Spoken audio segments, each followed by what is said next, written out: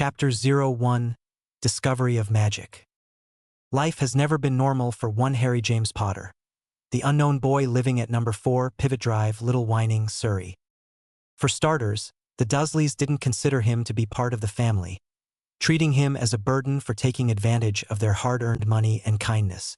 With this in mind, the Dursleys made sure that he pay for the kindness they unwillingly bestowed upon him, so he was put to work doing chores when he was old enough to do so: cooking, cleaning, washing the dishes, laundry. All chores were under Harry's domain, and the Dursleys considered it beneath them to help out. Of course, one would expect Harry to be rebellious to being treated as a slave. But Harry was not a normal boy, so it didn't apply to him. Harry was also intelligent, very intelligent, which fortunately for the lad, eluded the Dursleys' attention. The boy learned to read at the age of 2 thanks to the many books that Dudley found useless or boring. After the storybooks, the boy upgraded his reading to the many books around the house that the Dursleys seldom touch, learning everything he could, absorbing the information within like a sponge. When the boy started school at the age of 5, Harry found heaven in the school library, spending his snack breaks, lunch breaks, or even a few minutes after school hours to peruse many of the books within. His mind continued to crave for information, any information that was considered either useless or mundane. While his peers were starting on story, the alphabet, and storybooks, Harry James Potter was already reading books on science, mathematics, English literature, and the likes. With the increase in Harry's intelligence, comprehension dawned on him about his life. Even at an early age, he noticed that he could easily recall anything he read. He eventually discovered that he had a photographic memory and used it to his advantage by inadvertently discovering speed reading and rereading them later in his mind. Using this newly discovered skill, Harry James Potter used his vaunted memory to analyze his life, a mature thinking even for a 6, almost 7-year-old boy. He discovered at an early age that the Dursleys weren't family, though he was related to his aunt by blood, and by extension, Dudley. His uncle Vernon, fortunately, was not a blood relation. Harry didn't consider the Dursleys as family because he wasn't treated like one, so why should he treat them as such? Besides, a normal family wouldn't even consider a cupboard under the stairs a bedroom. A family wouldn't put you in a compromising position just for kicks. A family would never turn you into a slave to cater to their whims. No, Harry didn't consider them family. In Harry's mind, they were acquaintances and nothing else. Since he wasn't family, he didn't bother to rebel against the house's rule. Never question the Dursleys, always be polite, disappear when you're not needed, and most importantly, do all of the chores without question. Harry considered it his obligation to serve the Dursleys despite the fact that they barely fed him or provided him clothes that fit. After all, despite their treatment of him, they gave him a roof to sleep under, since Harry knew how kids with no home are treated out in the streets or at orphanages. Logically, running away was the solution to his problem. However, seeing that Harry was gifted with intelligence and common sense, he didn't have any place to go if he did succumb to the temptation. And technically, the Dursleys were a lot better than surviving out in the streets, finding shelter if the weather got worse, or diving into dumpsters to look for something to eat. No, Harry wasn't stupid to do that. There were also other reasons why Harry didn't belong in the same category as normal. Being an intelligent boy, Harry noticed that weird things kept happening around him when he was upset or in pain. For starters, his hair always returned to its normal unruliness despite how his aunt, Petunia Dursley, tried to cut it. He was even shaved bald once, but the hair just grew back to normal overnight. That was the last time he was given a haircut. Bruises that usually take weeks to heal disappeared after a night's sleep. No matter how many bruises he got from Vernon and Dudley, they would always disappear in the morning, much to the Dursleys' confusion and consternation. Another weird thing that happened to Harry was when one of the clothes gifted to him by his aunt started to shrink the more she tried to put it on.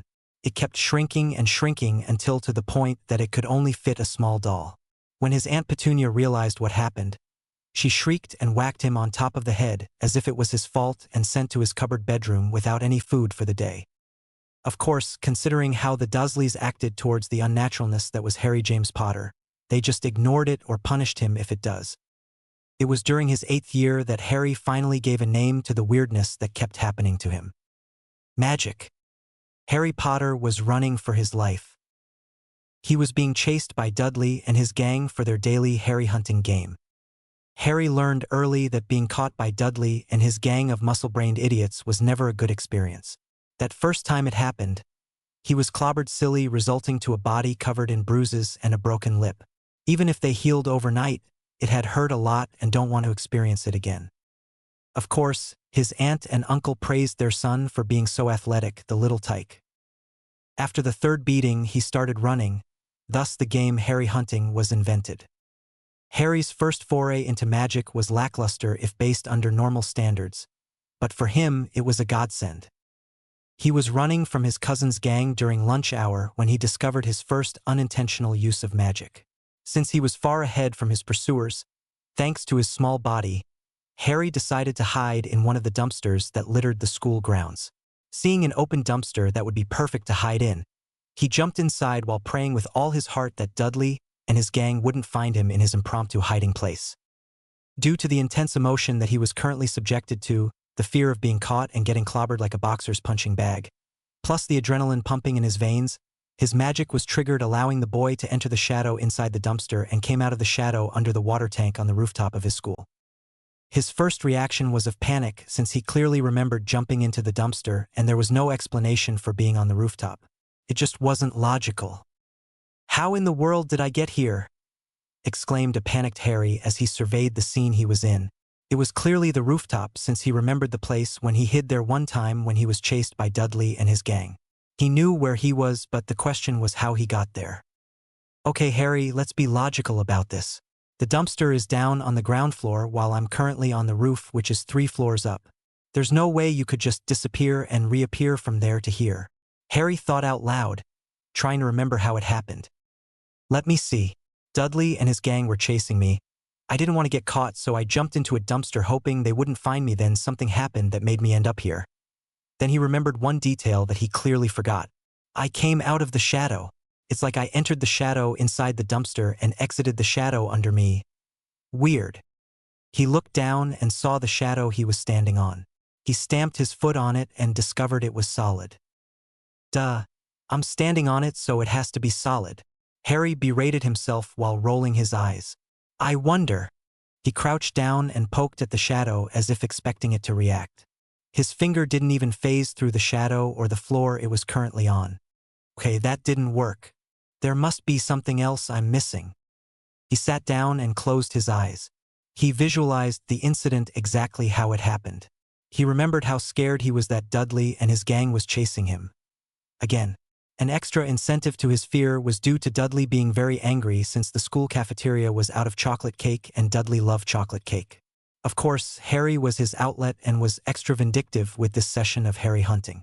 Continuing on, with Dudley's extra anger being directed at him, Harry was quite afraid of being caught, knowing that he'll end up with broken bones this time. He remembered his decision of jumping into a dumpster and hoping, praying, that he wouldn't be found. It was when it happened. His eyes popped open and grinned. He was afraid of being caught, and it pushed him to do another form of weirdness. It was like magic, like those in the fantasy books he read in the library. "That's it," exclaimed Harry in excitement. "It has to be magic. My hair, the shrinking shirt, bruises and wounds healing overnight, and now this teleportation thing. There's no possible explanation. It has to be magic." Of course, for an 8-year-old, you don't question why it happened, only that it did. "Now all I need to do is to somehow get this magic thing under control. If I remember right, I was quite afraid of being found before this happened. So maybe it had something to do with emotions. Fear, Harry stood up from where he was standing and looked down at the shadow again. He poked it with a finger, but nothing happened. This time around, he imagined the fear of getting beat up again and willing himself to go somewhere safe. This time it worked. It rippled a bit before his finger slowly sunk into the shadow. Shocked at what he was seeing, Harry immediately withdrew his finger and inspected it. It was still attached to the rest of his hand, safe and sound. He grinned. "That was so cool," he shouted in excitement. He was able to control his excitement and proceeded to try again, determined to achieve a modicum of control. He placed his finger on the shadow again but frowned when he felt nothing but the coldness of the floor. He brought up the emotions he felt during the chase and was surprised when his fingers sunk into the shadow again. Grinning, he pushed his whole hand into the shadow and pulled it out. Feeling a bit daring, he looked around for a more appropriate setting to try another experiment. He saw a patch of shadow just beside the door that led to the lower floors of the building. Thankfully, the position of the large tank made it possible to have a human-sized shadow on the wall. Harry walked over to the shadow and took a deep breath. He concentrated and pushed his hand into the shadow, melting right into it. Satisfied that it worked, he pulled his hand out, took a deep breath and closed his eyes before plunging his head into it. Thankfully, he was still in control, so he didn't bang his head on the wall. He opened one of his eyes and saw that he was somewhere behind the school. He looked around and saw that his head was currently sticking out of a shadow on the tree trunk. He grinned and proceeded to walk out. He felt his body tingle and encountered a resistance as if he waded through water. The sensation ended when he completely exited the shadow. Fortunately, the place was deserted, so his experiments was kept secret. I wonder if I can control where I end up, Harry wondered out loud. Deciding to test his theory, he imagined shadowing into the library, specifically in an alcove where he usually hid and read books to get away from Dudley and his gang. Visualizing where he wanted to go, he walked to the shadow on the tree. He hit the tree with a loud thunk. Ow! Bloody hell! That didn't work, said Harry as he rubbed his aching nose while glaring at the innocent shadow on the tree. Deciding to try again, this time a bit cautiously, he placed a hand on the shadow and pushed while envisioning his favorite spot in the library. It took quite a while until he was frustrated enough that he willed himself to pass through the shadow. Fortunately, it worked, but it took him completely by surprise. With a yelp, he fell into the shadow at being caught off guard and exited where he wanted to be. However, the force of his entry equaled his exit. He lost his balance and fell to the floor with a loud thud. Thankfully, his hidey hole was far away from the librarian's cubicle, so his sudden appearance went unnoticed. That hurts. Mental note: walk slowly into the shadow. Don't push yourself into it like a bloody git. Ugh! Groaned Harry as he pushed himself off the floor and dusted his oversized clothing. He looked around and grinned. He was where he wanted to be. Since there was still half an hour before lunch break ends, Harry practiced his newly discovered ability until such a time that he could shadow walk from the library to the playground, to the rooftop, and vice versa. When the lunch bell rang, Harry left the library, through the door this time, with a grin oblivious to a confused librarian who swore that she didn't see the kid enter her territory during lunchtime. After discovering his magic, Harry spent a lot of his free time or during chores trying to coax his magic to do what he wanted. It was fruitless at first and took quite a while to get the desired results. He mastered his shadow walking after the first month of discovery, but other feats of magic were sporadic at best. He didn't quite, however, but was more determined to master it by any way possible. This was one of the reasons why he started reading a book on meditation. While practicing his shadow walking ability, he noticed that he needed to focus on his destination, as well as trying to bring out the right emotion to trigger the ability. The discovery of his magic forced read and reread all the fantasy books in the library, and all of them said the same thing. Focus of mind and will. You think on what you want the magic to do and will the magic to do it. Of course, this was easier said than done. Thankfully, he was able to find a book on meditation after encountering the term in one of the fantasy books he read. It took 2 months of constant nightly meditation before going to bed that he was able to somewhat discover the source of his magic. During one of his meditation exercises, he accidentally delved deeper into his mind and was surprised when he found himself in front of a ball of light, twice the size of a basketball. He was confused at first but eventually realized that this was the source of his magic. When he touched the ball for the first time, a warm feeling rushed through his body. He felt stronger, weightlessness, and powerful that made him feel that he could do anything he wanted. While keeping his hands firmly on the ball and reveling on the feeling, he studied his magic ball closely. It was white with flecks of red, blue, green, and gold. He also noticed wisps of black smoke floating inside the ball, pulsing and stretching as if it wanted to be free from the confines of the ball. Another thing he noticed was a thread of sickly green thread coming from the ball towards the unknown. He didn't bother with this for now since he was too excited his discovery of the source of his magic. Thanks to this discovery, he was able to visit his magic ball every night after that. It took hours at first, but he diligently practiced until he could go there in a minute. He found out that touching the ball while conscious was hard, like focusing on two things at the same time. This didn't deter him, however, and kept on practicing until he was able to get the sensation on his hands as he visualized in his mind that he was touching the ball of light inside him. Considering that he was in his dark cupboard at that time, he willed a ball of light to appear on his hand while he was still connection to his magic ball. He almost cheered out loud when a small ball of light appeared on the tip of his index finger but disappeared when he lost his focus. If anyone saw Harry at that time, they could have seen his emerald eyes alight with determination.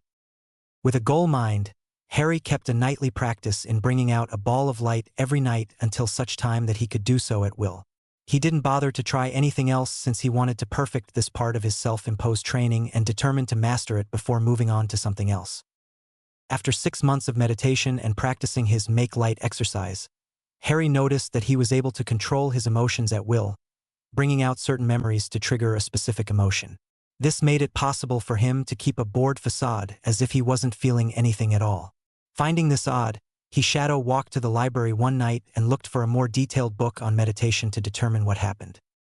Of course, these trips didn't yield any result at all, and Harry concluded that there weren't that many books on the subject in his school. A trip to the public library might be in order, but it would be next to impossible to ask the Dursleys to take him there unless he wanted to get a beating of a lifetime. He decided to drop this for now and kept with his current project. Thanks to his constant practice, he was now able to create the ball of light anytime he wished. He made variations of the exercise by making it float above his palm and around his body. Harry found it quite fun letting the ball float around him like a toy. He was a kid after all, and it was fun doing it. Eventually, he found a detailed book on meditation in a section reserved for teachers. He found a sign stating that all the books in this section were used to supplement their teaching habits. Harry assumed that the book was used as a means for teachers to cope with unruly kids. Considering that they are teaching kids between 4 to 10 years old, they need all the help they could get, even if it was from a book. After reading the advanced meditation text, Harry discovered that meditation can help a person sort their minds. A side effect to this is the total control of subconscious and conscious thoughts, allowing the person to remember and recall information faster, or the skill to review past events through their memories, similar to watching a movie. This complete mental control made it possible for him to control his emotions, which results in better control of his magic. Giddy with the discovery, he kept the book with him and read it from cover to cover while meditating with gusto. He discovered that he had an actual place in his mind, not just the magic ball and darkness, but an honest-to-goodness representation of his mind. Deciding to redecorate a bit, he visualized a place where he felt most comfortable in a library. He decided to turn his memories into books and organize them accordingly. He noticed that his magic ball was getting bigger and brighter the more he kept organizing his memories. Harry assumed that his control over his mind allowed his magic ball to continue to expand and improve. To Harry's young mind, he determined that he was getting stronger as he became better with his meditation. He was confused, however, when he discovered that the sickly green thread was connected to a memory that he usually attributed to his nightmare: a sickly green light, a scream from a woman, and a man laughing like a maniac before being consumed by darkness. Deciding that he didn't want the memory out in the open, he created a vault that he saw in one of Dudley's cartoons and locked the book inside it. The book was quite heavy to move and kept resisting his attempts, but he eventually succeeded in locking up the damn thing. He noticed that his mind felt better and his magic brighter after he locked the book away. He saw that the thread was slowly fading until it was no longer connected to his core. He didn't know why at that time, but the disappearance of the thread made him happy. Harry opened his eyes and noticed that his magic was a lot easier to control after he locked the nightmare book inside his mind vault. He could now touch and call on his magic easily and made it do what he wanted it to. He discovered this after willing his trusty light ball to existence and was shocked that it appeared immediately without having to really focus on it. With a grin, he shadow walked to the kitchen since it was still the middle of the night and the snores coming from the second floor was an indication that the Dursleys were fast asleep. He also noticed that his shadow walking was a lot smoother as well, no longer feeling as if he was wading through water just to get to his destination. This time around, it felt like walking through a warm breeze. His conjured light was happily floating around him as if reflecting his mood. He was surprised that it was still around. Usually, the light disappears during shadow walks, considering his focus was limited to one magical task at a time. Grinning some more, he pushed the ball of light outwards and willing it to brighten.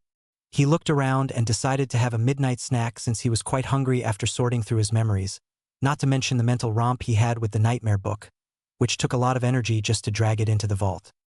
Deciding to test his control over his magic, he willed the refrigerator door to open and floated a loaf of bread, cheese, ham, and some lettuce to the table.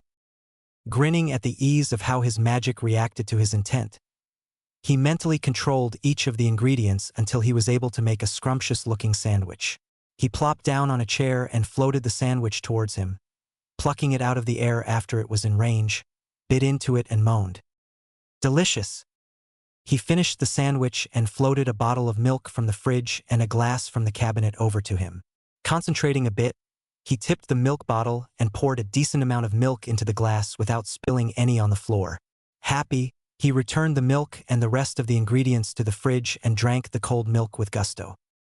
He happily washed the glass and cleaned the table to erase all evidence of his crime spree before Shadow walking back to his cupboard and slept the whole night away with a smile on his face, and for the first time, free from the nightmares that plagued him before almost every night.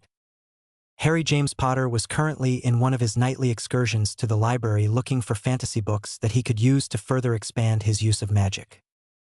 After mastering his shadow walk and light ball, he moved on to other abilities that he instinctively knew he could do.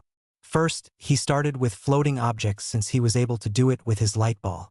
It was easy since he already practiced it enough, but he wanted to make sure that he could call on it at will if there's need. After mastering telekinesis, he got the name of his ability from the telly. He experimented with his magic to try to come up with other abilities that he could apply in the real world. Since he lacked the materials since the modern world considers such things as myths, he resorted to reading fantasy books and mimicked the abilities displayed by characters within. Sure, the absurdity of using fantasy books as a base for his abilities crossed his mind, but he countered it by thinking that magic shouldn't exist in the first place, but it did.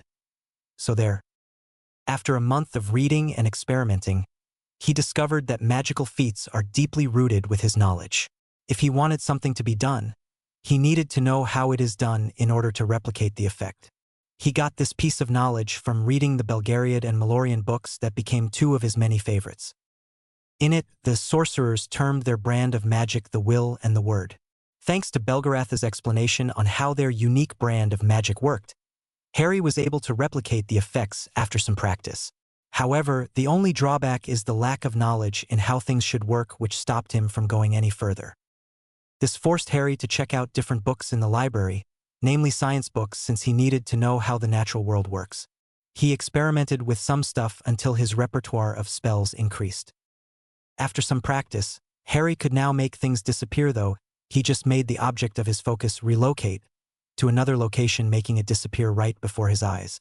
He had fun with this ability, especially when he was ordered by his aunt to clean the house from top to bottom. He just banished the dust and grime to another place, or in this case, the playground across the street that he was quite familiar with, though he didn't know at that time that he dumped the entirety of the Dursley home's dust on top of a bullying Dudley, and spent the rest of the time honing his mind to prepare ahead while pretending to clean. Another skill that he was quite proud of was his own version of telepathy after reading through the exploits of Polgara the sorceress. If Belgarath and the rest of his brothers were the bronze, then Polgara and Polydra were the brains. In most cases, the two sorceresses delved into the magic of the mind compared to their male counterparts, which were the muscles in the story. Thanks to his newly improved focus and control, he could literally reach out with his mind and hear what other people were thinking. Of course, he practiced this with the Dursleys along with the kids and teachers at school until he perfected the technique that he could do it to the point of no longer focusing too much in connecting with his target's minds. He did notice that he was restricted to one person at a time. He was thankful for that, since hearing one thought was already took too much concentration, and hearing the entire school might prove too much for him to handle. A side effect to this was the ability to plant suggestions on the target's mind. This happened by accident. He was busy reading Dudley's mind as he ran until he got exasperated enough that he mentally yelled at Dudley to stop. Amazingly, The huge tub of lard really did stop, which gave the budding sorcerer ample time to shadow walk to the rooftop and ponder on his latest discovery. He immediately put this into practice, but this took quite a while to perfect. Harry discovered that this ability acted like a voice inside a person's head, like their conscience so to speak, telling them something as if it was their mind directly speaking to them, hence the term talking to yourself. Once he got a margin of control over this ability, Harry immediately made good use of this ability by subtly telling his aunt and uncle that making him stay in the cupboard might cause problems in the future. Like, what if social services were to discover this and end up in jail with a huge fine? The result wasn't immediate, but Harry noticed the way his aunt and uncle kept looking at the cupboard that was his bedroom with worried faces. It took a week of constant suggestion, until he was forcefully removed from his cupboard by his Uncle Vernon and instructed to clean the attic since it was now his room. Harry sported a smug look as he carried his meager belongings to his new home. Harry happily observed his new home with growing excitement. Despite the dusts and heaps of boxes and trunks littering the place, he chose the attic because of the privacy the place offered. The Dursleys rarely comes to the attic unless they wanted their old things to be kept away from their new stuff. Of course, the chore in moving the junk to the attic was Harry's, so he could safely say that this was the perfect place for him, so he could secretly practice his magic without his loving relatives discovering his secret. He was toying with the idea of erasing memories but decided against it since removing already existent memories was more complicated than planting suggestions. He didn't even know where to start, and the books he read didn't say anything as to how it was done, so he was working with nothing regarding this potential ability. Dumping his meager belongings, consisting of a small pillow, a patched quilt which served as his blanket, some crayons and a small notebook, and some of Dudley's discarded action figures. He focused on the task at hand before releasing his magic. The dusts and cobwebs that covered the place disappeared immediately while boxes and trunks floated and arranged themselves in one corner of the room to be sorted later. After the initial cleanup was done, he concentrated a bit and transported his small bed from the cupboard to the corner beside the only window in the attic. He knew that the view at night would be something to enjoy when boredom sets in. Nodding to himself, he dumped his belongings on the bed while he moved to the boxes and trunks. He needed to see if there were things inside he could use to decorate the place. After all, the place was his home now, so he needs to liven it up a bit. Harry found a lot of the Dursley junk to be in relatively good condition. He found a bedside table that he levitated by his bed that would be the perfect place for holding his book before going to sleep or be in reaching distance when the book bug bit him, a Persian rug, some old dishes, Dudley's old toys, and a dozen of Dudley's school books. Harry rolled his eyes when he saw the latter. Only Dudley would place the books that are still in use at school into storage without worries. After sorting the junk in boxes and seeing that none of them were any more use to him, well, not at the present anyway, he moved to checking out the trunks. Obviously, most of the stuff inside the trunks were old clothes that belonged to his aunt and uncle. None of Dudley's clothes were there since he was using them. He also found some documents pertaining to Vernon's work at Grunnings, old newspaper clipping of important events, as well as some letters to the family from Marge. Harry shuddered at being reminded of Vernon's sister. How he hated her and her blasted dog, Ripper. She'll come to a rude awakening when she comes to visit next time and sick her dog on him. He almost grinned at the thought. He never really tried using his mind abilities on animals, but Ripper was the perfect specimen, animal to experiment on. After closing and floating the explored trunks to the corner, he saw that the last trunk was beautiful. It was made from dark brown wood and gilded in silver. Seeing the dust, he immediately made it disappear that brought out its natural sheen. He studied the trunk for a few minutes, running his hands on the wood and admiring the various designs inlaid on the metal that served as its fastening. He froze when he saw the name on the side of the trunk. Lily Evans Potter. This was his mother's trunk. He froze at the revelation that his mother's trunk was in the attic the whole time and none of the Dursleys told him about it. Anger bubbled out, but he immediately clamped it down using his skill in meditation. Lashing out at the Dursleys wouldn't do much good. If worst comes to worst, they'll take the trunk away never to be seen again. He needed to avoid that at all cost. He levitated the trunk and let it float beside him as he moved to his bed. He placed the trunk on the floor and reverently unlocked the clasp that kept it closed. With a resounding click, he lifted the cover and was quite amazed at what he saw. Inside were things belonging to his mother, something that he would treasure his whole life.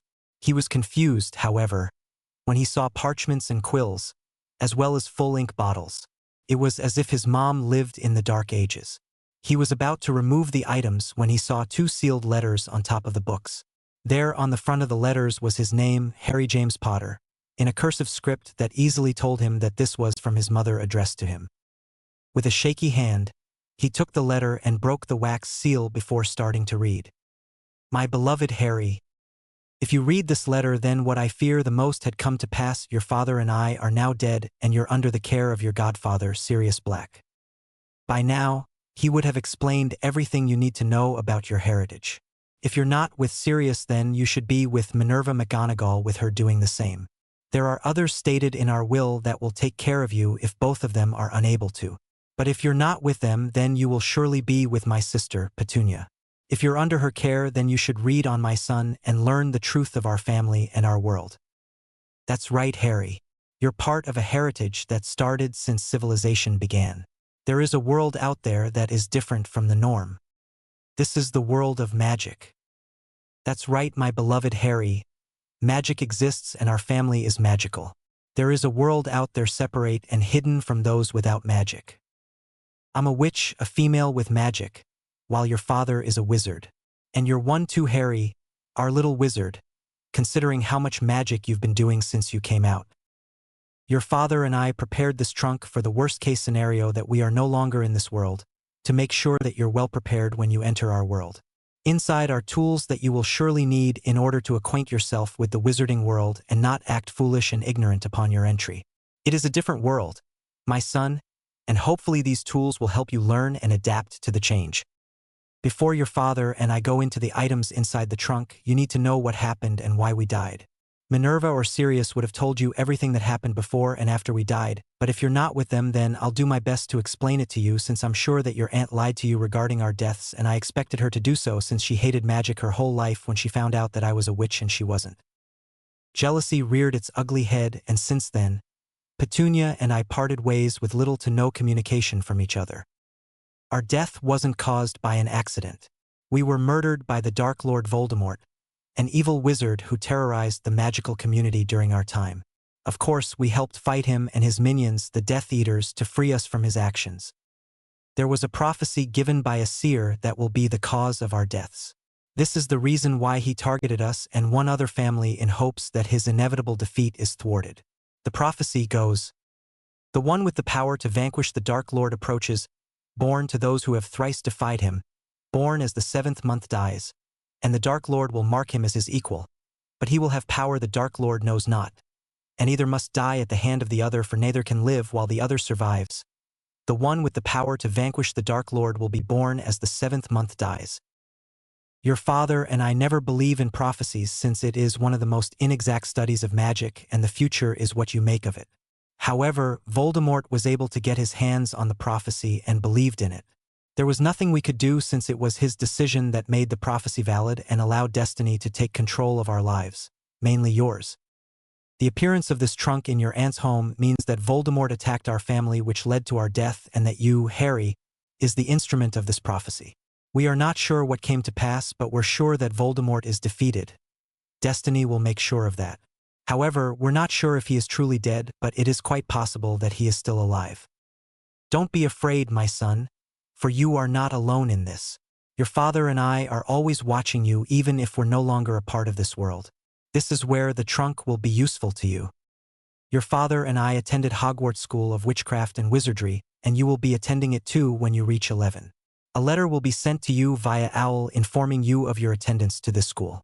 It is a wonderful experience, my son, and I hope you will learn all you can while having fun at the same time. Inside this trunk are the items that your father and I gathered to make sure that you're well prepared when you enter Hogwarts. Inside is my diary, as well as your father's. These two chronicle our life starting from Hogwarts and beyond. The last entry, there should be me telling the diary that I am planning to write you a letter while James is preparing the trunk.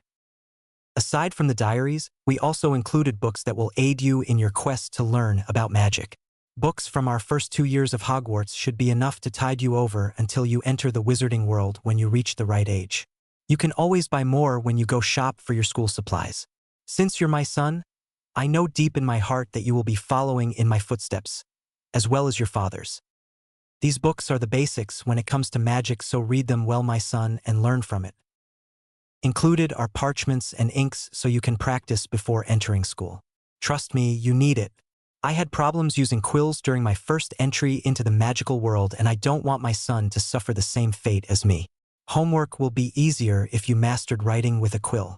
You might be thinking now, why don't we use the standard pens and papers like normal people? Let's just say that the wizarding world is living in the dark ages thanks to their love of tradition. Your father also included some books from the Potter Library that you will need to prepare yourself further. I'm not sure why he included those books, but I'm sure that he explained everything in the letter he placed inside the trunk. Read it as well, since it might contain things that I might have missed. Also, the trunk is enchanted to hold more despite its size. There should be a lot of books underneath the parchment and ink. I added around a dozen of them, but I'm sure James will be adding more, so prepare for a lot of reading. Finally, my wand should be in the trunk. After we heard of the prophecy and planning for this trunk, James and I decided to enchant our wands to make sure that it is placed inside upon our deaths. Wands will be explained in the book, A Muggleborn's Guide to Witchcraft and Wizardry, so make sure that you read it first before starting with the rest. It is a great preparatory reading material for those who are new to the wizarding world and magic. This had been a long letter to write, but it is not long enough for me, since I know that this will be the last. Just keep in mind, Harry, that we love you with all our hearts and will always be there to watch over you. I apologize for dumping this on you, my beloved son, but it is a necessity if you are to survive in the world of magic. Yours in love forever, Lily Evans Potter. P.S. I enchanted this trunk myself. Make sure that you activate its security feature. Place 3 drops of your blood on the lock to attune it to you. This will make sure that only you can open this trunk and no one else. Others can touch it or carry it, but they can never open it. I made sure of that so that your secrets will remain just that, secrets. Harry cried after reading the letter. He was loved. Even if his parents were no longer in this world, he was loved, and he loved them for it. He reread his mother's letter one more time, this time with a smile, before picking up another letter, which he was sure was from his dad. Chapter 02, Into the Trunk. Harry James Potter was filled with unwavering resolve after he read his parents' farewell letters. Thanks to them, he can now trace his magic, his heritage. Carefully folding the letters and placed them carefully on the bedside table, Harry knelt on the floor facing the trunk and started checking out what's inside. He first pulled out the parchments and ink bottles before putting them on the floor. He pulled out books after books and placed them on the floor as well. It took quite a while, and he was amazed when his parents informed him that the trunk was bigger on the inside than out. It was amazing how 52 books were piled inside a 3-foot trunk. There is definitely more to magic than Harry realized, and drooled at the prospect of beginning his magical education with the help of the books his mother and father packed for him. After clearing out the books, he found 2 thin, long boxes with the name Ollivander etched on the lid. Curious, he picked up one of the boxes and opened it. Inside was a wand. He pulled out the other box of similar design to discover that it also contained another wand. These were his parents' wands and were not his to use. With tears in his eyes, he noticed that letters etched on the wand's handle. The shorter wand was his mom's, while the other was his dad's. Grinning, he pulled out his mom's wand first, and he felt the rush of magic in his body. He felt the power rushing out of him towards the wand and back. Multicolored sparks shot out of the tip while bathing him with a golden glow. With his free hand, he picked up his dad's wand and immediately felt the same thing. This time, both wands were humming now while filling him with power, stronger than before. He didn't know what happened, but he knew that whatever did happen was something that should happen. Releasing a breath that he just realized he was holding, he placed the wands reverently on his pillow. Even if he was no longer holding the wands, he could still feel his connection to them, as if telling him that wherever he may be, they were his and his alone. He checked the trunk and saw that there were 2 wrapped packages and a small bag of something metallic, since it clinked when he picked it up. He opened one of the packages first and saw an unknown item inside along with a letter. Prong slit. I included 2 wand holsters, since I know that you will be getting mine and your mom's wands in their original boxes in the trunk. I'm not sure if they'll work for you, but I'm sure they would. However, you should visit Ollivander when you get your Hogwarts letter to be fitted with a wand of your own. Using someone else's wand is frowned upon and results aren't always good. The wand chooses the wizard after all. Remember that, son. The wand holsters are enchanted by your mom. She is a charms mistress and hailed in our world as a prodigy in this field of magical study. These 2 items are her best work, 2 of a kind, and you can't find anything better in the market. The holsters are charmed to only work for you. Your mom told me that you should bond them the same was as you did with the trunk. I'm sure you know what she's talking about. Just strap them to your wrists and slide the wand inside. It should turn invisible to everyone except for you when the wand is safely deposited inside the holster as a safety precaution. If they can't see it, then they'll never be taken from you. While inside the holsters, the wands are totally safe. Even if you sleep with the holsters on, it will be protected. The charms on the wand include anti-summoning charms, waterproof charms, some defense runes to make sure that they aren't stolen, and of course, an invisibility charm that is activated once you're bonded with it. Only you can see the holsters while they're invisible. Also, only you can take them off once bonded. Love you, son. Dad. P.S. To bring out the wand from its holster, just snap your index finger and thumb. To put it back, just focus on the wand and think, return. As I said, your mom is a genius. Harry grinned and immediately tore the paper of the other package, revealing the other holster before placing 3 drops of blood on each. Both started to glow for a bit before dying down, signifying that the bonding process was successful. He strapped the wand holster on each wrist and placed the wand inside, his mom's wand on the left and his dad's on the right. He experimented in calling out and returning the wand back to the holster for a bit until he was satisfied with the speed he could take them out. Once that was done, he started with the books he placed on the floor. He started sorting through the books his parents packed for him since he didn't know the different classifications of magic. He started looking for the 3 books his parents noted in their letters. He saw the book his mom recommended and placed it on the bed. After perusing the titles for a few more minutes, he found the 2 his dad recommended. The rest of the books, he just piled them carefully on the floor. He was itching to read all of them, but he decided to follow his parents' advice before going through the rest. He also found his parents' diaries and placed them along with the 3 books on the bed to be read later. Besides, he still had 2 more years before his letter from Hogwarts arrives, so there's plenty of time to study and practice to prepare him for the future. There was no hurry, though his urge to read all of them was becoming unbearable. Being a bookworm at heart was sometimes a pain. He opened the small bag, curious on what's inside. He gasped when he saw a handful of gold, silver, and bronze coins, awed at the potential wealth he was carrying. His mind started to think of ways to get some money so he could buy some things that he desperately needs, like a new pair of glasses, clothes, and food. Putting the small bag, books, and writing supplies back in the trunk, Harry plopped down on the bed, picked up his mom's book while placing his father's selection on the bedside table before starting to read. He was so engrossed in his new book that he didn't hear his aunt calling him down for dinner. Hunger forgotten and replaced by curiosity. It took Harry 3 days to finish reading the book his mom recommended for him. 2 weeks to read and understand the books on wizarding customs and etiquette.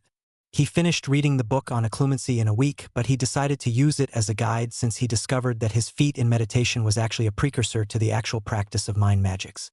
The books and diaries were a treasure trove of information on magic. Harry reveled in the knowledge he is gaining from them. A Muggleborn's Guide to Witchcraft and Wizardry taught him the basics of the wizarding world in the eyes of a Muggleborn.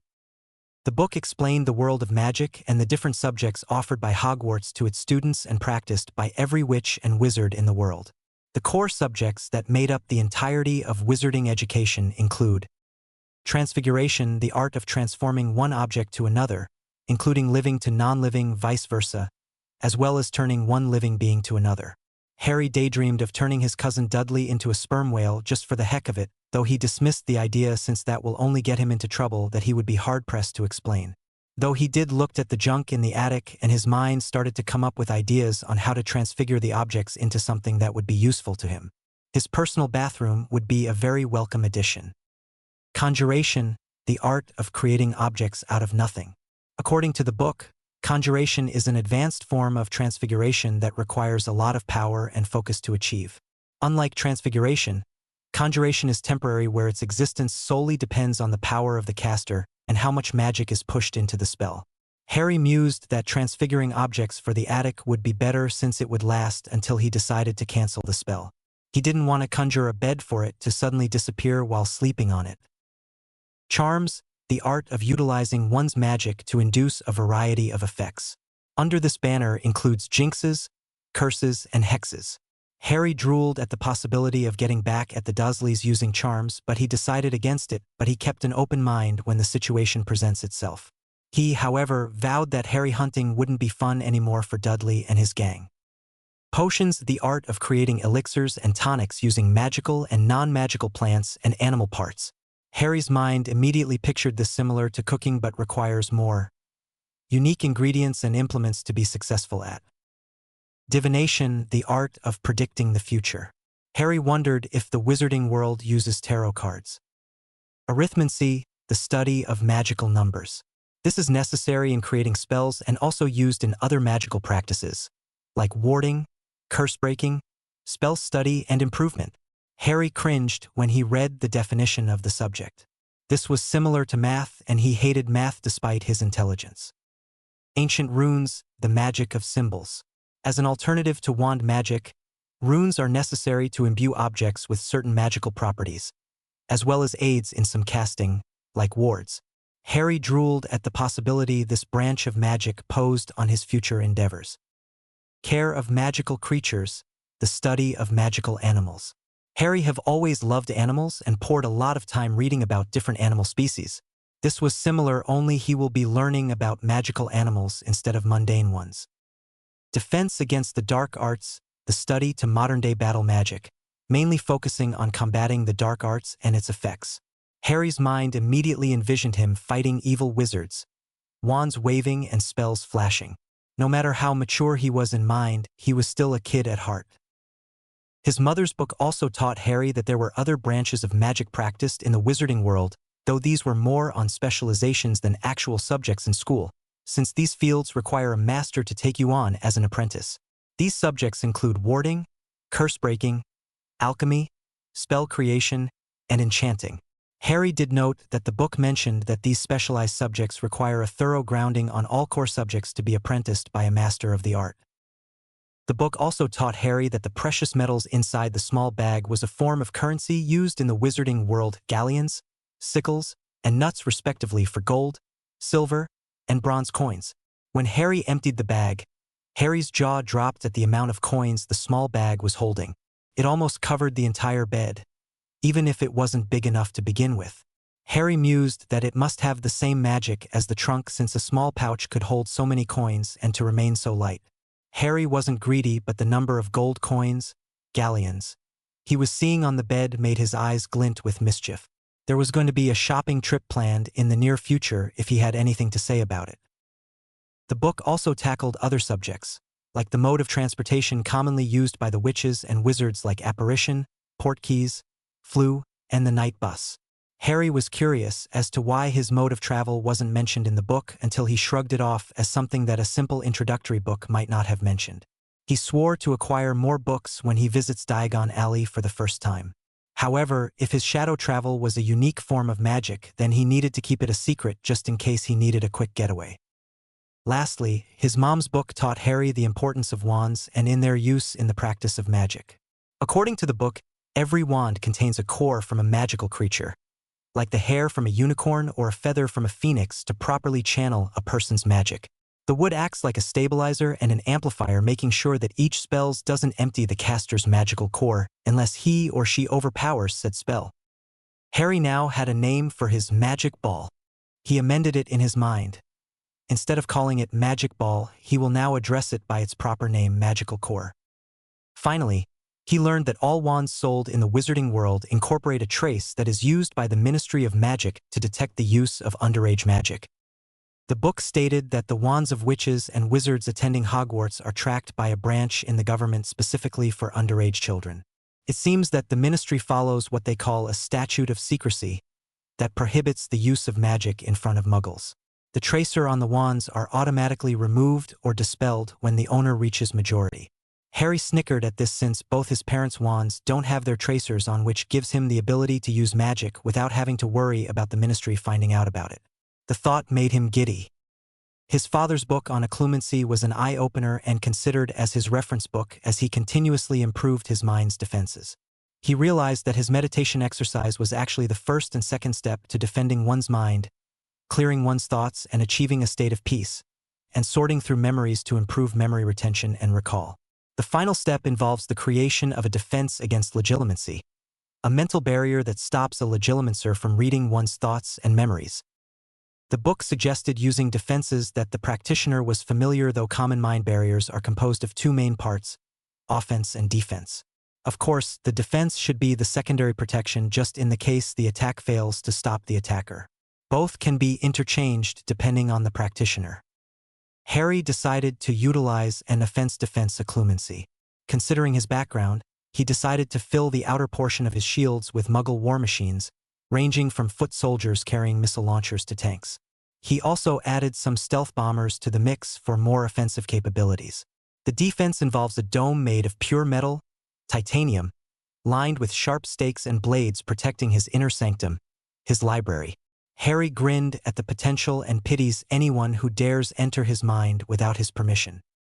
Harry also noticed that the more he practiced occlumency, the easier it was to control his magic.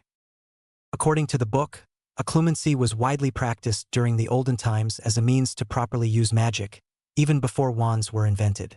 The invention of wands made it possible for those with relatively low power to use magic with ease, acting as both a focus and an amplifier, to put them on par with the average witch and wizard at that time. The young Potter thought how either witches and wizards improved in terms of magical power or devolved, since all magicals these days are using wands. The book on wizarding politics, customs, and etiquettes was also an eye-opener for Harry, giving him detailed information on how the wizarding world works behind the scenes. According to the book, the Potters, along with other families, belonged to the highest pureblood rank, considered as royalty, and were the first of many to jumpstart the wizarding community of Britain today. He learned that he held a hereditary seat in the Wisengamot, the judicial court of the wizarding world, and would be inducted into it when he reached his majority at 17. Being emancipated doesn't mean that Harry will get the seat automatically. In fact, it was part of the wizarding charter to ensure proper mindset before being inducted into the governing body. Despite this drawback, Harry was still inclined to get emancipated so he could gain full control over his life. Being under the Dursleys' thumb most of his childhood made the idea of freedom very appealing. After reading the book, Harry realized that there were some inconsistencies regarding his parents' wishes. For starters, why wasn't he placed under the care of his godfather or the other names mentioned in the will? Where was Sirius Black? Harry found out in his father's diary that Sirius Black was his surrogate brother, a close friend and confidant. When he was born, Sirius was given the task to be his godfather and protector. So where was he? Second, why didn't the Magical Child Service of the Ministry of Magic check up on him? Considering his status in the wizarding world, the ministry should be monitoring his life, especially with him living in a Muggle household. Third, if he was stuck in a Muggle household, who was his magical guardian? Every magical child has a guardian to make sure that the child is well cared for, so where was his? There were other things that left him confused, but he decided to tackle them later. His first order of business was to come up with a schedule for his studies. He was determined to practice wand magic due to its prevalent practice in the wizarding world, though he made up his mind to continue with wandless magic as well, since it was a great skill to fall back on. Also, he didn't want to be too dependent on a wand since he started out in magic without them. According to what he read, wandless magic was a special skill that only a rare few was capable of. He didn't want to lose the advantage whatsoever. After reading the 3 books recommended by his parents along with the diaries, Harry immediately started learning magic in earnest.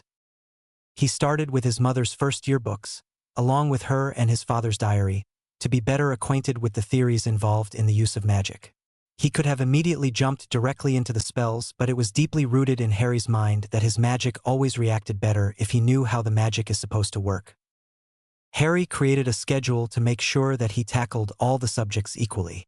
He started out with transfiguration and charms, since the others didn't require much use from a wand, much less magic unless in actual practice. At first, he had problems with the wand movements and the intonation of the spells.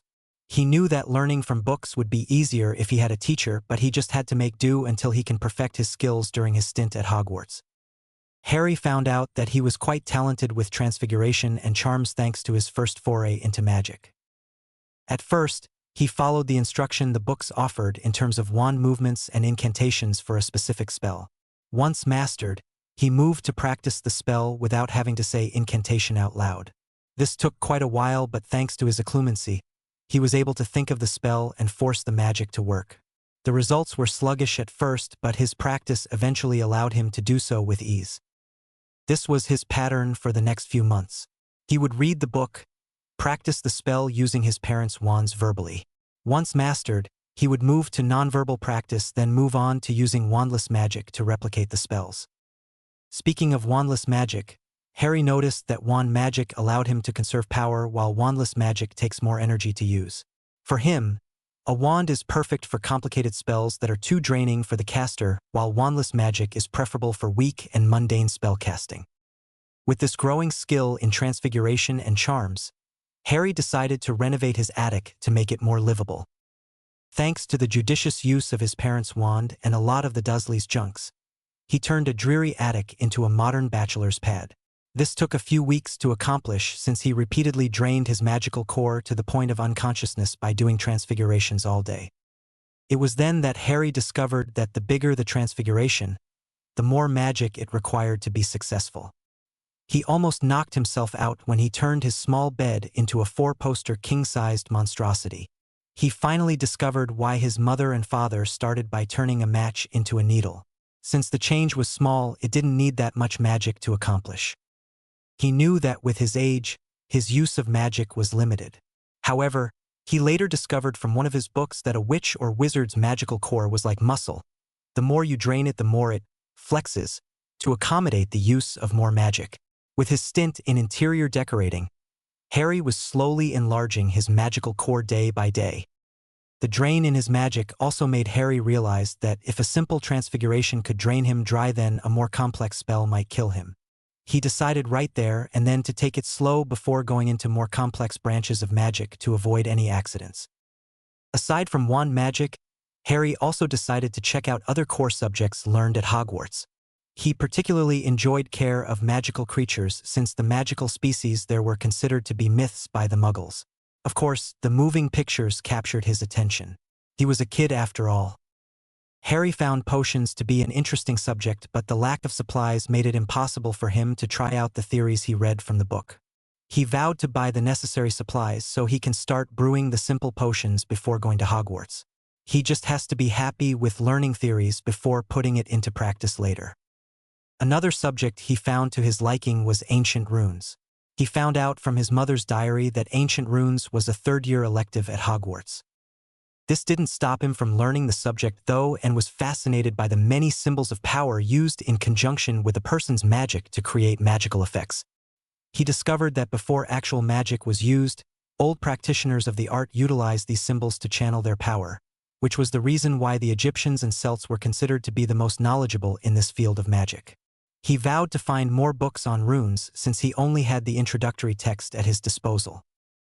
Also, his father's diary revealed that Harry's interest in runes was hereditary.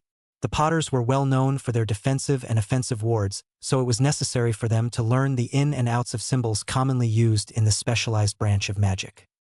Arithmancy was a pain for Harry.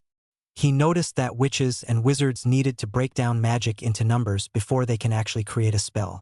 In his case, however, he didn't need to know arithmancy for his early feats of magic, though he did chalk it up to a possibility that he might be a unique case among the unique. Harry decided to forget arithmancy for now and focus on it when he reaches third year at Hogwarts. There was no hurry after all, so he can slack off for a bit.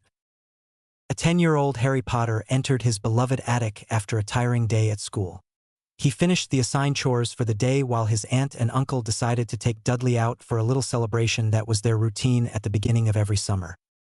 It took him a total of 10 minutes to do the laundry, clean the house, wash the dishes, mow the lawn, and trim the roses. Magic was just awesome that way. Looking around, Harry couldn't help but puff his chest out in pride. Gone was the threadbare attic that he started out with, to be replaced by a room that can be compared to a luxurious bachelor's pad. Thanks to the 9 months of learning magic along with the help of the books and diaries his parents left him, he was able to turn the sparse attic into a homey abode inside a Muggle home. The boxes and trunks were all shrunk and placed in a cabinet he transfigured from one of Dudley's toys. In the middle of the room was a comfortable modern sofa made from black leather, also transfigured from the one of the junks that littered the attic before he moved in. His old bed was transfigured into a 4-poster king-size bed, complete with the softest of pillows and duvet, all transfigured after consulting a magazine that his aunt collected despite having no use for it, considering the decors of the Dursley home were based on her somewhat unique taste. One of the walls was covered by shelves proudly displaying his parents' books, sorted according to subjects, their diaries, and the small pouch containing wizarding monies. Speaking of monies, Harry used a simple glamour charm to disguise himself into a middle-aged man by the name of Harold Evans. He went into Muggle London to sell the gold coins in a pawnshop. The owner of the shop simply considered the gold from a treasure or some sort, considering that the coins features Goblin's face, though Harry never saw one as of yet. According to the pawnshop owner, the gold was pure and each one netted him 2,000 British pounds. Harry nearly gawked at the price, but he was able to control his features to one of mild interest. He explained to the man that it was an inheritance from a grandfather who died a month ago. After a few condolences, Harry exchanged 2 gold coins for 4,000 British pounds. He transfigured 2 rocks into wallets to hold the entire amount and hide them from view. Despite his abilities, he didn't want to get mugged by an enterprising thief. His first stop was to buy clothes since he was getting tired of wearing Dudley's cast-offs. He ducked into an alley and removed his disguise. He walked into Harold's before tearfully told one of the salesladies that his house burned down a couple of days ago and he needed a new wardrobe. He used his puppy dog eyes to make his story more believable. After a few awe from those who heard his story, the tearful saleslady dragged him all over the store. After he told her the budget for the shopping trip, which was 2,000 British pounds, Harry spent 2 hours being forced to try out jeans, shirts, polos, shoes, and other apparels that he didn't know the name of. He exited the store 2 hours later with a healthy respect for women who can shop for half a day without getting tired. Ducking into the same alley as earlier, he shrunk the bags containing his clothes, placed them in his pocket, before putting on his Harold Evans persona. He went into a store selling eyewear and had his eyes checked. It had been years since his prescription was properly determined and he was overdue to get one. An hour later, he left the store with a pair of square wire-framed glasses and lenses that allowed him to see clearly. No more squinting while reading for him. Costs quite a lot, but it was well worth it. What's left of the money was used to purchase food, though he only used around 1,000 British pounds for the whole thing. Sure, he still joined the Dursleys during their meals where he was fed in measly portions, but he ate his fill when he went back to the attic for the food he prepared when the Dursleys were asleep and placed under a stasis charm to keep them fresh and ready to eat anytime he wished. He also took to physical exercise ever since he read from a book that a powerful body equals powerful magic. He woke up early every morning and shadow walked to a park on the other side of Little Whining. There he joined early joggers in their morning run to keep in shape. Some in the group who liked how Harry was into healthy living taught him some bodybuilding exercises that he could practice at home, like push-ups, sit-ups, and the likes. After a few months of good food and exercise, Harry's malnourishment under the tender, loving care of the Dursleys was reversed. To further improve his body, Harry refrained from using magic in more physical chores, like gardening, cleaning the yard, or some repair jobs that the Dursleys foisted on him. At the end of it all, Harry was more muscle and less fat. He wasn't bulky, but he had a body that athletes would be dying to have. Of course, his so-called family didn't notice the change in his clothes and physique because he subtly manipulated their perception of him using telepathic suggestion. For them, he was forever a scrawny boy not worthy of their attention. Magic was just awesome that way. Harry opted to relax for the day since he planned to visit Diagon Alley tomorrow. Since he didn't know where Diagon Alley was, he decided to take the night bus for his first time. He would have to find a safe place at the alley that he could use to shadow walk for future visits. Harry James Potter was having a difficult time keeping his breakfast in as he clung on to a railing inside the night bus as if his life depended on it. At first, He was awed when the magical transport appeared out of nowhere with a loud bang after he held his dad's wand aloft. He was greeted by a very bored conductor by the name of Stan, paid for the fare, then told the man his destination. Thanks to his Harold Evans persona, he avoided questions why a 10-year-old wizard was going to a magical place without his parents watching out for him. Before he even got to his seat, which weirdly enough, was in the shape of a bed, the magical bus zipped out of Surrey in a burst of speed, almost throwing him to the back of the bus. He struggled to reach a bed and breathed a sigh of relief when he grasped the railing beside it to keep him in place. Upon reaching his destination, the leaky cauldron, Harry got out of the bus so fast that people who saw it would say that he opérat on the spot. Harry vowed to find a place to travel to and from Diagon Alley to avoid the wretched bus in the future. After gathering his wits about him, Harry observed the seedy-looking bar that served as the entrance to the largest magical alley in this side of the world. He entered the bar and saw that there weren't many people about. He was awed, however, when he saw the hodgepodge of patrons, from common witches and wizards to hags and men with overgrown beards dressed in overly bright-colored robes. His awe, however, slowly turned to amusement when he realized how stupid they looked from a muggle's point of view. Stopping himself from laughing at the sight, he moved to the counter where Tom the barman was busy cleaning the counter with a towel. He knew the name of the man thanks to his mother's diary. Having a photographic memory was definitely boon in remember names. He wondered how old the man was but shrugged it off when he read in a book that witches and wizards were born with a longer lifespan thanks to the presence of magic inside their bodies which slows down physical aging. "Good morning, my good man. Could you direct me to the entrance of Diagon Alley?" asked Harry in his Harold Evans persona. "How you doing, good sir? Entrance, you say? First time?" Tom asked politely. He never seen this man before, but he liked the polite and friendly aura the man exuded. Harry nodded. "Aye, the name's Harold Evans. This is my first time in London, and a friend of mine wanted me to pick up a few things for her back at home. She told me where the entrance was, but she didn't tell me how to get into the alley." Harry released a fake sigh at this that made Tom chuckle. "I heard you have to hit a few bricks to open up the darn thing." He laughed, followed closely by Tom. Harry offered his hand for a shake, which Tom took with a smile. "I can do that. Hitting it might not be necessary, though. A few taps of your wand should do it," said a chuckling Tom as he beckoned for Harry to follow him to the back of the pub. "So Harold, is it? Where are you from?" "America. I was told I was born here in merry old England, but my parents moved to the colonies when Grindelwald was around to escape the war." Harry lied again to keep his story plausible. He was well educated in wizarding history thanks to the books his father packed for him, though he shied away from the Hogwarts history books since they mostly talked about goblin rebellions, which didn't interest him much due to the biased way it was written. Hogwarts. A history was a fun read, though, and couldn't wait to attend school when he turns 11. Tom nodded with a wince. "Good for you, lad. Grindelwald was a nasty piece of work, but you know who was the worst? It was thanks to the Potter lad that we're at peace right now, or else magical England wouldn't be standing." "Here we are," said Tom as they arrived in a courtyard containing a few barrels and a garbage can. Tom walked over to the brick wall. "No hitting necessary. All you need to do is tap the right bricks and the entrance will open in a jiff." Tom pulled out his wand and taps a few bricks, which caused them to move aside until the entrance to the alley was revealed. Harry memorized the sequence so he didn't have to ask the kind barman every time comes to visit.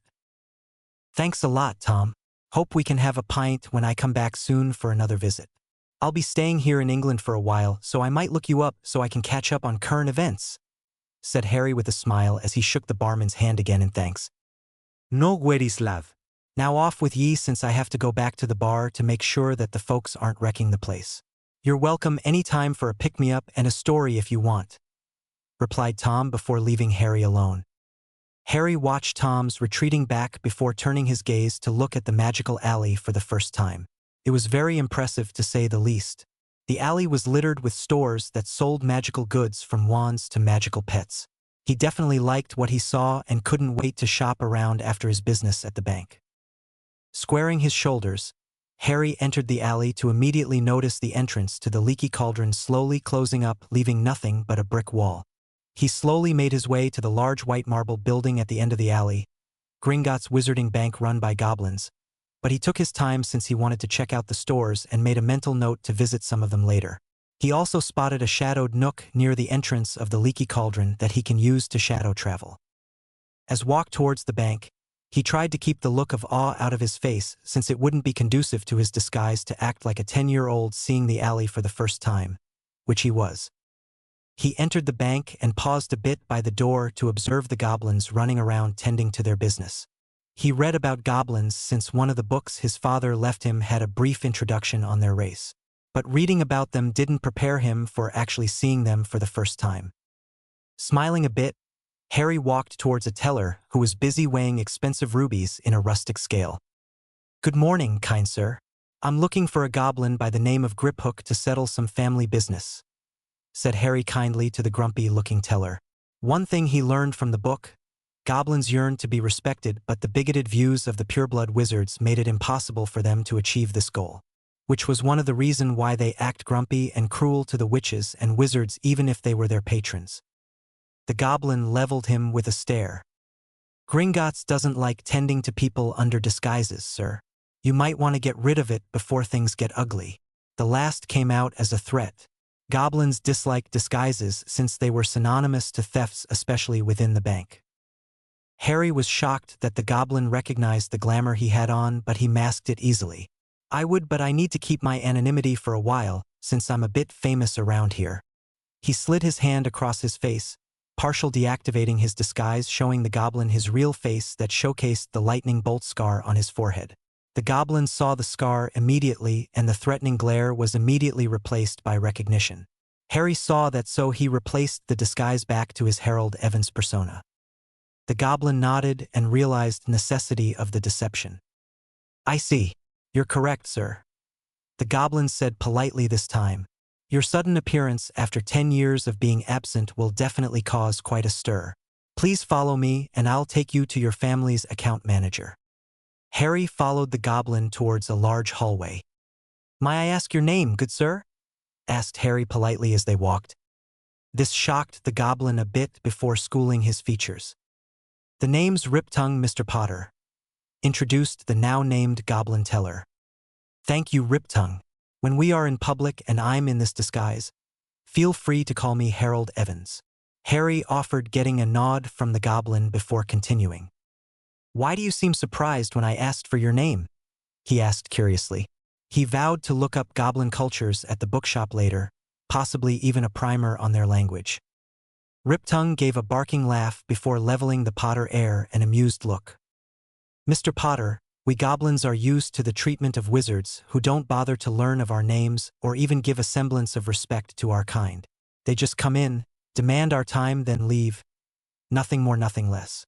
You, however, have been polite in your short dealings with us. Is this your first time to meet a goblin, Mr. Potter?" Harry nodded.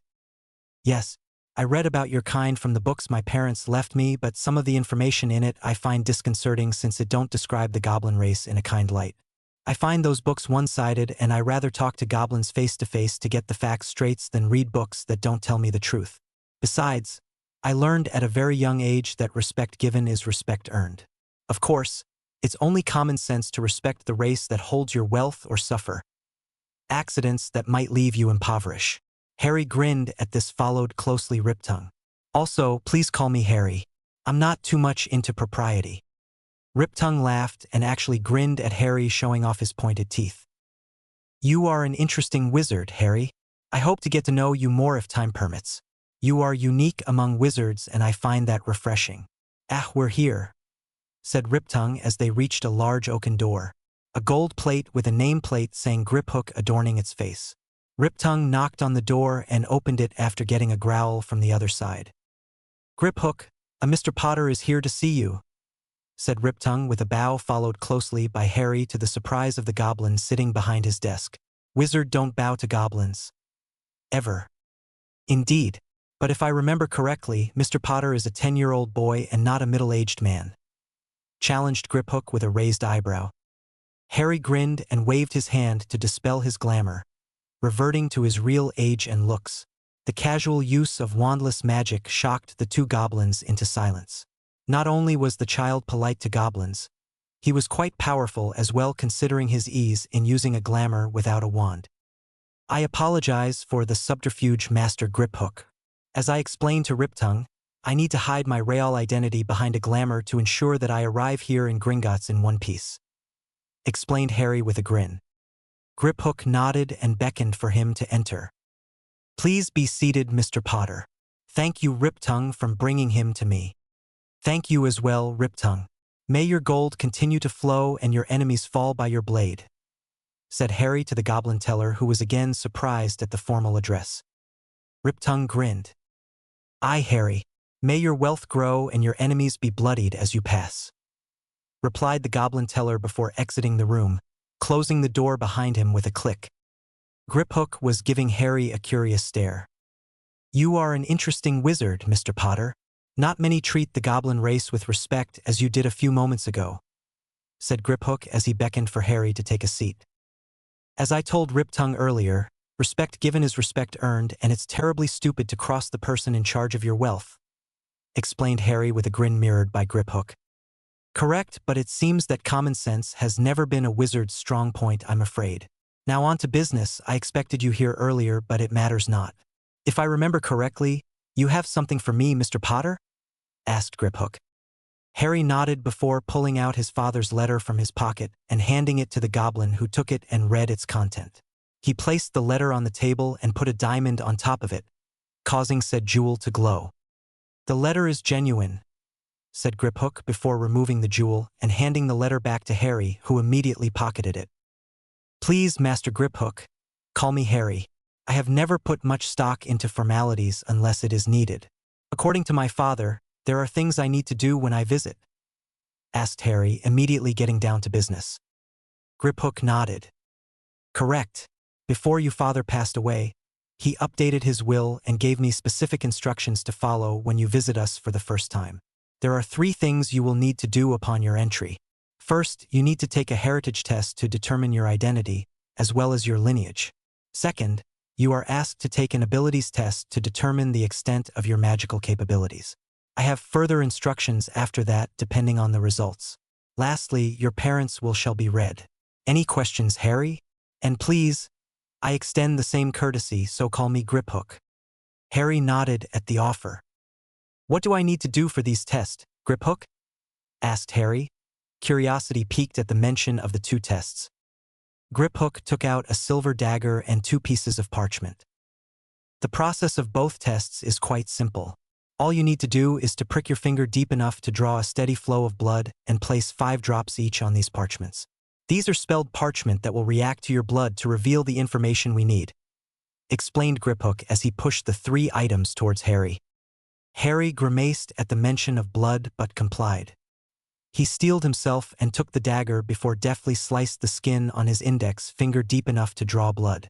He carefully placed 5 drops of blood on each parchment.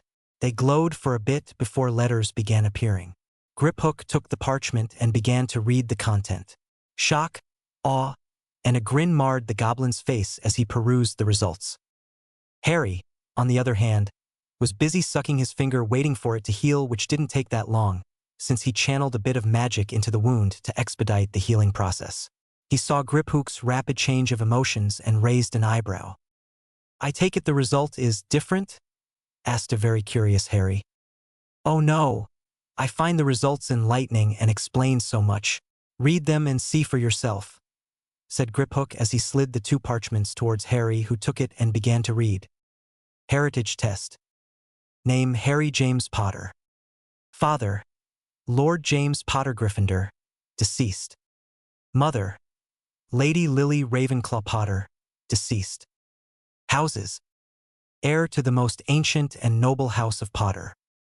Heir to the most ancient and noble house of Gryffindor. Heir to the most ancient and noble house of Ravenclaw. Heir apparent to the most ancient and noble house of Black. Monetary assets. Potter Vault, 12,360,421 galleons, 1,226,412 sickles, 620,000 nuts. Trust Vault, 50,000 galleons, 10,000 sickles, 5,000 nuts.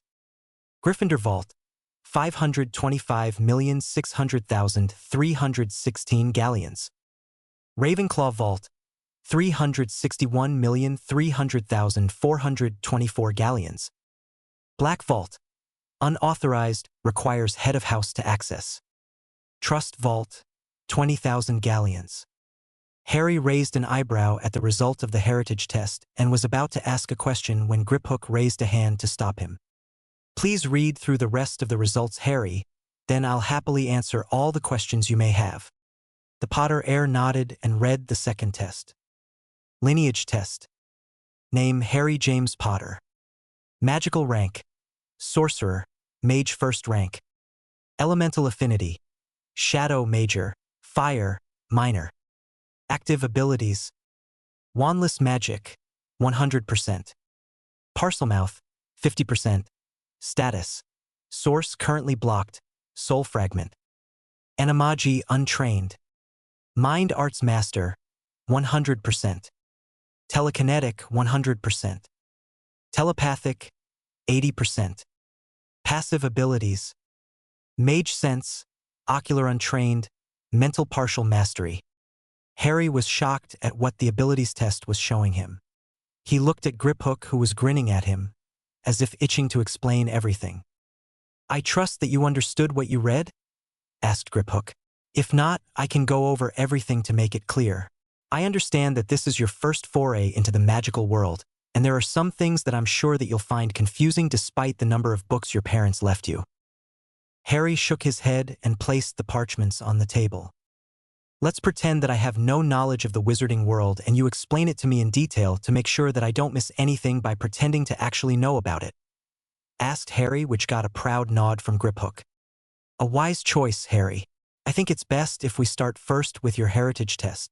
Griphook asked the Potter heir. Harry nodded and made himself comfortable on the chair, waiting for the account manager to start. As the heritage test told you, you are the heir of the Potter, Gryffindor, and Ravenclaw houses. Potter and Gryffindor can be explained easily since the Potter is known to be Gryffindor heirs since the wizarding world was in its infancy. The Ravenclaw house, however, comes at a surprise. From the results, we can safely say that your mother, Lily Evans Potter, was more than what she knew herself to be. From what I gathered, your mother is a direct descendant of Rowena Ravenclaw, making you, Harry, a pureblood if the standards of the wizarding hierarchy is to be followed. Explained Griphook in excitement. The size of the Potter and Gryffindor accounts brought him a lot of status in the Goblin heresy. The addition of the Ravenclaw account ensures that he would be elevated yet again. It's quite shocking that my mother is not a Muggle-born as she believed herself to be. Any idea why she didn't know? Asked Harry and couldn't believe that her mother was the lost Ravenclaw heir. Griphook shrugged. I have no idea. The only way for her to determine her actual heritage is to take the heritage test here in Gringotts, since only goblin magic is capable of tracing bloodlines down to its roots except for one potion that takes a year to brew. Lady Potter didn't know about this method, and we had no idea about her past to suggest that she takes the test. Harry nodded for Griphook to continue. Now for the House of Black. Sirius Black holds the title of Lord Black, but he is currently incarcerated in Azkaban for betraying the Potters. The goblin was interrupted by an indignant shout from Harry. What? How can my godfather be sent to Azkaban? He never betrayed my family? Exclaimed Harry in indignation, power rolling off him in waves as his emotions escaped his control. This awed the goblin since the amount of power Harry was releasing was more than that of an average wizard. You didn't know? Harry shook his head at this. Sirius Black was found guilty of betraying the Potters by revealing the location of their home under Fidelius' charm. Are you by chance familiar with how the charm works? Harry nodded. Yes, I'm familiar with the Fidelius charm since the information is in one of the books my dad gave me, though I didn't bother to learn it enough to cast one, since it was too complicated without knowing the basics. However, your information is wrong, Griphook. Sirius Black was never the secret keeper. The title belonged to Peter Pettigrew. Explained Harry to the shock of his account manager. What? But he was convicted by the Wisengamot since it was widely known that he was the secret keeper. Shouted Griphook. If the Potter heir was correct, then the wizarding world was in deep shit since incarcerating an innocent to Azkaban was a huge crime. More so if the victim is a lord of an ancient and noble house. Harry just shook his head to deny the revelation. I have my parents' diary. My parents explained that they switched secret keepers after the charm was cast by Albus Dumbledore, so the identity was well kept. However, they noted in their diary that why they switched. Sirius will act as a decoy while Peter remains in the background to keep him and the secret safe, explained Harry, furiously racking his brain for a way to get his godfather out of prison. Griphook nodded. There may be a way, but we'll talk about that later, Harry. Let's continue with the rest of the test since there are a few things that need to be explained properly. Before that, can I interest you in something to drink?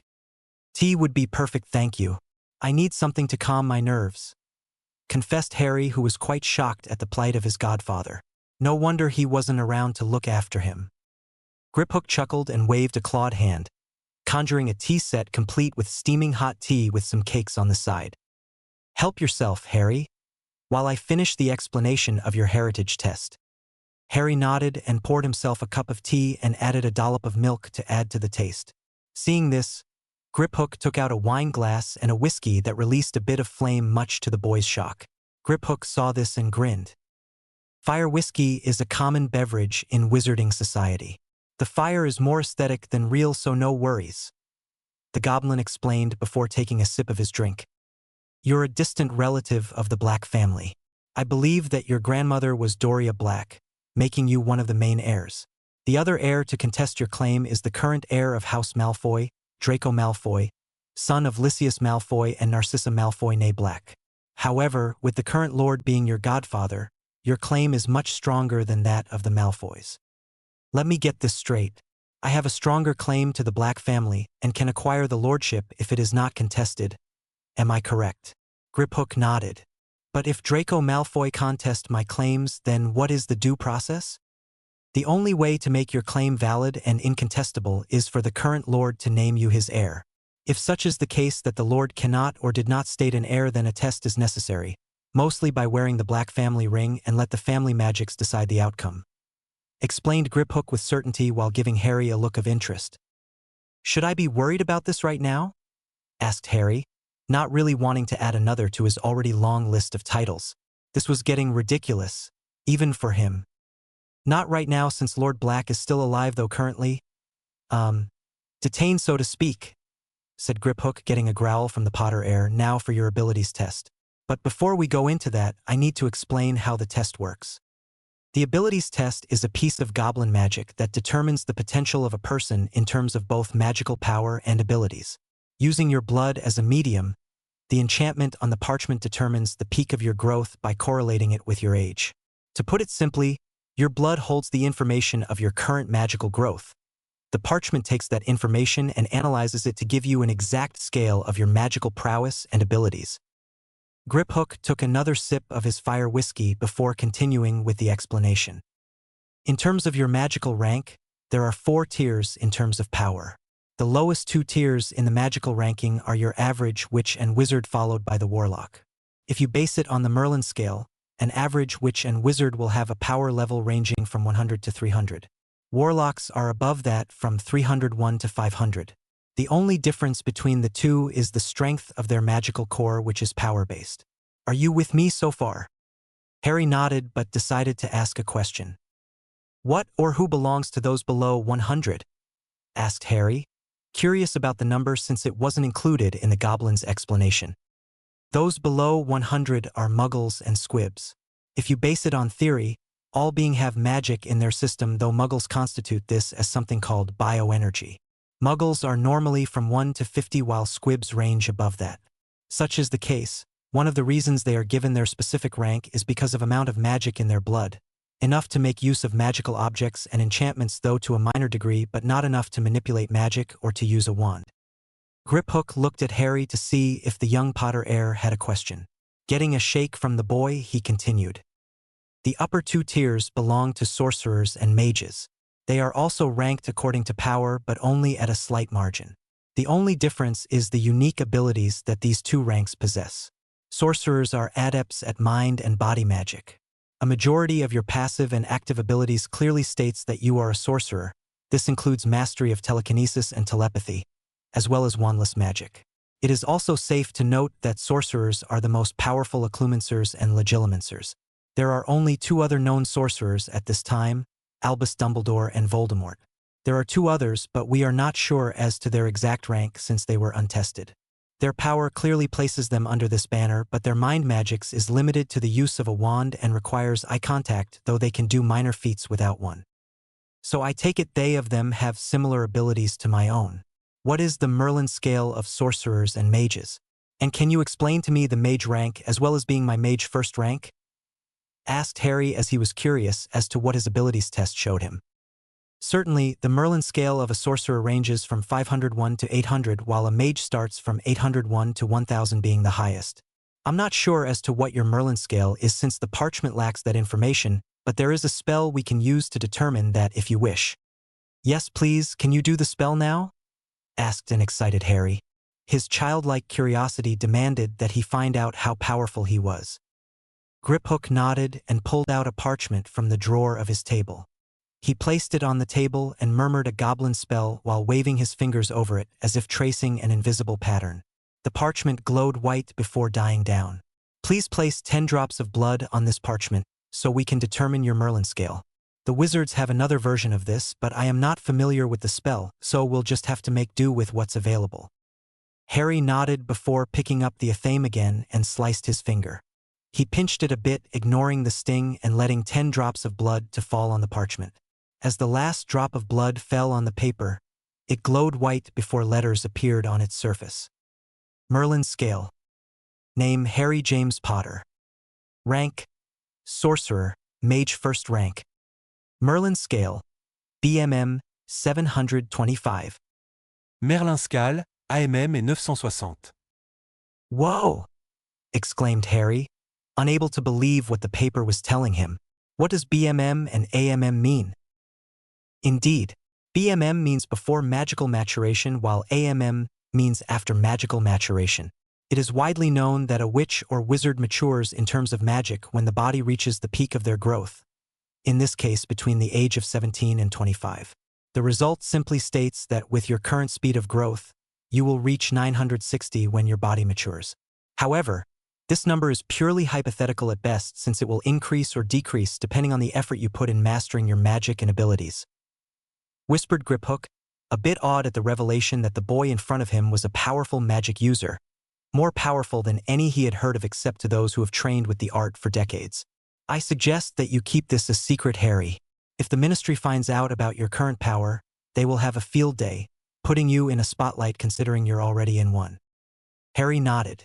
He definitely didn't want more attention to be piled up on him. Good idea.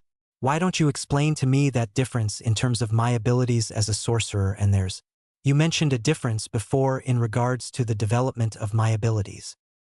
Quite. Your growth as a sorcerer is somewhat unique, as each wizards and witches differ in their magic, more so in terms of a sorcerer since your own belief shapes your magical abilities. Your occlumency is similar to Dumbledore and Voldemort, powerful in its own right considering the vaunted control you have over your mental capabilities. However, would it be safe to say that your brand of legilimency doesn't involve eye contact or a wand? Harry shook his head in negative. The way you geared your powers borders on the lost art of telepathy, the art of the subtle mind. This includes the ability to read and transmit thoughts without the need of eye contact or a spell. Telepathy also includes total domination of the mind, allowing the telepath to invade and sway the weak-minded to his or her thinking. Unlike the Imperius Curse, telepathy allows the telepath to plant suggestion that is well-nigh undetectable. Also, they don't have your telekinetic abilities unless they utilize their wand to do so.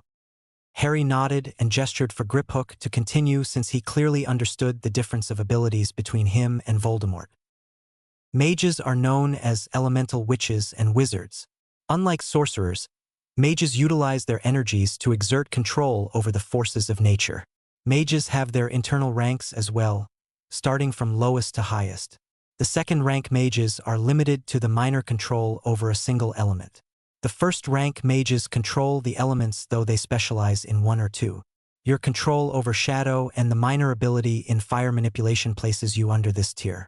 Finally, a master mage or a mage adept controls all elements. Only one person has ever reached this rank, and that person is Merlin Ambrosius. Now let's discuss your specific abilities. Some are self-explanatory, like your control over your wandless magic. Some witches and wizards can do wandless magic to a degree but not with the same efficiency as yours. Dumbledore and Voldemort are considered as wand sorcerers who rely too much on their wands and didn't bother to train their wandless abilities since all sorcerers are adept in this art. Considering their age, training to master this is almost impossible since wandless magic training should start at a young age before they even held a wand to allow them to switch between the two flawlessly. You are very lucky in this regard, Harry. Next is your mastery over the mind arts. Mind arts mastery indicates your control over your mind. This doesn't involve its application like telekinesis and telepathy. Suffice to say, your mind is your own and you are quite immune to the suggestions of telepathy and the control of the Imperius Curse. Your telepathic ability is only at 80% since there are still a few parts of it that you haven't tried yet. What are you capable of in terms of telepathy? Harry thought for a bit before answering the question. Let me see. I can read minds and even plant suggestion to a degree. However, this is mostly on muggles and never with a magical being due to the lack of target practice. Harry said this with a cheeky grin. I haven't tried sending out thoughts as of yet, since I never knew I was capable of it, but I'll give it a try soon. Not to worry, Harry, but if you are open to an advice. At this, Harry nodded. Sending thoughts is similar to planting suggestions. It just requires more power and a more active approach. We goblins have a minor talent in this form of telepathy. Really? That's interesting. I never thought to use it that way, mused Harry while eyeing the goblin who raised an eyebrow. Wanting to give it a try, Harry reached out towards the goblin and sent out his thoughts with an extra kick in power. Griphook, can you hear me? The sudden voice of Harry James Potter in Griphook's mind shocked him a bit. Harry? The goblin tentatively thought, hoping that Harry could receive it. Interesting.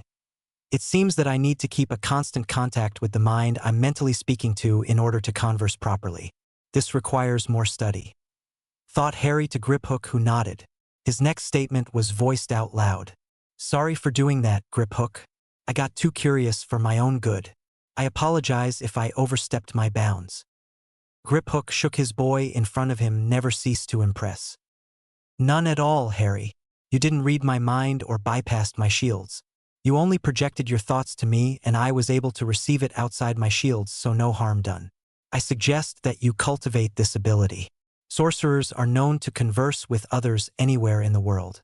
Distance is irrelevant when it comes to the mind. Thank you, Griphook. Again, I apologize. Please continue, said Harry with a slight bow of respect which was returned by an awed goblin. You're welcome. Anyway, next is your Parselmouth ability. I am quite disturbed why you have this skill since it's a Slytherin family trait. I would surmise that when you defeated Voldemort, a copy of his abilities were transferred to you. However, the presence of a soul fragment concerns me greatly, said Griphook with a growl. The memory of the Nightmare Book popped up in Harry's mind upon hearing Griphook's explanation. He immediately addressed his account manager. Griphook, can you please explain to me what a soul fragment is? I might have an idea about it, but I need the information first. Griphook nodded before launching into the explanation of soul fragments. A soul fragment is a piece of a person's soul usually attached to an object that will tie the mortal body to this realm, making it so that the person is unable to enter the afterlife. His body can be destroyed, but his soul will live on as a spirit. The soul can be revived to a new body if they knew the correct ritual. Wizardkind coins this as a Horcrux. Splitting one's soul requires the ultimate act of evil, murdering an innocent soul along with a ritual to split the caster's own soul and attach it to an object to anchor him or her to this life. Goblins abhor this method as it is a perverse way to attempt immortality, explained Griphook with a growl of anger. Harry was silent as he pondered his next question. Hypothetically, is it possible for a Horcrux to be placed inside a living being, and does it have a representation in one's mindscape? Gearing his questions to cement the theory he had regarding his Nightmare Book, Griphook thought about the question and gave his most educated guesses. It has never been proven that a living being can serve as a receptacle of a soul fragment. But it is quite possible since it is a vessel all the same, though a living one with its own soul. However, the two souls will be fighting for dominance until such time one is conquered. As to your other question, yes, everything in one's body has a place in your mindscape. Does this mean that the soul fragment of Voldemort has a mental representation in your mindscape? Harry nodded with a grim look on his face. Yes, I can't explain it in detail, but I can transmit to you my memory of the event as I was busy organizing my memories. If you would allow me to create a link to your mind, I will send you the memory. Harry asked in a whisper. With a nod from Griphook, Harry immediately reached out and touched Griphook's mind and focused on the memory.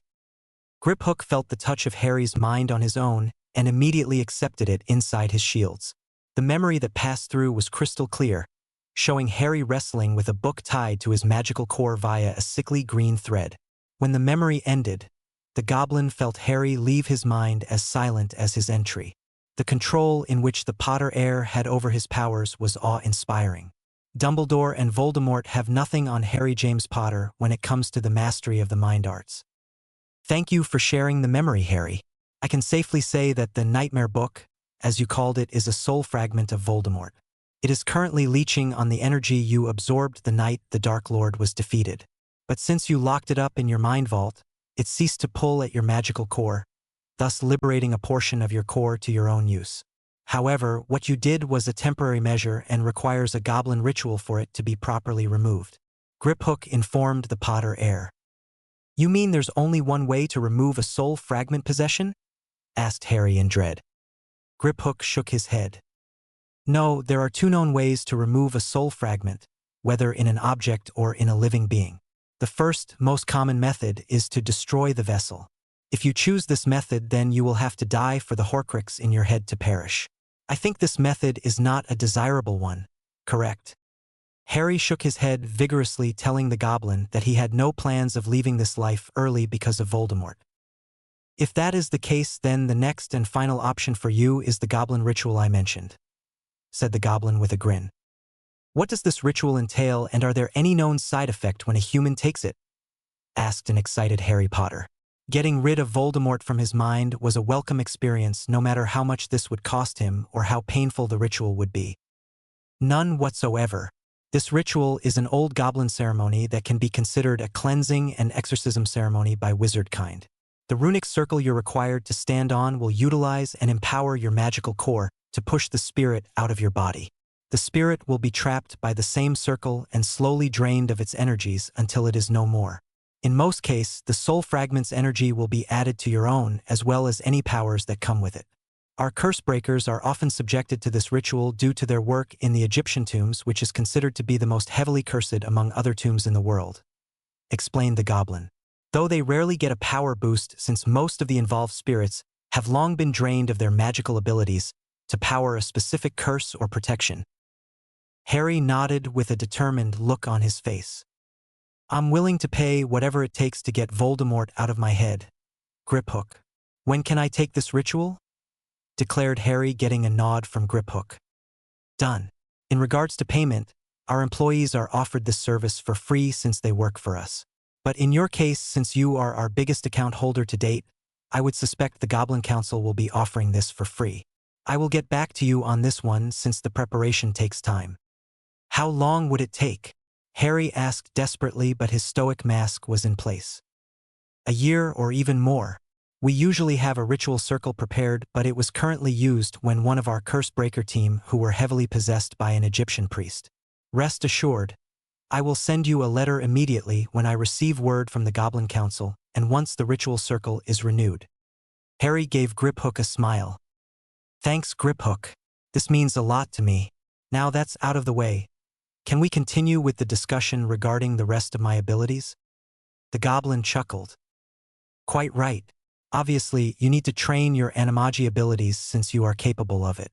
There are plenty of books you can find, or you can raid the Potter Vault since it hosts the largest collection of ancient magics since the conception of the wizarding world. But we can get to that later. Griphook grinned when Harry's smile turned to a pout. Patience, young one. You will have your books later. Harry gave him a sheepish grin. Last, but certainly not the least, is your passive ability. Mage Sense in your case is both ocular and mental. It would be safe to say that you can sense the presence of magic through a mental probe? Inquired Griphook, since he didn't know the extent of his young charge's magical training. Yes, I can usually sense magic when I scan the surrounding area with my mind. When magic is present, I get a form of static, like a ringing in my head. Mused Harry. He got the same feeling when he practiced his mental sensing abilities in his room. It seems that Privet Drive was surrounded by a powerful magic that is unknown to him since he wasn't the source of it. He could feel that it wasn't hostile, so he didn't bother with it. Good. You just need to practice this skill to master it. Ocular mage sense involves the actual seeing of spells and enchantments as vivid colors depending on its intensity. Again, you can find a book on this ability inside the Potter Vault. Speaking of which, let's now discuss your father's will. Isn't it supposed to be a joint will? Asked Harry. No. Only the head of the family can create a will in regards to the house. Your mother is the Lady Potter, but the family is patriarchal, so the responsibility falls to the late Lord James. Explained Griphook. I see. I think we can forgo the actual reading of the will. However, I would like to know the highlights that pertain to me or directly to the family account. Harry asked his account manager. He already took up a lot of time with the goblin and wanted to explore Diagon Alley as soon as possible. Of course. Griphook took out a rolled parchment from one of his many drawers and unrolled it. Let me see. Normally, the will is sealed by the chief warlock of the Wizengamot, namely Albus Dumbledore, and cannot be read without his permission. Harry was about to protest, but Griphook beat him to it. I said, normally, young one, this doesn't apply to you. Since the instruction of the head of a family is more important than the ministry, the will can be read to you and only you as its sole recipient, not including those who are bequeathed by the family. Harry nodded. He continued. Now let me see here. It says that money is given to Remus Lupin and Peter Pettigrew, 1 million galleons each. Is this all right with you, Harry? Yes to Remus Lupin and a big fat no to Peter Pettigrew. He betrayed my family, so he doesn't deserve a single canute from the Potters. Declared Harry with clear venom in his voice. Agreed. Mr. Lupin will also be getting a summer cottage in Wales for his furry little problem, and is not negotiable for return. Everything else is left to you with clear instruction that you take up the mantle of the head of House Potter and Gryffindor and granted emancipation immediately upon reading of this will. Do you want this? Asked the goblin, giving Harry a look that clearly promised untold pain if the boy said no. Harry gulped at the look directed at him. Yes. I want to follow my father's decree of emancipation and will gladly accept the role as head of the Potter and Gryffindor house. Good, a very good. Griphook nearly purred, which practically scared Harry out of his wits. Fortunately for you, I have all the documents at the ready. All you need is to sign on the dotted line and a drop of your blood to verify your identity and to make sure that you're not under any compulsion spells and potions. He handed said document and quill to the boy, who had his eyebrows raised at the quick creation of the document. Griphook ignored the unasked question but opted to instruct the boy on what to do. Just use the tip of the quill to prick your finger and let a drop of blood fall on the parchment. Harry did as instructed. The document glowed blue before it split into 2 copies. One of the copies disappeared while Griphook took the other that was left on the table. Seeing Harry's questioning look, he explained. After verifying the signature and blood, the parchment automatically creates a copy and sent directly to the ministry for filing. This is the original copy and will be kept under my care until needed. Is there anything else I need to do? Asked Harry, impatient to be off. Just one more thing, Lord Potter. The sudden formality made Harry look at the goblin. Get used to the title, since people will be calling you Lord Potter when they discover your position as the head of house. He snapped his finger and 3 small boxes appeared on the table in front of the young Potter Lord. These are the head of house rings that you need to wear on the fingers of your right hand. Harry looked at them curiously, checking out the different crests inlaid on each lid. Why 3? Potter, Gryffindor, and Ravenclaw, said Griphook while pointing to each box. Harry nodded and opened the boxes and placed the rings on the fingers of his right hand. Harry glowed in different colors as he placed each ring on their respective fingers. He glowed blue for the Potter ring, gold for Gryffindor, and bronze for Ravenclaw. What did the glowing mean?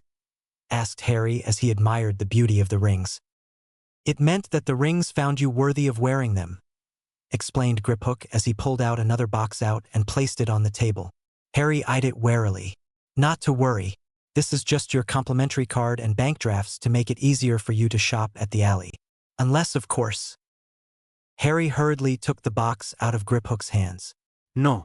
I am grateful that you provided them for me. This caused the goblin to grin. Harry opened the box and saw a gold card, a pouch with a large golden G embossed on it, and a wallet filled with Gringotts bank drafts. Can you explain their uses to me? Asked Harry as he took the card and eyed it carefully. Certainly, young lord.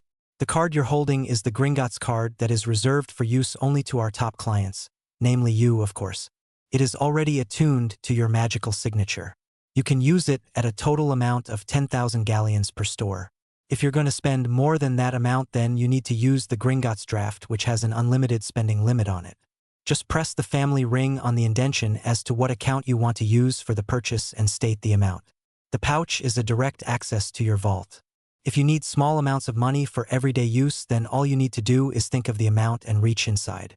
That also works for Muggle money, and conversion rates are waived due to your status. Easy to use.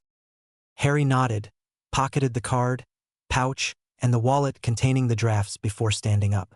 He was about to leave when Griphook stopped him. I prepared a list to help you in your shopping in Diagon Alley. There are some shops in Nocturne Alley that you need to visit as well to make your life a whole lot easier to deal with. With a snap of a finger, a paper appeared on the table which the goblin handed to the Potter Lord.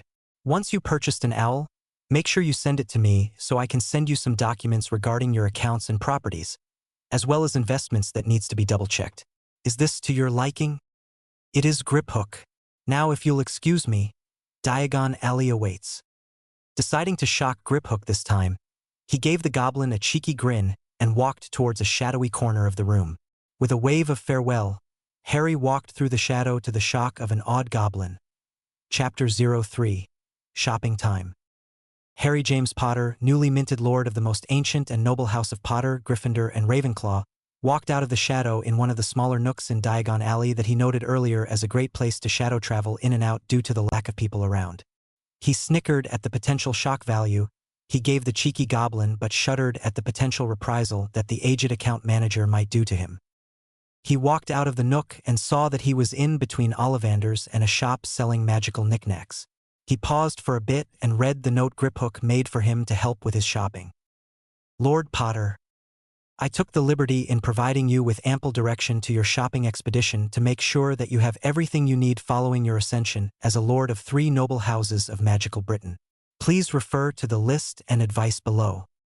Diagon Alley. Ollivander Wand Shop. The purchase of a ministry-approved wand, though I doubt you will be using one since you're already a sorcerer. However, the old Coot Ollivander might help you in the creation of a staff since it is a necessary focus for a wizard of your station. Ilops Owl Emporium, you need a post owl, so I suggest you buy one. Magical Menagerie, get a familiar. Sorcerers are known to have their own unique familiars. Tell the man behind the counter that Griphook sent you. He should direct or accompany you to their more unique selections. Good luck. Magical Travels, buy a multi-compartment trunk. The number of compartment is up to you. I suggest a 5-compartment trunk, expanded storage, expanded library, expanded potions compartment, expanded wardrobe, and an expanded wizard space to store things that you don't want other to touch or find out. Flourish and blots, now that you have your trunk, I suggest you buy the books you want or need. Keep in mind that the books here are those approved by the Ministry of Magic. I will direct you to a more appropriate shop in Nocturne Alley for you to peruse rarer selections. Madam Malkins, from the outfit you are wearing right now, I suggest that you stock up on wizarding apparels. Please tell Madam Malkin that you are there regarding an order from Griphook. She'll know what to do. Twilfit and Tattings. Same with Madam Malkins, just mention my name, they'll know what to do. Slug and Jiggers Apothecary Potion Ingredients and Supplies. Enough said. Scribulous writing equipments, ink, parchment, and other writing supplies. Nocturne Alley. Borgin and Burke's, a store that sells a lot of dark arts paraphernalia. I suggest you visit this store to look for books concerning your shadow powers.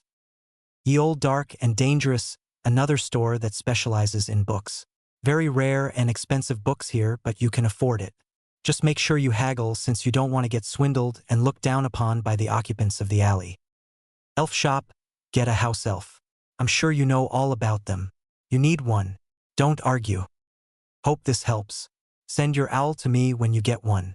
I'll send you the documents and books you need to review before we discuss further items regarding your account. Sincerely yours, Griphook. Count's manager. Potter, Gryffindor, and Ravenclaw. Harry chuckled after reading the shopping schedule Griphook arranged for him. He was thankful that the aged goblin had the foresight to point him to the right direction, or he'll be walking around the alley not knowing what to buy considering his new station in the wizarding world. Since Ollivander's was nearer, he decided to visit the wand shop first. With a few steps, he arrived at the entrance of the shop and opened the door. The tinkling of the bell announced his presence, but no one was around. Interesting. Very interesting. A voice echoed in Harry's mind.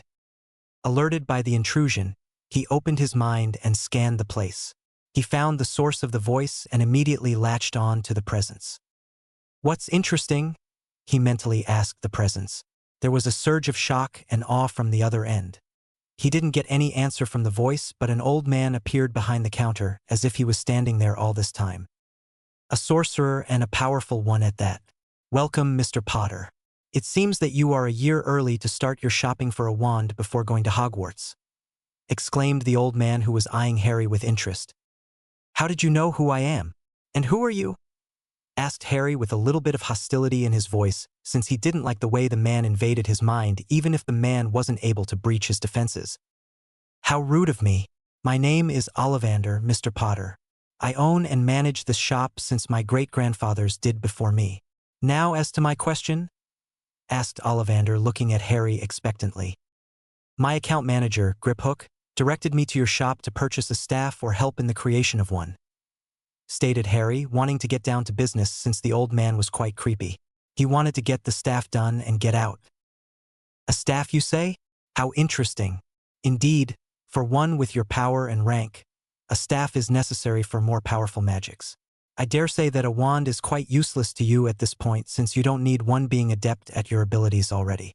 However, the creation of a staff can be complicated and requires certain items to power it before bonding it to you. Shall we get started then?" asked Ollivander with a slight giddiness to his tone. It seems the old man gets high in the creation of wands. Weird. Harry nodded and approached Ollivander, but stopped when the old man leveled him an intense stare. "It seems that you already have 2 magical items with you that can be used as part of your staff. I sense your parents' wands. Care to bring them out, young lord?" Unnerved at how his secrets were being ferreted out by the mysterious wand maker, Harry complied and snapped the fingers on his right, followed by the left. His father and mother's wand appeared in his hands before placing them on the table between himself and the wand maker. "Your father's wand. 11 inches, made from mahogany with dragon heartstring core, specifically a Hungarian horntail. Clearly one of my more powerful wands suited for transfiguration and battle magic," said Ollivander as he eyed the dark brown wand. He shifted his attention to the other. "Your mother's wand, on the other hand, is one of the trickiest wands I have ever created. Quite powerful too. 10¼ inches, made from an old willow tree with the heartstring of a particularly large mother dragon as its core. If I remember correctly, the core of this wand came from a particularly nasty Hungarian horntail as well." Ollivander then leveled Harry an intense gaze as if scrutinizing his soul. To create a staff, it is required to have 2 magically powerful objects, usually a core material, to be used with a wand you chose.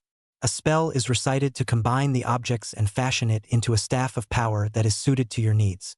The final touch is the inclusion of a gemstone, specifically one that is attuned to you and charged under the light of the full moon.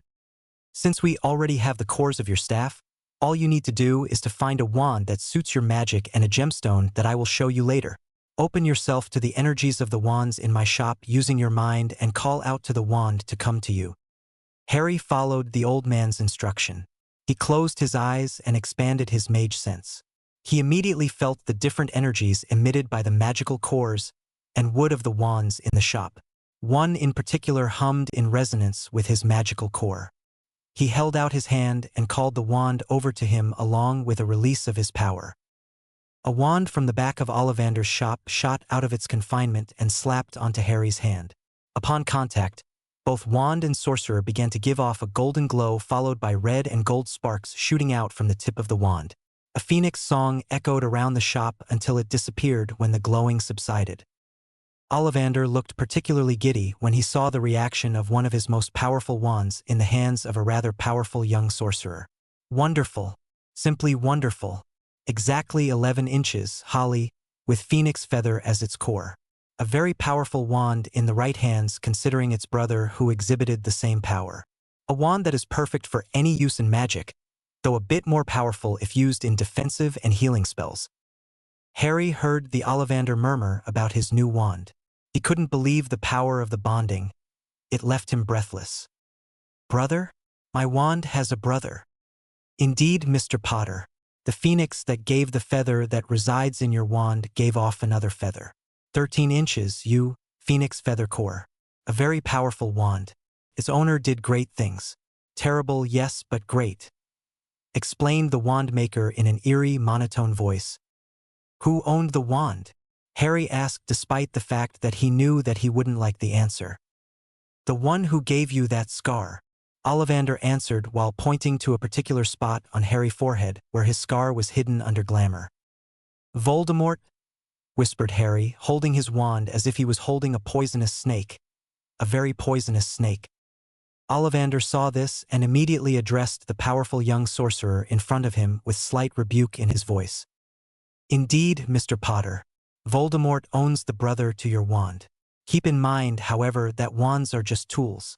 It is the intent of its master that turns them to evil use. Don't blame the wand that chose you since it's up to you whether it is used for evil or for good. Harry realized the wrongness of his thinking and immediately sent an apologetic hum of his magic to the wand. He was surprised when the wand he was holding hummed in response, as if telling him that he was forgiven and everything was all right. Smiling a bit, Harry turned his gaze to Ollivander, who was giving him a soft smile. Now that I have my wand, I guess the next step is to find a gemstone? Inquired Harry, a bit of excitement in his voice. Yes, Mr. Potter. He pulled out a large suitcase from underneath the counter and opened the lid towards his customer. Please use your wonderful senses to find the perfect gemstone to be used on your staff. You'll know when you find the right one. Harry nodded and reached out with his magic towards the stones. All of them glittered in response, but a perfectly cut emerald the size of a golf ball glowed a bright green. He adjusted his magic and directed it at the glowing gemstone and was rewarded when it glowed brighter. Perfectly done, Mr. Potter. An emerald, mined in the dwarven caves and blessed by the goddess of the moon during the winter solstice. One of the most powerful gems I have in my collection. Please take the gem and bring the 2 wands and your own wand to the back so we can begin constructing your staff. Harry nodded and did as Ollivander instructed. He followed the wandmaker to the back of the shop after the old man flipped the sign on his door to make sure that no one enters without him knowing. The back of the store revealed a workshop filled with wood and jars containing components for magical animals to be used in wand making. Please place the 3 wands on the table. Make sure that your holly wand is in the middle, your father's to its right, and your mother's on the left. Place the emerald directly above your wand. Instructed Ollivander as the old man drew his wand from its holster. Harry did as instructed and arranged it the way Ollivander wanted him to. He sensed the energies surrounding the wands and gemstone hum in harmony. Interesting. The components are attuned to each other. Your staff will be quite powerful, commented Ollivander while eyeing the 4 items on the table. Please stand back, Mr. Potter. I will begin the incantation to merge the items together. Your part will come after the staff is made. Harry stood back a few feet from the wand maker, who was now murmuring an incantation in a language unknown to him while waving his wand in intricate patterns. The wands on the table glowed for a few moments before merging together to form a single wand with wood as dark as ebony. Ollivander increased the volume of his incantation while continuing the patterns he was making in the air. This time, the emerald and the new ebony wand glowed brighter and brighter until it was too painful to look at. Ollivander finished the incantation with a downward slash of his wand. Its tip pointed at where the wand and emerald should be. A beam of bright light flew out from the tip of the wand maker's wand and hit the light. The magic emanating from it was tremendous, and the shop rumbled at the amount of magic in the air. A few seconds later, the glow started to dim until it disappeared, revealing a cane? Ah, Ollivander, not that I'm an expert in the subject, but that's not a staff. That's a cane, said Harry in an almost incredulous voice. Ollivander shook his head. Kids these days think they know everything. I think it would be best if I show you, Mr. Potter. He gestured towards the cane on the table while conjuring a simple athame floating in the air in front of Harry. Please take the athame and slash your palm and let the blood pool. Once you have enough before it overflows, drop the blood on the shaft and on the gem itself. Shaking his head in exasperation but heeding the old man's instruction, he took the athame from the air and took a deep breath. He slashed the palm of his right hand, causing a large wound. Blood began to pool on his cupped hand until it was almost overflowing. With a nod from Ollivander, Harry first poured the blood on the shaft, making sure that it covered everything from tail to tip. The rest of the blood was dribbled onto the emerald. With a flash of light, the cane glowed a bright green, red then blue. While glowing, it lengthened until it resembled a staff, at least 6 feet in height, easily dwarfing Harry's 4 feet 10 inches frame. Now that young Potter is a staff, said a smug Ollivander, giving Harry an "I told you so" look. The cane you saw earlier was the dormant form of your staff, not bound to anyone, with its powers blocked until the right wizard, or in this case, sorcerer, bonds with it. The length of the staff is proportional to the power of the materials and its bond with the owner. He held out his hand, and a dark brown staff easily 5 feet in length was held in his hand. As you can see, my staff is easily dwarfed by yours, greatly giving evidence to the power you and your staff will wield, he explained before letting the staff disappear to who knows where. Now pick up your staff and complete the bond. Harry dazedly nodded and picked up the staff. The moment his hand touched the shaft, a hum of power emanated from him that sent out a shockwave that trashed Ollivander's workshop. Thankfully, the wards and protective enchantments Ollivander placed around the room prevented the magic from escaping the confines of the workshop. Harry looked around the destruction he caused before giving the grumpy Ollivander a sheepish grin. Deciding to test the staff, he extended his magic to connect to it, causing another hum of power, this time tightly controlled. He waved the staff over his head and willing the workshop to be repaired to its original shape. The emerald glowed a bit before a wave of magic was released. Broken wand blanks repaired itself before floating to its resting place, and the jars of wand cores flying over to their respective shelves. Ollivander just gawked at the casual display of powerful magic that the young Potter Lord was displaying. Amazing! I have never seen anyone form a powerful bond with their staff so quickly. A powerful staff indeed, said Ollivander before eyeing Harry, who was giving his happily humming staff a look of adoration. Thank you for repairing the damage, Mr. Potter. Harry gave the old wandmaker a sheepish look. No need to thank me, Mr. Ollivander. I was the reason why your workshop was wrecked in the first place, so it's only right that I fix it up for you. I'm just awed at how easy my magic is controlled with my staff. Then a thought occurred to him. I don't know if this is an appropriate question, but I don't think it is a good idea to walk around Diagon Alley carrying a 6-foot glowing staff around. As if to answer his inquiry, the staff glowed again and shrunk back to its dormant state. Harry could feel that the power he could use with it was greatly reduced. Okay, I think that question is moot at this point. So, how much do I owe you? Why don't we discuss that back at the store? Ollivander suggested. With a nod from Harry, the two of them exited the workshop and walked towards the front of the shop. Let me see. You already provided 2 of the ingredients, so all that's left is the gemstone and the actual creation of the staff. I think 200 galleons should cover it, said Ollivander to the young Potter. Harry nodded and handed his Gringotts card over to Ollivander, who took it and placed it on top of a box. It glowed for a bit, then stopped, signifying that the transaction was completed. Ollivander took the card and gave it back to Harry, who looked at the box with curiosity. Seeing the look, Ollivander opened the box and waved at Harry to come and take a look. Inside the box was a lot of galleons. This box is given to all shop owners that has an account with Gringotts, which is to say all the shops that uses galleons, sickles, and nuts as currency. The box will automatically withdraw the correct amount from your vault to this box. explained Ollivander to a particularly odd Harry Potter. Now that you have your staff, I'll give you a few pointers to its use since you'll hardly find a book out there detailing its use since staves are only reserved for sorcerers and mages. There aren't that many a market for them due to the lack of demand, so you won't find a lot of books on them. As I was saying, your staff has two forms. The cane form is its semi-dormant state, and the power you can use with it is literally reduced to half. If you want to go full power, then you need to will your staff to revert to its original size. Harry's staff glowed and lengthened into its 6-foot glory. Good, it is now bonded to your thoughts and will sense your need and act accordingly. Unlike wands, a staff is somewhat sentient.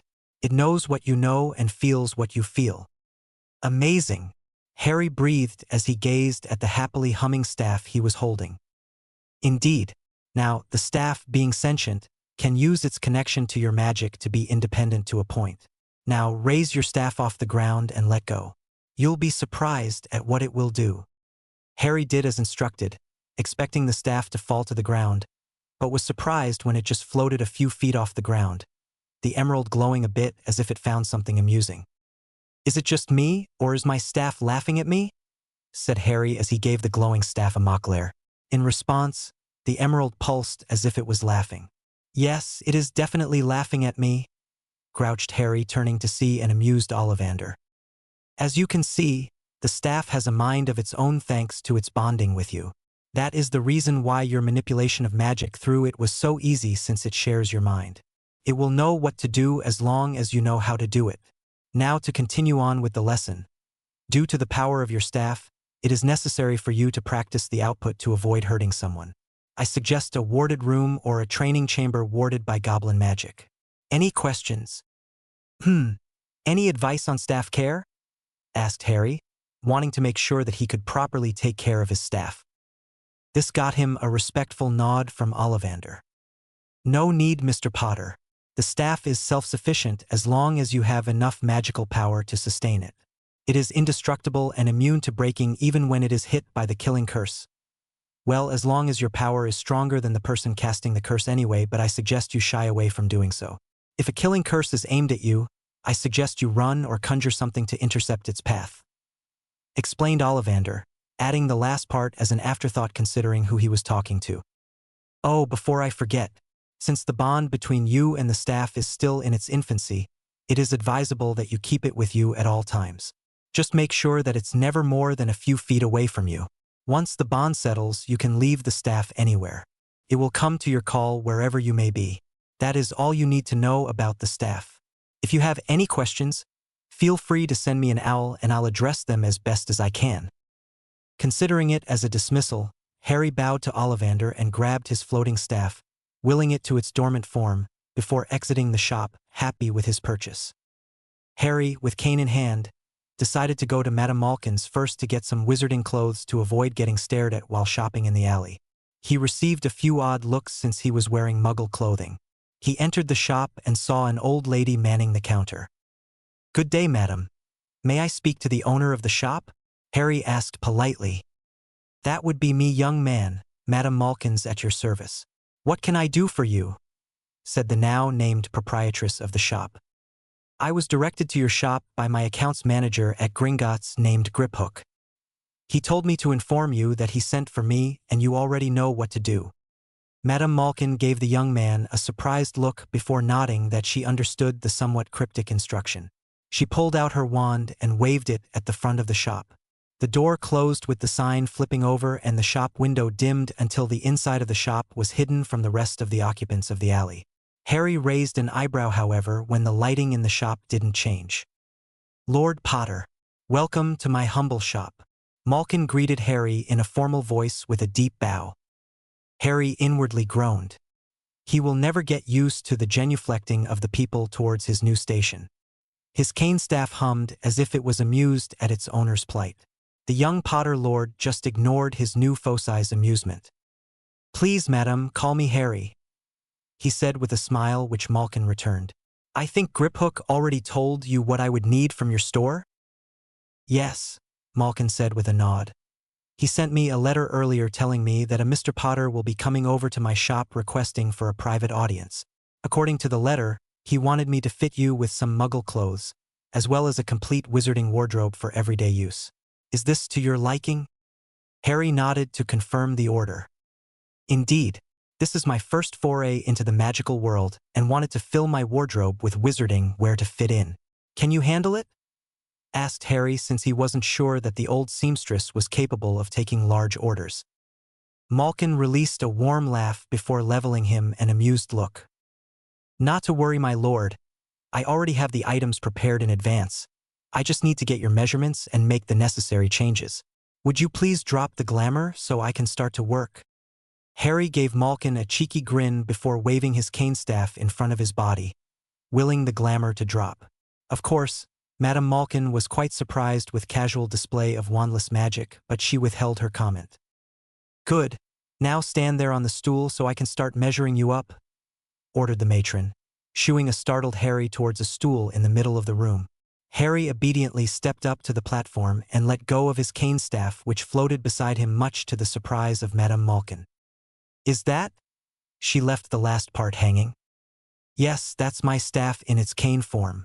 I don't think parading a 6-foot staff in Diagon Alley would be a good idea, said Harry with a cheeky grin. Malkin smiled. You're correct. You will be the center of attention, since the use of staves had been absent since some of the old sorcerers and mages disappeared from this world. Now let's start with the measuring, shall we? She waved her wand and all of Harry's clothes, sans his boxers, disappeared, leaving Harry blushing to the roots of his hair. A measuring tape floated up and started flying around him, taking his measurements. Madam, whined Harry with a blush as he was caught off guard by the sudden disappearance of his clothes. It's not as if Harry was ashamed of his body, quite the opposite actually, but being almost naked in front of a woman, any woman for that matter, was a first time for him. Madame Malkin just gave Harry a condescending stare. Toot toot, Lord Potter. I'm a married woman, and your body, while quite desirable, doesn't affect me at all. Now shut up and stand still while I get your measurements, said the matron while waving her wand in specific areas of Harry's body to get the right sizes for the charms on the pre-prepared clothes to take effect. She ignored the glare that the blushing young lord was shooting at her. 10 minutes of embarrassment later, Madame Malkin returned all of Harry's clothes on his person, leaving the Potter Lord grumbling about cheeky old ladies. Getting his embarrassment under control, he turned to Madame Malkin, who was clearly amused by his antics. Madam, is it possible to get a set of wizarding clothes for me to wear right now while I shop around the alley? Asked Harry while toning down the blush that was slowly appearing on his face. I keep getting stared at by the patrons of the alley thanks to my muggle clothes. Of course, young man, though I dare say that it would be better if you shop without your clothes. I'm sure you'll get a lot of discounts from the ladies manning the shops, said Malkin while giving the blushing lord a smirk. Madam, please, clearly blushing Harry shouted. He might be learned about the human reproductive system, but the constant innuendos coming from the woman was definitely getting to him. Madame Malkin gave off a loud tinkling laugh before pulling out the clothes she intended for Harry to wear for the day. Harry grabbed it before shooting off into one of the changing booths with his cane staff following him, glowing in amusement.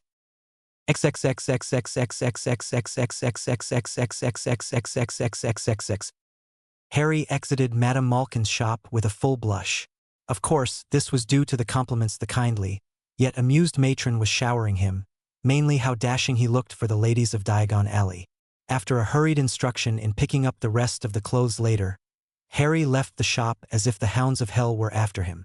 The matron's amused laugh followed him until he closed the door, thankfully cutting it off from the source. Evil woman, grumbled Harry. He got an amused hum from his cane staff. Some help you are. Laughing at me all the time doesn't make me feel all right, you know. He got an apologetic hum from the staff this time, but there was still a slight undertone of amusement.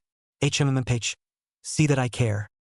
Deciding to get the trunk before anything else, he immediately went over to the travel shop and chose the 5-compartment trunk that Griphook suggested. He asked if the trunk comes with a security feature, which the owner listened down for him with a note that each of the additional feature costs an additional charge.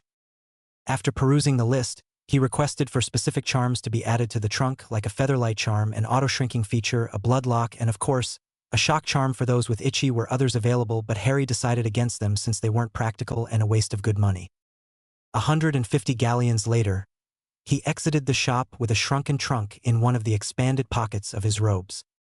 His next stop was the magical menagerie since he was excited at the idea of getting a familiar of his own. He entered the shop to the noise of different animals in their respective cages. He approached the elderly man behind the counter. Deciding to be direct, he got down to business. "Hi, are you the owner of the shop?" Harry asked politely. "I am. Edward Moonfong at your service. How can I help you, young man?" "Griphook sent me here to peruse your more rarer selections to look for a familiar," was Harry's reply to the confusion of some of the customers in the shop. Edward gave him a speculative look and beckoned one of the ladies manning the store to watch the counter. He signaled for Harry to follow him to the back of the shop where a lone door stood. Gesturing for Harry to stand back, Edward pulled out his wand and mumbled an incantation before tapping the handle on the door. It glowed for a second before a loud click was heard signifying the door was unlocked and whatever security feature it may have was temporarily dispelled. Edward opened the door and ushered Harry in before doing the same. "Please drop your glamour, Mr. Potter.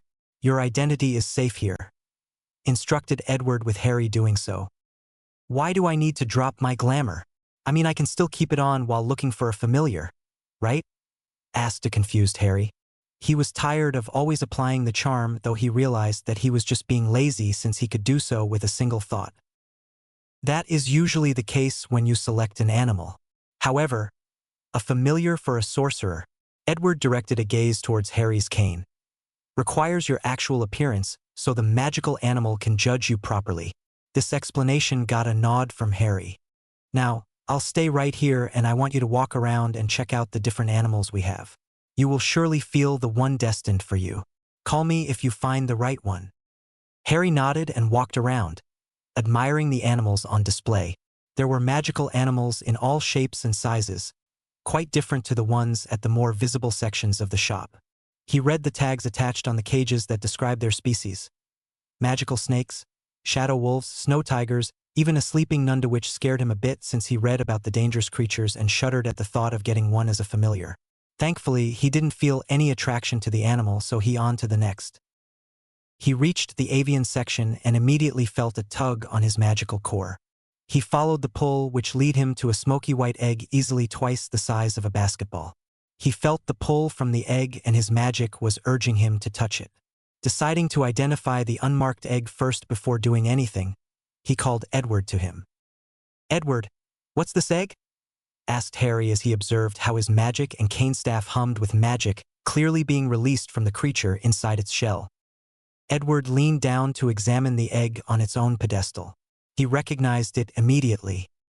"I'm not sure what it contains, but I recognize it immediately.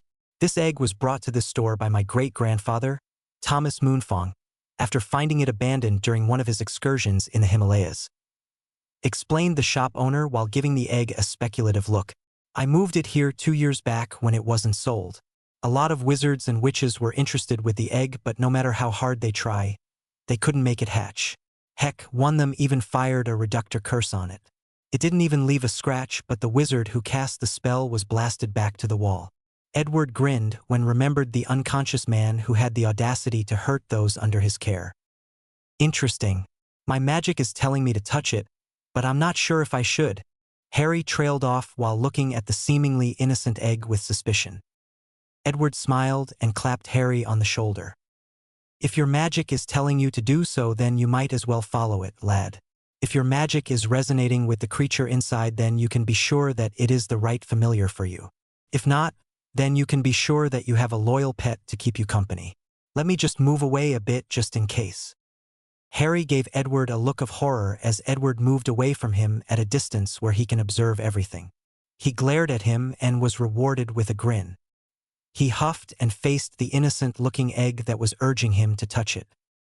"Well, here goes nothing," said Harry with a sigh before reaching out with a hand to touch the egg. It was a bit warm to the touch and very smooth. He was unprepared when he felt a strong tug on his core as his magic rushed down to the egg, which grew very hot in his hands. He didn't notice his staff reverting to its normal form and started humming with power. The transfer of magic lasted for a few more seconds before it stopped.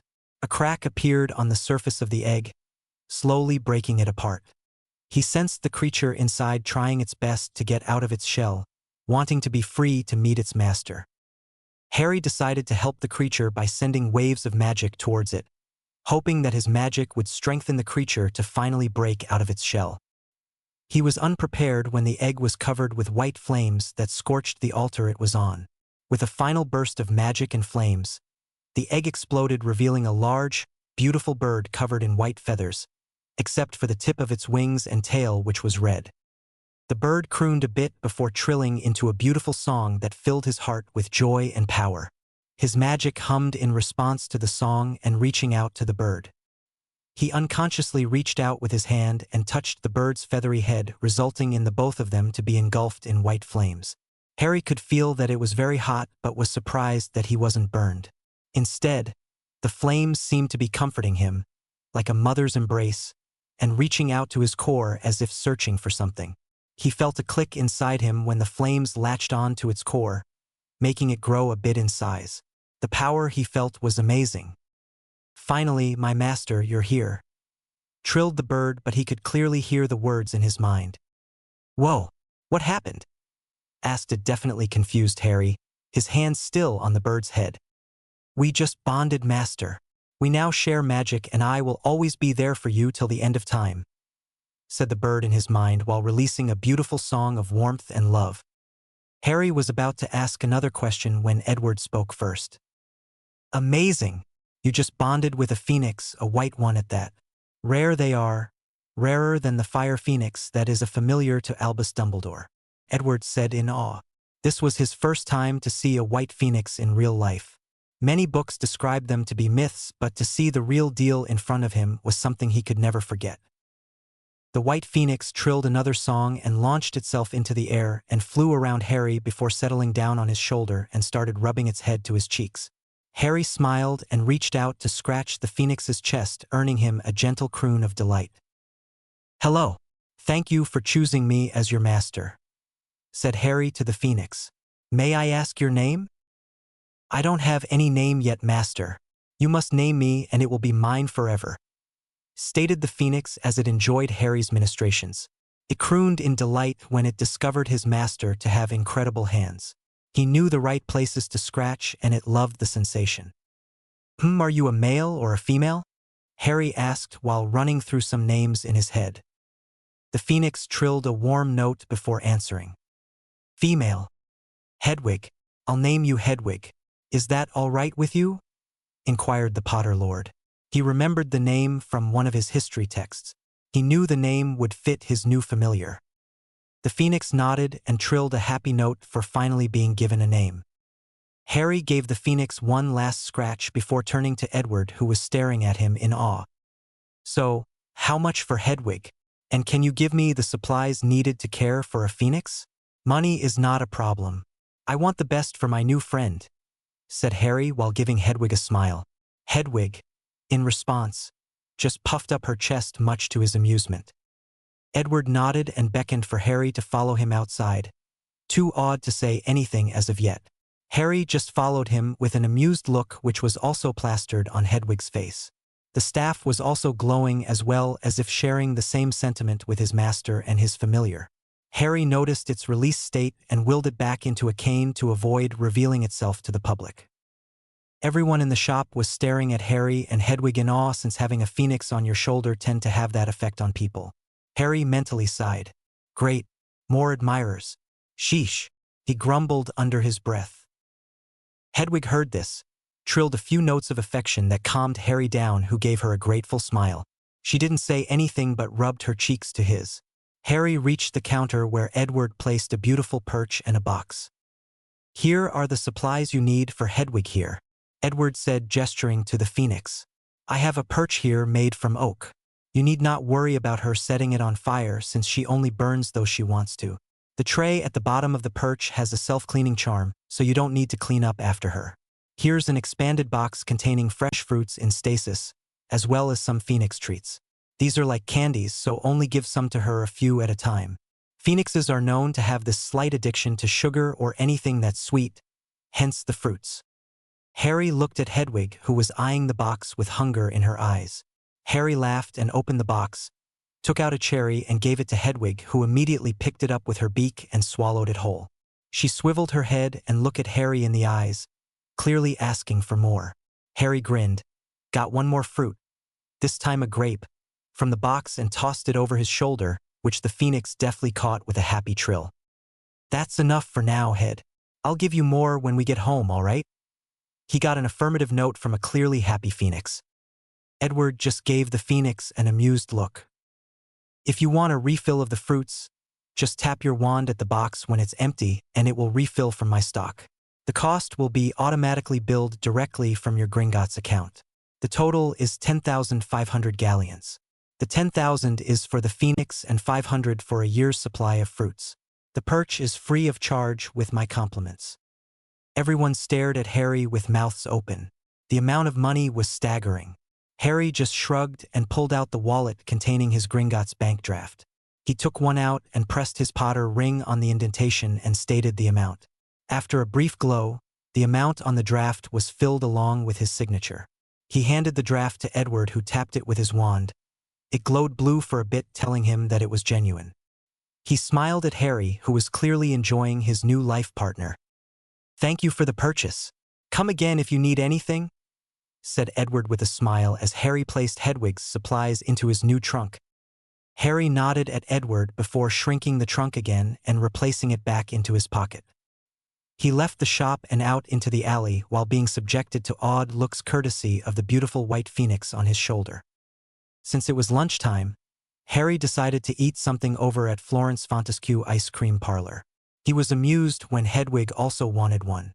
Smiling at his familiar, Harry ordered a large double Dutch sundae while Hedwig settled for the tropical delights, vanilla ice cream, in a large bowl covered with slices of different fruits. Shaking his head at his familiar's choice, Harry tucked into his meal when the order was placed in front of him.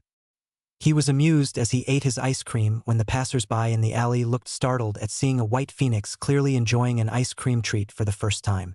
Hedwig was standing on the table picking up the fruits with her beak before swallowing, trilling softly after each bite to Harry's amusement. After paying the meal with his card, he got up and left the shop while checking the rest of Griphook's letter.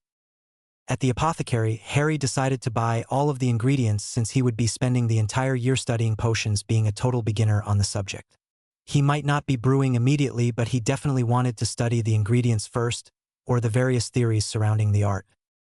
He did encounter a little bit of problem at the apothecary since the owner wanted to buy some tears and feathers from Hedwig. He stopped annoying Harry when Hedwig pecked the shop owner on the head until he bellowed a surrender. After that small altercation, Harry spent an hour levitating the ingredients into the potions section of his trunk to be sorted later when he gets home. After the apothecary, he replenished his stock of parchments at the supplies store before heading over to Twilfit and Tadding's. He was treated with a bit more dignity, none of the embarrassing moments that Madame Malkins gave him. Harry assumed was maybe due to the high-class customers the store was frequently subjected to. She did gawk, however, when Harry revealed his true form to the amusement of Hedwig. After half an hour of measuring, he left the shop with a promise to come back later in the afternoon to pick up his orders. He was shocked at the amount he had to spend at the shop, roughly 950 galleons for 2 cloaks, 2 robes, and 3 dress robes for functions. But he could never deny the fact that the clothes he ordered were definitely fit for royalty. With all of his business in Diagon Alley finished, he decided to go down Nocturne Alley to get the rest of his shopping done. Harry immediately noticed the dark aura permeating the place upon entering the seedy corner of Magical Britain. Hedwig was glaring at everyone, even looking at them, much to Harry's amusement. He ignored the stares, though he decided to take action when 2 drunken wizards tried to mug him. With a wave of his cane staff, he levitated the 2 drunks before throwing them to a wall with a little push of his magic. The indentations they left were very obvious, and everyone in the alley who saw his little display of wandless magic ensured that he wouldn't be bothered by anyone while shopping in the alley. Harry noticed the aura of darkness was stronger when he entered Borgin's, especially when Harry picked up a dozen curses from various artifacts around the room with his mage sense. "What do you want?" Borgin demanded from behind the counter, not caring if he was a customer or not. Clearly, the difference between Diagon and Nocturne Alley was like night and day. I was led here by a reliable source that you sell certain books that I want to add to my collection. Price is not a problem, but quality is," declared Harry, smirking when he saw the gleam of greed in Borgin's eyes. "What books are you looking for?" The shop owner gave Harry a suspicious look. "You're a light wizard, judging from the phoenix on your shoulder. How astute of you. I'm here to purchase books, not to debate on the light and dark side of magic. Now, are you willing to do business or not? Don't waste my time so I can take my money elsewhere," Harry demanded, releasing a bit of his magic to make sure that he meant business. The sudden burst of magic in the room definitely scared the greedy shop owner. "Fine. What books are you looking for?" asked a cowed shop owner. "I need books on animagus, shadow magic, specifically shadow mages or sorcerers, and some books on spell creation if you have them."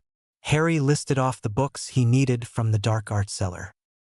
The first two books were part of Harry's project over the summer, but the third request on spell creation was more of a hobby, since he wanted to find out why he was able to create his own set of skills or abilities without having to go through arithmancy to determine the effect of the spell. It wasn't a loss if the book doesn't provide him with the answer he seeks, since he can always add it to his growing collection or have some use of it in the future. Borgin was surprised at the list. "Those aren't dark arts books." "How observant of you, Mr. Borgin. As I told you, I am searching for books on specific topics. I don't care if they are light, dark, or borderline gray arts. I require information. That's it." "Well, do you have these books?" demanded Harry with a frown on his face that caused Borgin to break out in sweat. Borgin immediately nodded before disappearing to the back of the shop. Harry checked the clearly dangerous wares the man was selling while he waited. Hedwig clearly wasn't happy with what she was seeing, since she released a disapproving trill when Harry laid his eyes on an item that she didn't like or care. It took 10 minutes for Borgin to exit his hidden store behind the shop and place the books on the counter. Harry perused the titles before deciding whether to buy them or not. Animagus, the magical art of shifting to your animal form. Shadow Mages, an introduction. Spellcraft, a basic guide to spell creation. "These are pretty good books," commented Harry as he read some of the pages in the books. "I wonder why these aren't sold in Flourish and Blots." He didn't know that it wasn't sold in Diagon, but he assumed that its existence in Borgin's shop must have a reason. "Blame it on the Ministry. These books aren't dark at all, well, except for the book on shadow mages, since it is borderline gray considering the information it contained.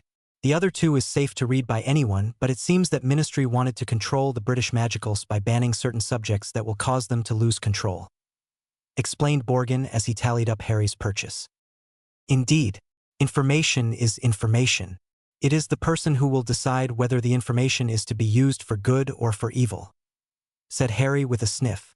Ever since reading about the wizarding government, he wasn't impressed by it, especially on what they did to his godfather. That sums it up. Same with the dark arts. Knowing the spells doesn't make you evil, it's up to the person who used them, declared Borgin as he passed Harry the receipt, who took it and checked the price. Harry raised an eyebrow when he saw that the books were reasonably priced considering their rarity. "You left the part that the dark arts are addicting, since most of the spells require negative emotions to power.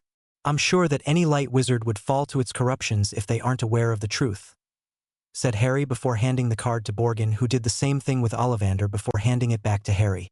"I'm sure, Borgin, that you overcharged me for the books, but I'll overlook it for now. Send word by owl to Harold Evans when you have acquired more books under these subjects or other rare tomes that you think might catch my fancy. I'll pay handsomely for them." With that, he left the shop with an awestruck Borgin following his exit. Harry exited Borgin's shop with relief. He knew that in order to have a proper business relation with the man, he needed to make sure that he acted like a typical pureblood, pompous, rich, and snarky. Thankfully, his experience with the Dursleys taught him how to act as if it was the real thing. Hedwig trilled a comforting tune before rubbing her head on Harry's cheek. "I know, girl. That place gave me the creeps," he said with a shudder. The amount of cursed items in the shop was starting to give him a headache. "If it wasn't for the fact that Borgin deals in rare books, I wouldn't step in there even if it saves my life." "Don't worry, Master. I'll always be here to protect you," said Hedwig in his mind. The loving overtones in her voice spoke volumes of her affections to him. I know, Head. I'm thankful that I found you, said Harry with a smile as he scratched Hedwig's chest. Shall we go shop for a house elf? I think that will be our last stop here in Nocturne Alley for a while. We can visit the bookshop here later when we have the time. We'll pick up the clothes and buy some books in Flourish and Blots before heading home. All right? Hedwig trilled in agreement and settled down on Harry's shoulder as the young Potter Lord moved to the next stop of their shopping expedition.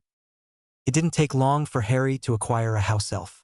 Of course, he had to haggle with the owner of the shop who sold these hardworking creatures to make the right impression.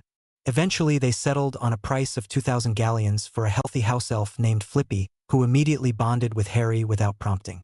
He told the elf to wait for him in the attic at Privet Drive after sending a mental image to the excited elf before popping away. It was around 2 in the afternoon when Harry and Hedwig exited Nocturne Alley, much to their relief. Considering that he already had his trunk, he stopped by Madame Malkin's to pick up his order. He didn't stay long enough to be showered with innuendos by the portly matron. He immediately left, much to the amusement of Malkin's, who expected him to return during Hogwarts shopping for his robes. Harry didn't see her rub her hands in glee as she vowed to come up with more conversational pieces to make the young lord would be blushing red like a tomato. Harry suddenly shivered as if expecting something awful to happen to him in the future. He also stopped by at Twilfit and Tadding's to pick up his expensive order. Thankfully, there weren't that many, so it only took an hour for the owner to finish his order. Enough time for Harry to pick it up without having to wait. Considering that he already got Hedwig, and after a brief conversation with the beautiful Phoenix, Harry decided to forego getting an owl since his familiar can carry letters anywhere instantly by flame travel. Heck, she could even bring people along if need be. His last stop was to Flourish and Blots, where he spent the rest of the afternoon checking out different books he could add to his collection. He decided to avoid the Hogwarts books for now, since there was a possibility of being assigned new books when his letter comes when reaches the right age. True, this wouldn't have stopped him, but he decided that the first 2 years of Hogwarts books was enough for now. He decided to advance at a normal speed this time, though he was free to do independent studies if needed. He did, after all, decided to focus on his abilities first before moving on. He decided to update his mini-library inside his trunk with the latest on core subjects, like herbology, potions, transfiguration, charms, astronomy, and runes. He was lucky that he found a book on animagus, but was dismayed when the information within only contained the experience of those who already found and merged with their animal forms. It was written pretty badly, but he bought it anyway. He also bought books on rudimentary curse-breaking and warding, since there might be modern techniques that are not available in the old books he had down in the vaults. He made a mental note to ask Griphook to schedule a visit to the vaults to check the wonderful tomes stored therein. As an afterthought, Harry subscribed to the wizarding paper, the Daily Prophet, to keep himself updated on the latest news. He also subscribed to the Quibbler, but the clerk told him that it was a waste of time. Harry decided to ignore the warning, since there might be something good to read among its pages. Finished with his shopping, Harry walked over to the secluded nook before Shadow walking home. Shadow walked back to his attic quickly, followed by a flaming Hedwig, since his familiar adamantly refused to try to enter the land of shadows, as she called it. He was happy that Flippy already prepared him a meal when he arrived, so the only thing he did was take a bath in his large transfigured bathtub behind a partition in one corner of the attic. He wore one of the wizarding robes he bought for home use and found it very comfortable and much to his liking. He vowed to buy more of it, even to the point of daring to enter Madame Malkin's shop just to do so. He shivered in fear at the thought of being subjected to the woman's innuendos. He ate his meal with Flippy after spending a good part of the hour trying to convince the elf to dine with him. He was successful, but the bawling and crying of the elf on how great he was got on his nerves. It didn't help that Hedwig and his staff were laughing at him for being bombarded by adoration from an awestruck house elf. Chapter 04. Potter Manor. Harry woke up the next morning in a happy mood. His first shopping trip in magical Britain went off without a hitch. His happy mood wasn't even dented when he remembered that he needed to sort through all his purchases and placing them in their respective areas in his new trunk. He looked around his renovated attic before finally deciding that it was time to leave and find a place to call his own. Since he was already considered an adult in the magical world, he could live on his own without any worries of anyone getting in the way. If he needed a new home, the first logical choice would be to ask Griphook if the Potters owned any. He was quite sure that there should be a house or two somewhere since he read in a book that most pureblood wizarding families tend to have a family manor somewhere as an ancestral home. He decided to send Hedwig to his account manager later for a complete listings of any properties that he and his families owned. He stretched a bit before getting out of bed, wanting to get the day started. His beloved familiar was sleeping peacefully on her perch at the foot of his bed. He smiled at the sight before turning towards his staff. He decided last night to let the staff revert to its natural form when in private. He remembered Ollivander's advice to spend a lot of time with his new focus to let the bond complete and settle.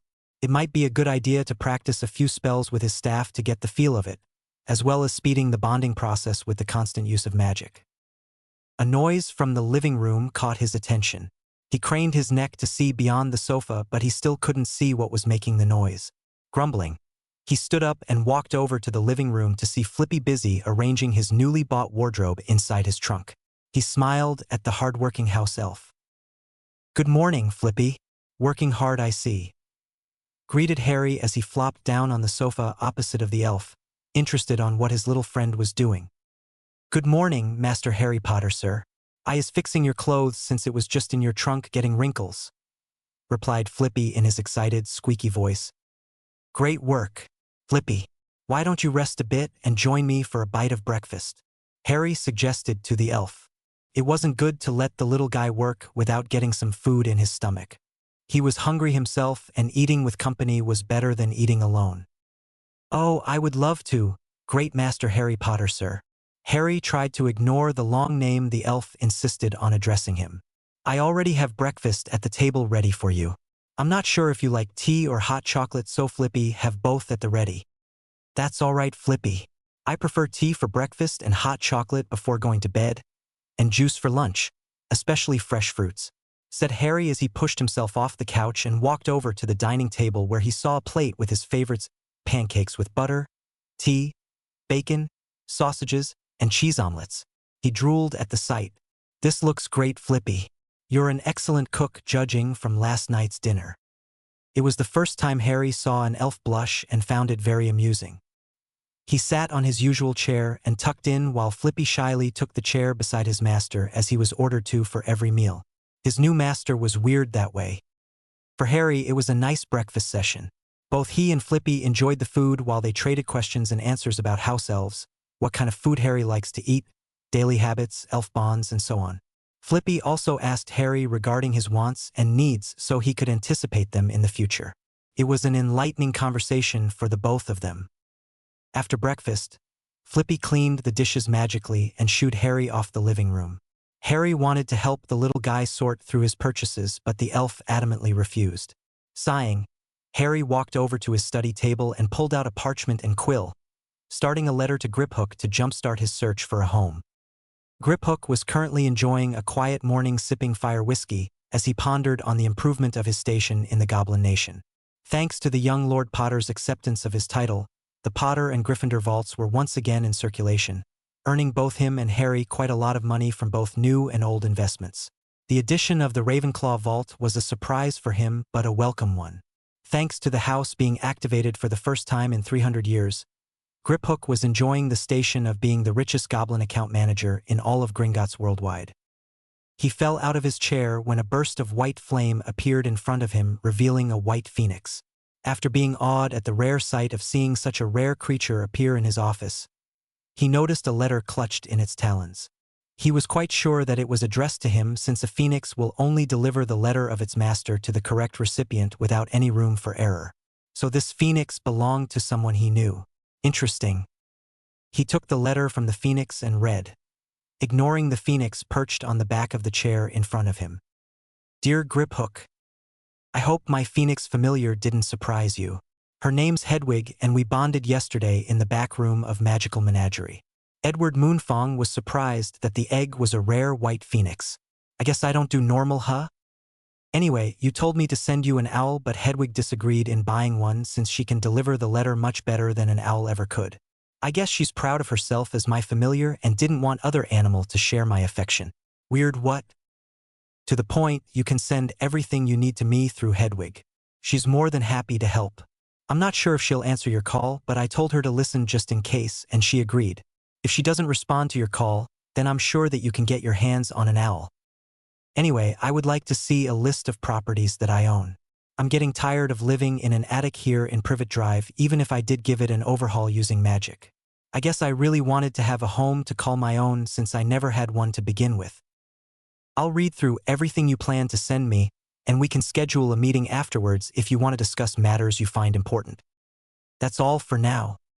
Harry. P.S. I hate my very long name. Just address me as Harry in letter. It's easier to read that way. Griphook sighed. It was just his luck to get a smart-ass kid to be the lord of 3 most ancient and noble houses. However, he could never deny the fact that the young Potter was powerful, very powerful. With the right training, his skills and power could easily surpass those of Dumbledore and Voldemort. He was confident, however, that Harry will surpass them in the soonest possible time since the boy was quite intelligent. Frighteningly so. Sighing again, he eyed the Phoenix who he swore was looking at him with amusement. Damn it, even his familiar has the same attitude as him. Annoyed, he conjured a large box and placed heaps of documents, books, ledgers, and other information concerning the 3 vaults from his drawer. He was the only account manager in Gringotts who had the foresight to enchant his table with an expanded space. All the needed documents were safely stored therein without having to go down the vaults just to retrieve them for their patrons. That should take the boy a few months, hopefully a year, to read through all of them and avoid bothering him so he could relax and enjoy his new station in life. And of course, do some smart investing on the side to increase their coffers. With a vindictive gleam in his eyes, he shrunk the large box to the size of a matchbox before penning a letter to the young lord before sealing it and handing it to the Phoenix along with the shrunken box. The Phoenix leveled him another amused gaze before giving out a happy trill as if enjoying the joke that's about to happen, grabbed the box on the table and flamed out towards its master. Harry James Potter, lord of 3 most ancient and noble houses, was glaring at the large box on the dining table filled to the brim with documents, books, and other items related to his accounts in Gringotts. He grinned at first when he saw the matchbox Hedwig was carrying in her talons when she flamed in, thinking that it wouldn't take long in going through everything before relaxing down with his newly bought books. However, the grin was short-lived upon reading Griphook's letter. He growled in distaste when the goblin practically ordered him to review everything inside the box pertaining to his accounts, since he should have learned it already if his parents were still alive or if his magical guardian acted accordingly. Coincidentally, the letter was charmed to trigger the box's enchantment, reverting it back to its original size, which was quite large. He winced if the box had an expanded space charm to hold more paperwork. Sighing, he lifted the lid off the box and his eyes bugged out at the amount of papers inside. Yes, he was right. It definitely had an expanded space charm. The books and ledgers were quite thick and could take weeks, if not months, to read through. Sneaky, devious, annoying goblin. One of Harry's eyes twitched in annoyance. Not seeing any other option, Harry reached into the box and pulled out a ledger with the word properties on the front. If he wanted to find the perfect home, then he might as well start reading through the junk and get it over with. It took a while, but Harry was able to find the perfect home to settle down in. Ever since he saw the name of the property, he immediately fell in love with it. Potter Manor. The ancestral home of the Potters. His new home. He immediately penned a letter to Griphook requesting for a method of travel to Potter Manor.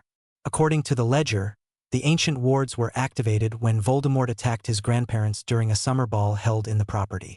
With his grandparents killed no thanks to an assassin hired by the Dark Lord to get the job done while he provided the decoy, the property was magically forced into lockdown and only a particularly portkey secreted away in the Potter family vault can get him there. Even his father wasn't able to find the portkey, which was the reason why he and his mother settled down in Godric's Hollow. With this information in mind, he immediately scheduled an appointment with Griphook to visit his family vault to search for the elusive portkey of Potter Manor. It took a week for Griphook to set the schedule for their treasure hunting expedition with Hedwig and Flippy inside the Potter family vault. According to Griphook, he needed to check the items in the vault that was listed in the ledgers he gave him a week back. One of these items was the elusive portkey. If he wanted to live in Potter Manor, then Harry needed to find it first. Harry knew that it was a ploy of the goblin to get Harry to read his family's holdings, and it was a dirty trick on the goblin's part to hold the scheduling of the visit to the vault as a hostage to force him to do so. With no other choice, Harry breezed through the paperwork in the box and finally finished the ledger in 3 days of non-stop reading. Thankfully, he loves to read, so it was easy to go through the nonsense without breaking down, and his occlumency helped a lot for this project. He did, however, discover that his family vault wasn't only restricted to money. In fact, all heirlooms were in there, a millennium worth of items that would take months to sort out. Their objective: find an unknown item that serves as the portkey to Potter Manor. Finding a needle in a haystack was easier compared to what he was about to go through. But Harry was determined to get this done, no matter what. Harry, Hedwig, and Flippy were facing the huge vaulted doors of the Potter family vault, with Griphook grinning by the entrance. "Are you ready for your first day of treasure hunting?" asked Griphook with an evil glint in his eyes. Harry nodded, clutching his staff in his right hand, determined to find that blasted portkey no matter how long it takes. Flippy was rubbing his hands in glee. He was tasked by his master to look for an unknown portkey. However, he didn't tell good Flippy not to clean the place in the process. Flippy was determined to clean the vault no matter how long it takes. Hedwig just thrilled a song to keep everyone calm, though the Phoenix was a bit hesitant to search for something they had no idea what amidst a pile of junk. She did remember her master packing a lot of fruits and sweets inside his trunk, so she immediately volunteered to join them despite the hours of work ahead of her. Hedwig was determined to steal the sweet goodness no matter how long it takes. Griphook gleefully opened the door to the Potter family vault and ushering the trio in. He happily gave the young lord a trunk filled with food and drinks for a month. He was determined to get the young Potter lord out of the way while he started investing, no matter how long it takes. Harry and Flippy were resting in one of the corners of the huge Potter family vault where the furniture was located. Flippy was kind enough to clean up a bed, dining table, and some ancient dishes that they could use to dine in. Couches were also cleaned up for them to rest and relax on. It was hell trying to sort through the money, heirlooms, and junks to find a portkey. What made the problem worst was the lack of information on what the portkey actually looked like. However, this project had been a learning experience for one Harry James Potter. He mastered his mage sense after forcing his magic to work for him to look for the elusive portkey. He learned how to channel magic to his eyes to see the magic surrounding the various objects in the huge room the size of a football field. Harry discovered that each spell has its own signature, more like a fixed design on how it enveloped an object to produce a specific result. His scanning ability also improved by leaps and bounds with every use as he strained it to the maximum to locate anything in the vault that produced even a pinch of magic. He worked in tandem with his beloved house elf. While Harry searched for portkeys, Flippy was in charge of checking the ledger to determine their location. He told the elf to tag them before setting them aside in a cabinet for later use. They found a total of 85 portkeys to various locations around the globe. Most of them were reusable portkeys to famous tourist destinations, both Muggle and magical. Harry decided to take note of them just in case he wanted to travel the world in the future. The rest of the portkeys were to properties that he owned. Some no longer existed but a plot of land, while others were being rented out. One of the portkeys even had a farm for a destination, and Harry was curious as to what the farm was producing. The search became an impromptu house cleaning session thanks to Flippy's insistence that it would be easier to find something if everything was properly sorted. Sighing, he sent Hedwig to Griphook with a letter asking for more food since they were consuming it at a rapid pace thanks to workout they were getting inside the vault. Unknown to Harry, Griphook was more than happy to comply with the young lord's wishes since it was one workload taken off his hands. Sneaky goblin. After a group planning session which involves Flippy and Hedwig, the group decided to rearrange the whole vault for easy access. From the looks of it, the previous Potters were slobs who loved to just store their heirlooms without thinking of organization. It seems that his ancestor would just take the cart down to the vault and just throw whatever they wanted stored into a pile with no thought of fixing the place up. It was maddening for the young lord. The group of treasure hunters who now became the cleaning crew decided to tackle the problem one by one. All the monies were placed in one corner of the room, no longer haphazardly strewn on the floor with the rest of the junk. Thanks to the judicious use of high-powered transfiguration courtesy of his staff, Harry was able to create a gigantic coin bank commonly used in casinos to easily bring the needed coins. It took 2 weeks for this project to finish, but in the end, they were able to transfigure huge coin banks for galleons, sickles, and nuts. A press of a button is all it needed to get the desired money, not that he needed it since he had his pouch, card, and drafts. The large amount of magic used forced Harry to send Flippy out to buy a lot of pepper-up potions so he could continue working without needed to rest. In the third week involved the total organization of all literary works inside the Potter family vault. This was one chore Harry loved to do since he got to read some of them, increasing his spell repertoire and theory of magic that would help him greatly when he attends Hogwarts. Aside from being slobs, Harry admitted that his family was an avid collector of books. There were around 4,000 or so tomes in the vault alone, with subjects ranging from simple transfiguration to complex rituals to call down a lightning bolt to fry up their enemies. There were bookshelves available, but it wasn't enough to hold everything. Harry sent Hedwig to a furniture shop in Diagon Alley and ordered 100 bookshelves to be shrunk and placed on a small box for easy transport. With the promise of a bonus, the furniture shop owner finished the order in a record-breaking time of 2 hours. It was a good thing Harry knew how to motivate workers to produce results faster, even if he had to spend more money to get it done. It took another week to create a list of all the books and organize them according to categories. Harry decided to turn it into a project that required research, to create a self-updating list of books in the vault, as well as a method of taking it out without having to visit Gringotts. Shelves were arranged and labeled according to subjects.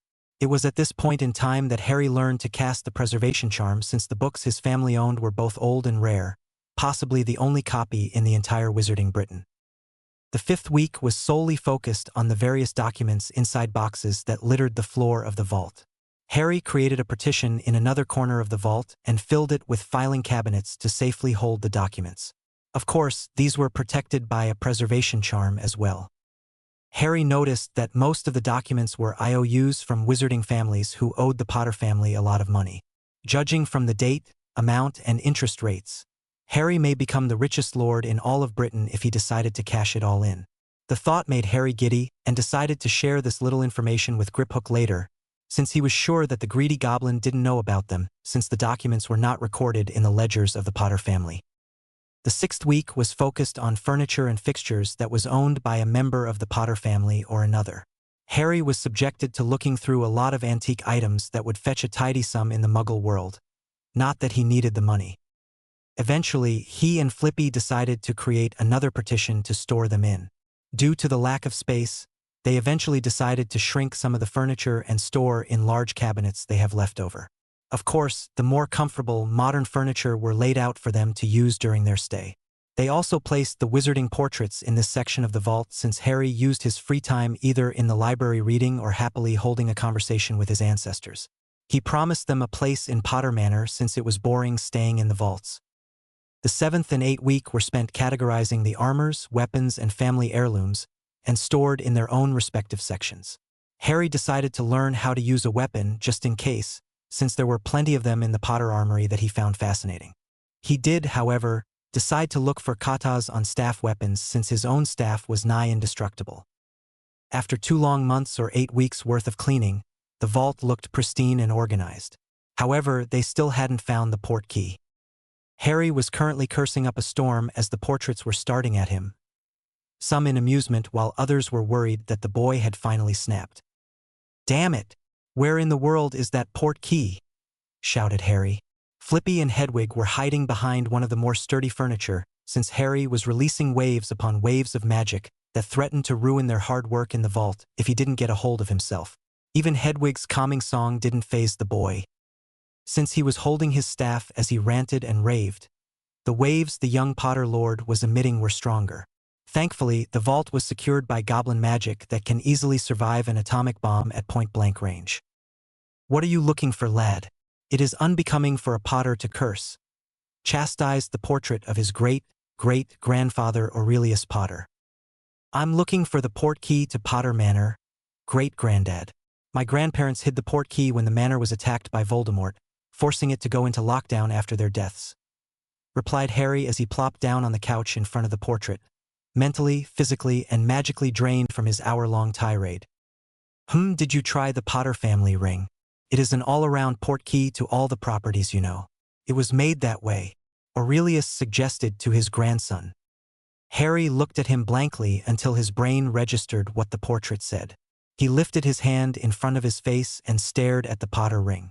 He closed his eyes to improve his focus, covered the ring with his magic, and sensed the enchantments upon it.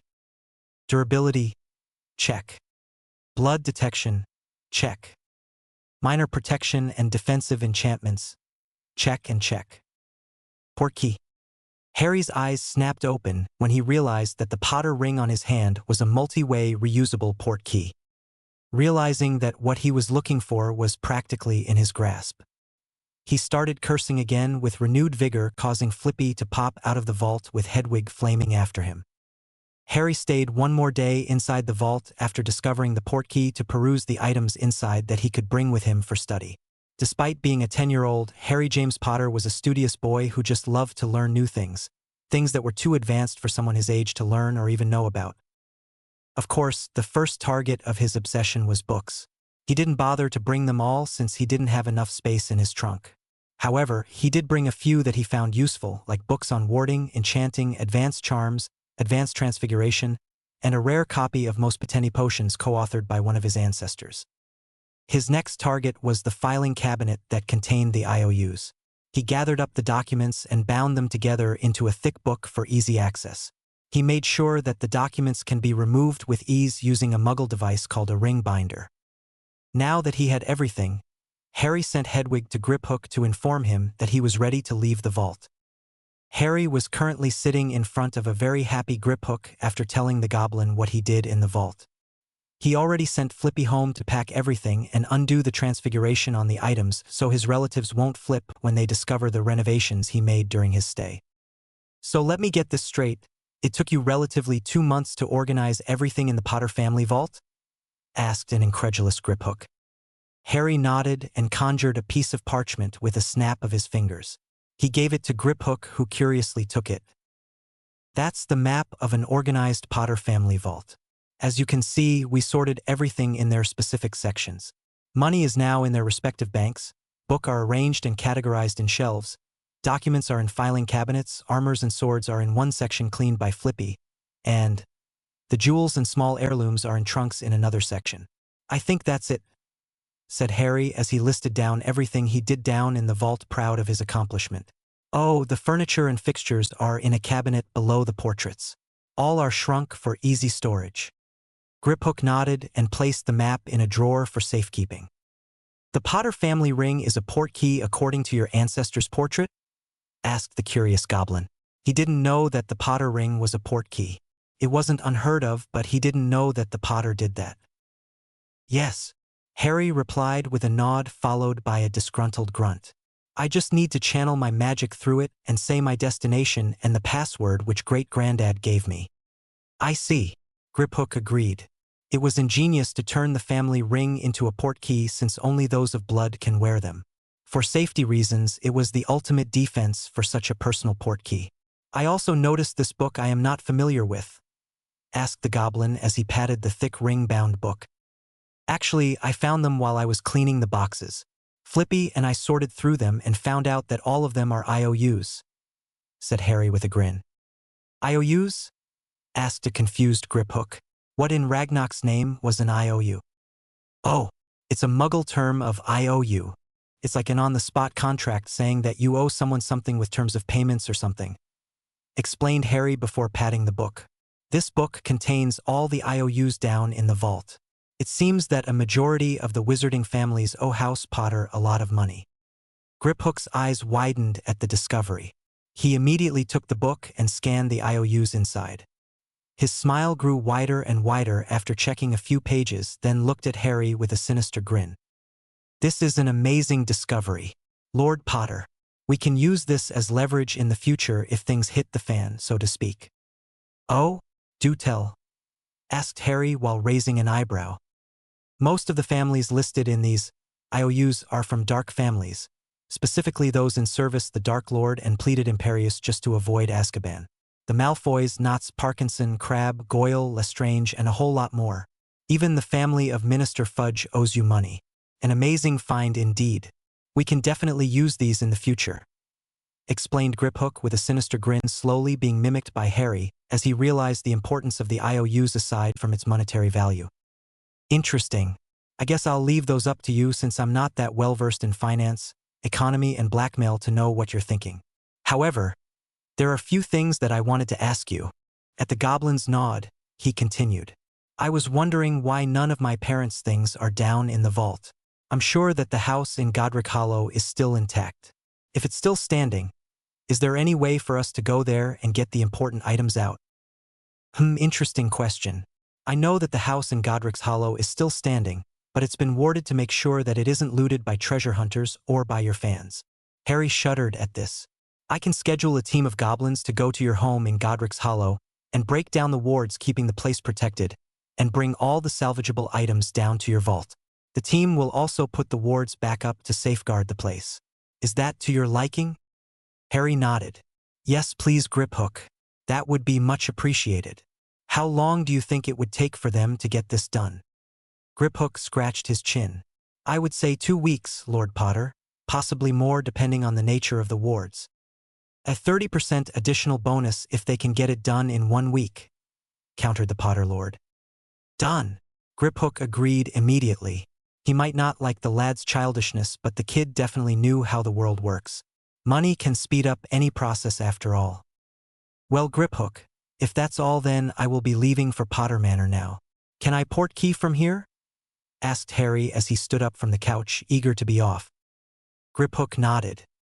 It is usually frowned upon to use any forms of wizard travel to and from Gringotts, but since you're in my office, I'll make an exception for you. My only request is that you travel out from here but don't enter Gringotts without going through a teller. It's impolite. He chided the young lord after he saw the grin Harry was sporting upon the mention of being allowed to use his unique form of travel in and out of the bank. The goblin didn't want the boy to just appear in his office without him getting ready for it. He might suffer a heart attack if that happened, and goblins don't get heart problems. Ever? Harry nodded. Thanks, Griphook. If you'll excuse me, I have a Potter Manor to explore. He turned to Hedwig, who was perched on his shoulder. Do you want to portkey with me or follow me after? He asked his familiar, since he knew that Hedwig prefers her own brand of transportation compared to the ones wizards use. I'll fly around, Master. It's been a while since I stretched my wings. I'll meet you afterwards, said Hedwig before launching herself to the air, and Flame traveled out of the office. Harry murmured the password while channeling a bit of magic to his family ring before feeling a tug in his navel as he was portkeyed towards Potter Manor. Harry was able to catch himself when he arrived at a relatively secluded clearing surrounded by a thick forests. He shook his head and vowed to avoid portkey travel in the future. There was something about being yanked from your gut and literally thrown from place to place that didn't appeal to him. He looked around and saw nothing of the fabled Potter Manor, but he did sense a large amount of magic in the air even if he couldn't see it. However, he did see a large rock around 5 feet tall with the Potter crest on it. Deciding to follow his instinct, he walked over to the stone and conjured a plain athame before slicing his palm open. He placed his bloodied palm over crest and felt the pulse of power coming from the stone. There was a shimmer in the air as the protective wards recognized his claim on the property before revealing itself to its new lord and master. Check out Alnwick Castle on Google to see what the castle looks like. Harry was shocked at the now visible Potter Manor, though a castle would have been more fitting to describe the place. The stone outcropping where he shed blood to allow him entrance morphed into a marble sculpture of a roaring lion with the Potter crest on its chest, clearly protecting the iron fence that served as the only entrance to the property. He walked over to the gate, which immediately swung inwards to grant him entry. Harry noticed that despite the lack of occupants, the lawn was well tended and the castle seems to gleam in the afternoon sun. He walked up the stairs to a large wooden door when a house elf appeared in front of him. Greetings, Master Potter. My name is Philip and I'm the head elf of Potter Manor. I have awaited your coming for a long time, said Philip the house elf with a bow. Harry schooled his feature to hide his shock at the unexpected appearance of the old elf. Greetings, Philip. I'm sorry that I was late in coming since I just heard about Potter Manor after I've come into my inheritance. Will you be so kind to show me around? Of course, Master Potter, agreed Philip before snapping his fingers, which caused the heavy doors to swing open to reveal a well-lighted hallway which the house elf explained to be the foyer and receiving room for the visitors. At the end of the hallway was a grand staircase leading to the next level. The tour started from there. Aside from the foyer which doubled as a receiving center for the guests, Philip showed him the dining room that is mostly used for state functions that can easily house 100. He was introduced to the ballroom and the Potter Library, which was in one of the towers starting from the ground floor up. It was 5 floors worth of books, which made Harry drool at the sight. The second floor of Potter Manor contained the guest rooms, which numbered to around 20, which Philip informed him were mostly reserved for the guests of the family. Each of the rooms was fully furnished and contained their own opulent bathrooms. The third floor contained the master's and 5 of the family bedrooms, as well as a public sitting room where the lords and ladies usually held court to host important discussions. There was also a hidden door behind a large tapestry of a griffin that serves as direct access to the library. Harry swore to use it as many times as possible. The fourth floor held the training room and the potions room, which according to Philip requires a thorough inventory since the items there were seriously outdated, and requires floor also holds the Potter Armory, and a room full of antiques. Harry just looked at the latter with a little bit of disdain since he had too much exposure of antiques back in the Potter family vault. The fifth floor was the parapet, which hosts a lush mini garden perfect for relaxing, as well as an entrance to a tower that housed the Potter owls. Philip informed him that the owls were still there since the manor was visible to animals and the birds settled down and made it their home. New ones joined the family, which made sure that Harry never ran out of messenger birds. After the tour, Harry was led back to the third floor towards the Lord's study adjacent to the master suite. It was a simple room devoid of any portraits, which Harry planned to remedy later after a thorough inspection of the place. The study housed a large oaken table and a plush high-back chair. Philip informed him that the previous Lord Potters used the study when tackling important projects or family business that requires privacy. The elf also pointed out a secret panel where the wall can be opened to the library.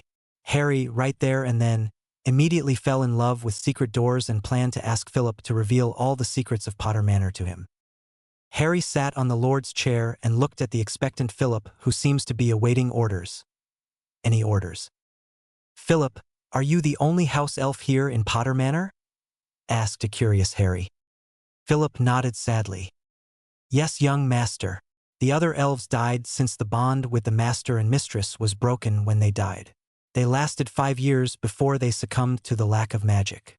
It is normal for unbound elves to seek new masters, but the Potter elves loved it here and would rather die in Potter Manor than having to seek new employments. They are buried on the grounds behind the manor. I'm the only one left." Harry was saddened at the revelation. The loyal elves could have been saved if his father found out the secrets of Potter Manor. Fighting back the tears threatening to escape, he reinforced his shields to control his emotions. "Philip, do you mean you're unbound since you didn't follow the fate of your fellow elves?" "No, young master. Philip is bound to Potter Manor, and the manor's magic supplied me with enough to survive. The last Lord Potter immediately switched my bond over to the manor before he died to protect the place before the next Lord Potter takes up the mantle," explained the elf proudly. "I see. Do you want to maintain the bond, or do you want to transfer it over to me?" Philip started jumping around, happy at being asked to bond with a new Lord Potter. "I would be happy to bond with the new Lord Potter. Will young master be bonding with me now?" At Harry's nod, Philip walked around the table and touched Harry while murmuring an incantation that Harry wasn't familiar with. They both glowed for a bit until Harry felt the bond between master and elf settle inside his core. Philip was looking at him in awe and adoration. Young master is a powerful sorcerer. Philip is happy to have a powerful master. Harry smiled at the elf and patted him on the head. "So, Philip, I have a personal elf that catered to my needs for a few months now, and I would have him join us here in Potter Manor. Do you require more elves? If yes, how many?" "Oh yes, young master. Potter Manor be needing more elves.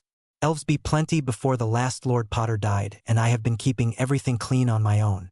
I was weakening when you arrived and would only have a year or two before I follow the rest to sleep, since the manor wards could no longer sustain me."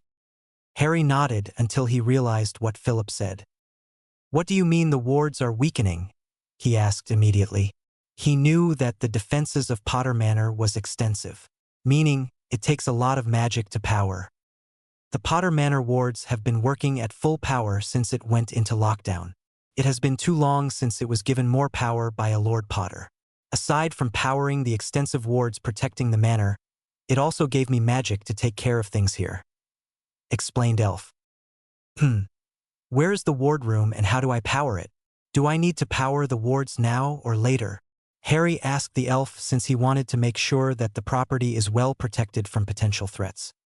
The room that housed the Potter Wardstone is in a secret room in the foyer. Harry mumbled about Potters and their love for secret rooms that Philip ignored. "I can take you there now or later. The manor wards are still working at full power, though the stone that held the magic be weakening already." "I see. We can tackle the wards tomorrow," said Harry before calling for Flippy, who appeared immediately beside Philip with a soft pop. "Master Harry Potter, sir, called Flippy?" said the young elf with a bow before looking speculatively at Philip and nodding when he felt the bond to his master. "Yes, Flippy. Before I will ask you to accompany Philip here to buy more elves for Potter Manor's upkeep. I want to ask if you're done with the attic back at Privet Drive?" Flippy nodded and snapped his fingers, causing his mother's trunk and his new 5-compartment trunk to appear beside him. "Yes, Master Harry Potter, sir. I be undoing all the magic you used in the attic and put it back to normal. I also removed the charm on the entrance." Harry smiled and gave the elf a nod of gratitude. "Thank you, Flippy. Now I want you to bring out Hedwig's food box and perch and place it in the master's suite for her, and let Philip help you sort the stuff in the trunk. Leave the books and potion ingredients for now and sort them later, just the clothes and my writing supplies. When you're done, I want you to go to the elf shop in Nocturne Alley and purchase as many elves the manor might need. Ask Philip on what else is needed and get it done. Do you need me to give you money now for the elves?" Philip and Flippy shook their heads, though it was Philip who spoke first. "No, young master. Since we are bonded to you, we can get the money directly from your vaults at Gringotts." "Good. Look for Griphook. I'm sure he'll be happy to help. Wait for a bit.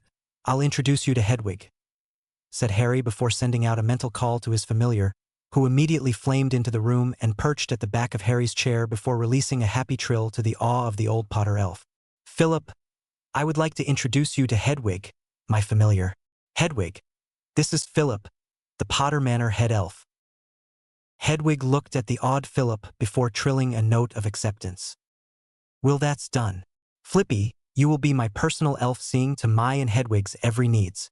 Philip, you will be in charge of the entirety of Potter Manor and retain your position as head elf. When you buy the elves, bring them to me later when I arrive, since I have some things I need to do over at my old home.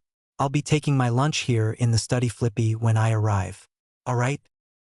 Both elves nodded and popped out of the room, leaving Harry and Hedwig alone. Hedwig flamed into the attic of Privet Drive with Harry in tow to confront his relatives. He could have easily shadow-traveled, but his familiar just grabbed him, then flamed out, much to his amusement. Looking around, Harry noticed that Flippy did a good job in cleaning up the attic since it was back to its normal self, dust included. Nodding, he walked out of the attic with Hedwig on his shoulders down to first floor, where he knew that the Dursleys were relaxing if their schedule was to be followed. Harry reached the first floor and saw Aunt Petunia, Uncle Vernon, and Dudley were watching the telly. "Hello, everyone," greeted Harry cheerfully. The Dursleys were startled by the greeting, immediately turning their heads to see Harry standing there wearing his full regalia of wizarding robes, staff in hand with Hedwig perched regally on his shoulder. Vernon saw this and immediately took action. "What are you doing here, boy? Go back to your room. And what in blazes are you wearing? I won't stand any of your FRE." He was silenced in mid-tirade by Harry, who pointed his staff at him and released a silencing spell. "Hello to you too, Uncle Vernon," Harry said sweetly. He turned to his aunt, who was looking at him in horror. "Hello, Aunt Petunia. Beautiful day, isn't it?" What did you do to Vernon?" she stuttered. But before Harry could answer, Dudley roared, which sounded more like a squeak, and waddled over to him with a fist raised to strike. Harry saw this coming and raised an eyebrow before sending out a pulse of his telekinetic powers, which pushed Dudley off the floor towards the wall, where he was stuck courtesy of a wandless sticking charm. Harry nodded in satisfaction at his handiwork before looking back to his aunt, who was looking at him in fear. "I only came here to tell you that I'm leaving for good. And before you say anything, I already know about magic, I know about my mother, I know about my world, and I know about my family. I already found the Potter family home, and I'll be living there from now on. But you can't leave." He told us you need to stay here? Stuttered Petunia, fearing for her family but happy at the same time since his freakish nephew was declaring that he would be leaving her normal family for good. Harry raised an eyebrow. Who told you what? He asked before pointing his staff at an approaching Vernon, who despite being unable to speak, was intending to clobber him to the ground. Harry didn't give him a chance and promptly stunned him. Vernon crumbled to the floor like a broken puppet cut off from its strings. Petunia took a deep breath while reining in her fear. She was afraid of this coming since she knew that her nephew would be manifesting his magic. She just didn't expect for it to be this soon, even before going to that school of his. Albus Dumbledore left you here when you were a few months old. He stated in his letter that we needed to keep you here with us and give you a happy home so that some protection your mother gave you when she died will keep you and my family safe. Harry fumed when he heard this. Letter? Happy home? He needed to know what's going on, and he needed to know now. He raised his staff and gathered in his magic for a spell. Accio Dumbledore's letter, shouted Harry. He heard a crash from upstairs before a folded letter zoomed towards him. He caught it in midair and leveled his aunt a glare. He waved his staff and conjured a couch for him to sit on and used his telekinesis to push his aunt into a chair and practically hit her with a Petrificus totalis to keep her in place as he read. Harry saw that the letter was addressed specifically to his Aunt Petunia in a neat cursive script. He let go of his staff, which just floated beside him with the emerald glowing in tune to Harry's ire. The young Potter Lord opened the letter and started to read. Dear Petunia, it is my regret to inform you that your sister, Lily Evans Potter, was murdered along with her husband, James. Only little Harry survived the attack and somehow defeated Voldemort. I will leave Harry in your care to activate a powerful protection that will keep the entire family safe. This protection was created by Lily's sacrifice when she died after Voldemort came for the family in Godric's Hollow. The nature of the ward requires you to fully accept your nephew into your home. As long as Harry calls the place you live home, then the wards will protect you. The nature of the protection will end when Harry reaches his maturity at the age of 17. Please give Harry a happy home to empower the wards. We will come for him when he reaches the right age to begin his education in magic. Make sure that Harry doesn't leave Privet Drive to ensure that the protection remains active. Sincerely, Albus Percival Wulfric Brian Dumbledore, Headmaster of Hogwarts School of Witchcraft and Wizardry, Order of Merlin First Class, Grand Sorcerer, Chief Warlock of the Wizengamot, Supreme Mugwump of the International Confederation of Wizards. Harry finished reading the letter and looked at his Aunt Petunia with tears in his eyes. Why? He whispered the question plaguing his mind. Why what? Petunia said grumpily. Despite being unable to move her body, she could still somewhat move her head and mouth, so she was capable of speech. Why wasn't I treated like what the letter said? The letter said to give me a happy home. Why was I treated like a slave, like a freak? Harry shouted the last part, causing the house to shudder due to the magic bubbling around him. Petunia mustered every bit of her courage despite the fear of seeing magic being performed in front of her and her beloved family. Why shouldn't we? We didn't want you in the first place. He brought you here and forced you on us without even giving us a choice. I know you will eventually discover your freakishness like Lily did when she got that letter from the freak school. She saw the surprised look on Harry's face. Yes, I know all about her school and her kind. My parents doted on her, saw her as the perfect daughter. Perfect Lily, the witch of the family. I hated her and her freakishness. Petunia paused, a distracted look on her face like she was relieving some memories that plagued her. A small tear left her eye and down to her cheeks. I loved your mother once. We were close, inseparable. We were sisters, best friends. We shared everything. Our parents loved us equally. But that all changed when she got that letter. She started to become so excited in having a magic. My parents were proud of her. The only witch in the family. They doted on her. Me? I was ignored, cast aside because Lily was suddenly the perfect daughter. But no, I saw her for what she really was, and that Snape boy that used to play with us when we were young. Freaks. Since that day, I want nothing more to do with you lot. She finished her tirade with a vengeful relish as if she was aching to say those words for years now, with the opportunity only just presenting itself. Harry was quiet as he listened to his only blood relative shout her hatred of him and his mother. He couldn't believe that such hatred was possible. His telepathy immediately picked up images conjured by Petunia as she shouted at him.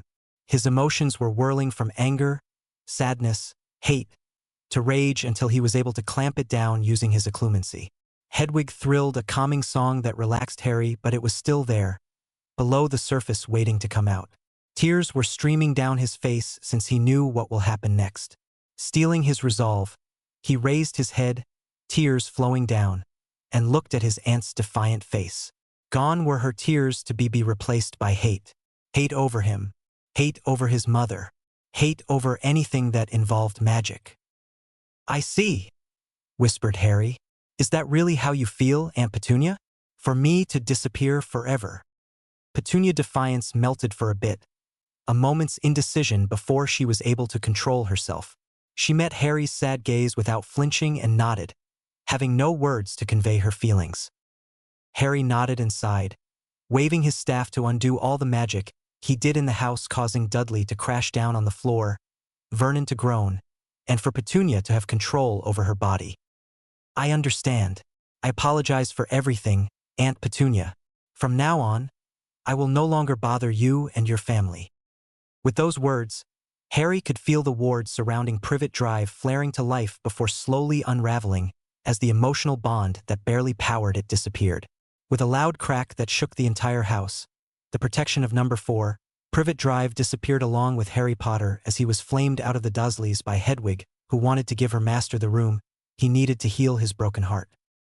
A silver clock stopped ticking in the headmaster's office of Hogwarts School of Witchcraft and Wizardry before it fell on the floor, broken into little pieces as the magic that powered it disappeared and causing a small backlash due to the unraveling of the ward at number 4, Privet Drive.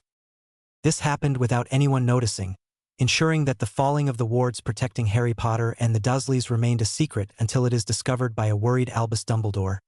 Chapter 05. A Year of Discovery. Hedwig flamed into the master suite of Potter Manor directly on the bed where she deposited her master, who immediately curled up on himself, sobbing his heart out. With sadness in her heart, she landed on the bed and hopped nearer to caress her master's cheek as he cried his heart out. She left him alone for now since she instinctively knew that crying was a way of release. She stopped herself from singing out a calming song since it would only do more damage than help. Phoenix Song was undocumented. Witches and wizards assumed that it got rid of any negative emotions and empowers a person. They were wrong. Phoenix Song doesn't make any negative emotions disappear. In truth, the song suppresses these emotions until the person is in control of themselves. This worked well with anger and rage, but for a person suffering from a broken heart, it is necessary to let the hurt run its course before healing could truly begin.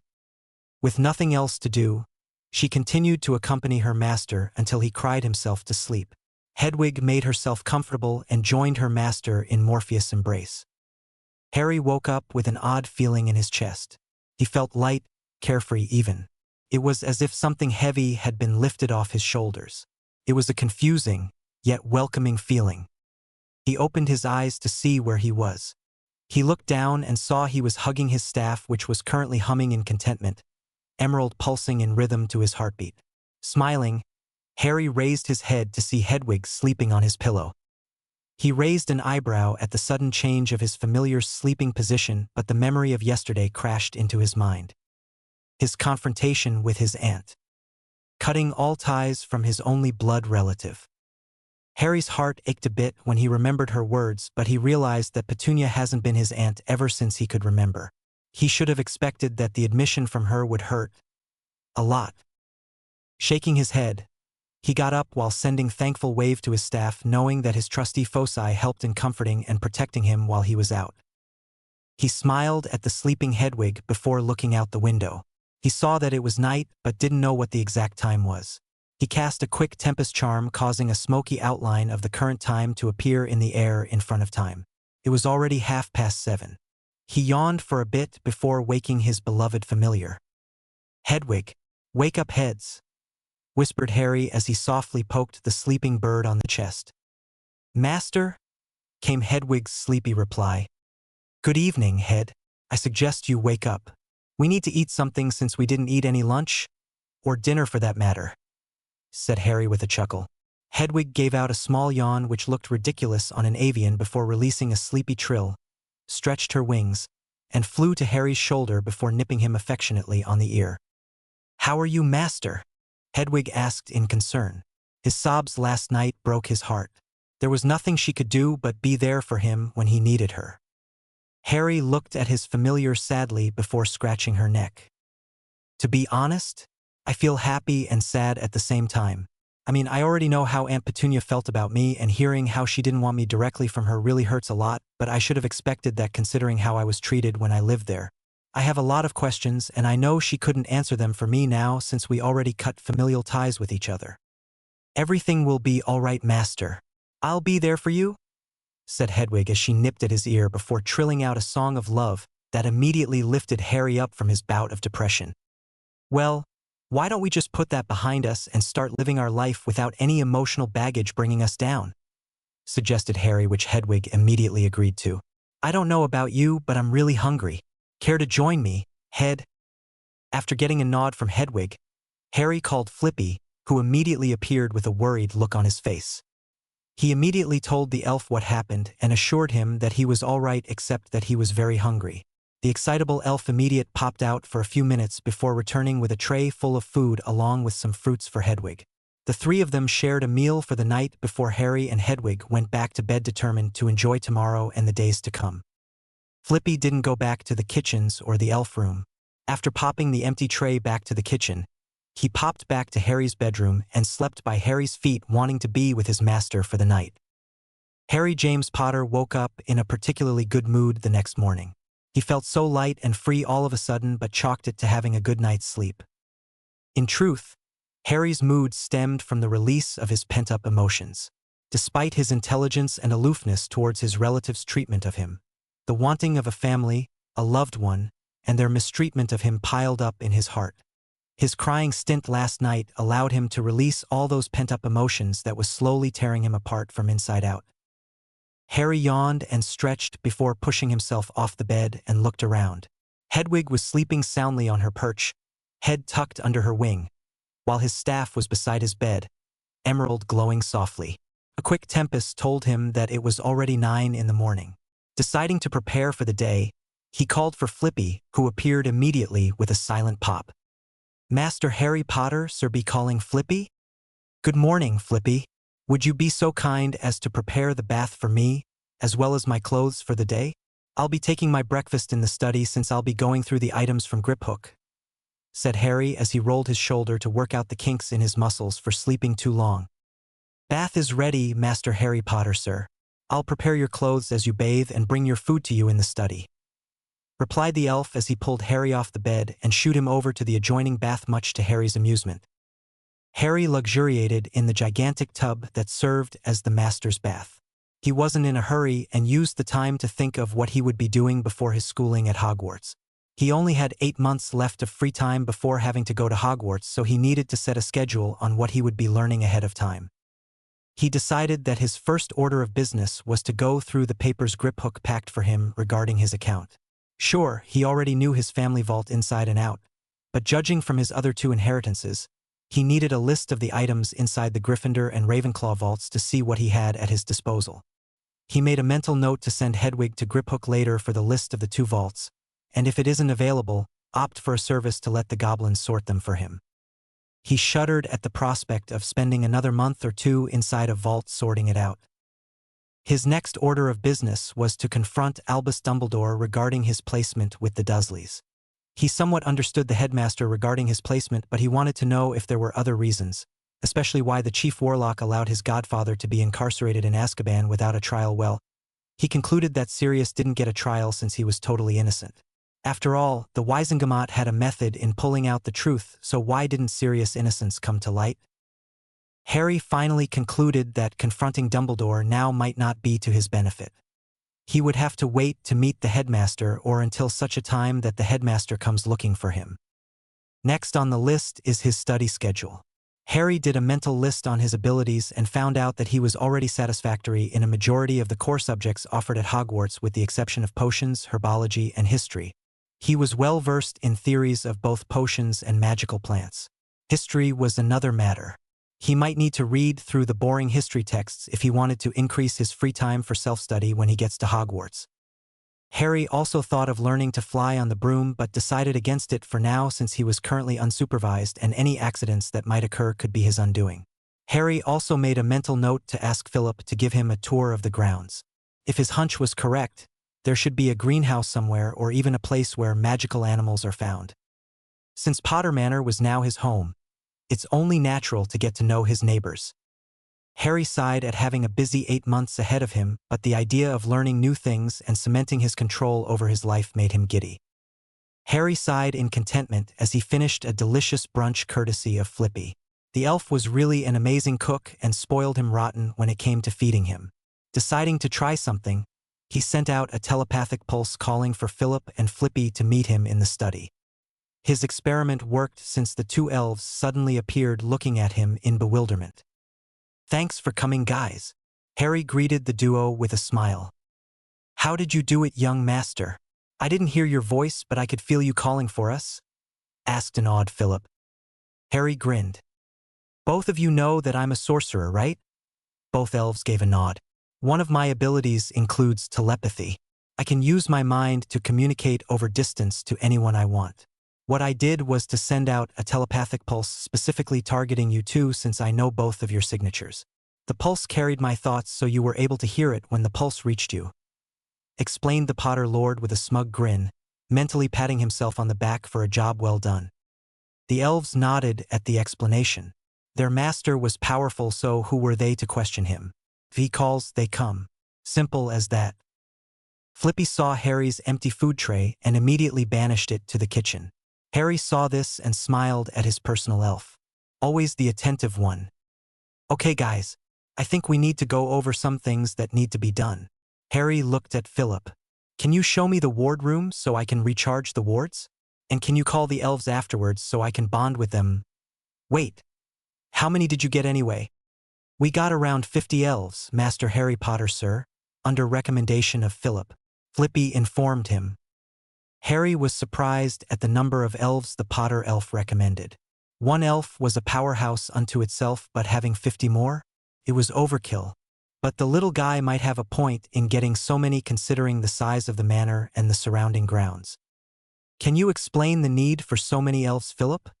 asked Harry. He didn't begrudge the old elf company, and it would be satisfying to have the Potter Manor have living beings inside it aside from him and Hedwig, but he needed to know their jobs in order to manage them properly and not to sound aloof. He is the Lord Potter after all. "Yes, young master. In the past, there were always 50 house elves here in Potter Manor. 10 of the elves will be in charge of the upkeep of the manor. 5 will be for the Ollery since there are plenty of mess there since the number of owl grew over the years.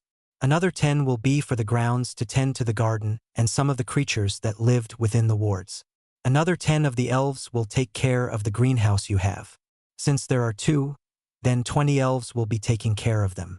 The last 5 will be on kitchen duties to prepare meals for you and the rest of the elves since Flippy told me that young master wanted us well fed before working," explained Philip with a smile. Harry was shocked at the revelation that it took a lot of elves to take care of Potter Manor, which is a testament to its size. "Amazing. You mentioned I have a greenhouse?" asked a curious Potter Lord. "Yes, young master. Your greenhouses are huge since one of your ancestors had a hobby in herbology. You have all the known plants in the magical world and require expert tending to make sure that they grow healthy and harvested for potion ingredients before they become useless," explained the Potter head elf. "How about the animals on the grounds?" asked Harry. "Are they all magical?" Philip nodded enthusiastically. "The power of the wards attracts all kinds of creatures, young master, though only light creatures are allowed within the wards and dark creatures are restricted access. You have a pack of hippogriff nesting in the forest behind the grounds. There be some merfolks on the lake since the previous Lord Potter gave them a home when theirs was invaded by muggles." "I have merfolks? I have a lake?" asked Harry in disbelief. Philip nodded. "Yes, young master. There be a big lake east of the manor. According to the merfolk, there is a cave system underneath that leads to the sea and uses them sometimes to bring in food, so they don't need feeding." "Sure. Continue please, said Harry in a daze. He knew that Potter Manor was big. He just didn't realize that it was that big. You also have unicorns, some dragons that drop by from time to time during their nesting season, a few griffins, a nest of fire salamanders living under rocks behind the big hill. Abraxans come down and graze from time to time, though they never stay long enough to live here. And, a particularly nasty runespore. Philip finished the list of creatures, though he did shudder a bit when he mentioned the snake. What's wrong with the runespore? Asked Harry curiously. Ever since he discovered that he was a parselmouth, he wanted to meet a magical snake to talk to or possibly befriend. Well, runespore being very big, bigger than normal snake. She sometimes come out of forest and sleeps in greenhouses when it gets too cold outside, which make it hard for Philip to go in and tend to the plants. Philip said dejectedly. Oh, well, that's not a problem then. If she comes back and threatens the elves, then make sure that you bring it to my attention. I'll take care of it, suggested Harry, giddy at the prospect of meeting a magical snake, one as rare as a runespore according to the care of magical creature books he read. Young master, if Philip be making a suggestion? Philip asked hesitantly. Sure, Philip. Don't be afraid to suggest things I might need. I know that you'll only tell me what to do if it is really important, said Harry with a smile which the old elf returned. Philip suggests that you bond with the elves first before going to the wardroom. It is possible that you will be too tired later to do so, the old elf suggested in confidence. Harry nodded, finding the elf's words a good idea. It is a very good idea, Philip. Why don't you call them in by groups, starting with the kitchen elves? Suggested Harry, preparing for the bonding ahead. After an hour, Harry bonded with all 50 elves employed in Potter Manor. It didn't diminish his magical core, but the stress of the bonds as they connected to his core made him a bit weak. Harry rested for an hour and a lot of food from a concerned Flippy to put him back into shape. When he felt that he was in top form, he called for Philip to lead him to the wardroom. The wardroom was located under Potter Manor. The entrance was behind a portrait sporting a particularly grumpy griffin named Elder. To gain entrance, Harry was required to press the Potter family ring to Elder's head to open the hidden door to the catacombs which housed the stone that held and powered the wards. Harry could help but feel awed when he took his first step into the wardroom. The room was as big as his bedroom in the master's wing. In the middle of the room was an obelisk made of white marble, which Philip told him was the ward stone of Potter Manor. Runes and unknown glyphs decorated the walls, ceiling, and floor, all interconnected to the runes surrounding the Potter crest in the middle of the stone, which, according to the elf, allowed the stone to interact with every mortar and stone of the Potter home. Instead of a barrier-like ward, the ones in Potter Manor were in every brick, rock, and soil inside and outside the home until the very boundary of the property. Finally, a Potter came to power the wards. Who be ye, lad? A voice addressed Harry. It was a voice that you were hard-pressed to ignore. Harry looked around to trace its source until he looked beyond the ward stone to see a portrait hanging on the wall behind it. My name is Harry Potter, sir. Harry introduced himself to the man behind the frame. The portrait released a disgruntled sigh and gave Harry a pointed look. State your full name, lad. We Potters are proud of our lineage, and we should never hide who we are, be it friend or foe. Now again I ask ye, lad, who be ye? Harry drew himself up and released his hold over his magic, washing the room with a tidal wave of power. My name is Lord Harry James Potter, Lord of the Houses Potter, Gryffindor, and Ravenclaw. I command you to reveal your name to me, commanded Harry in a voice that brooked no nonsense. There was something that the portrait said that stung him. He was hiding his true identity, and it was making his family weak. He needed to correct this and accept his heritage. The portrait nodded and gave Harry a huge smile. My name is Godric Gryffindor, lad, the patriarch of the entire Potter line, originally of Gryffindor. It would be safe to say that you're the only one left. Harry nodded. Yes, grandfather.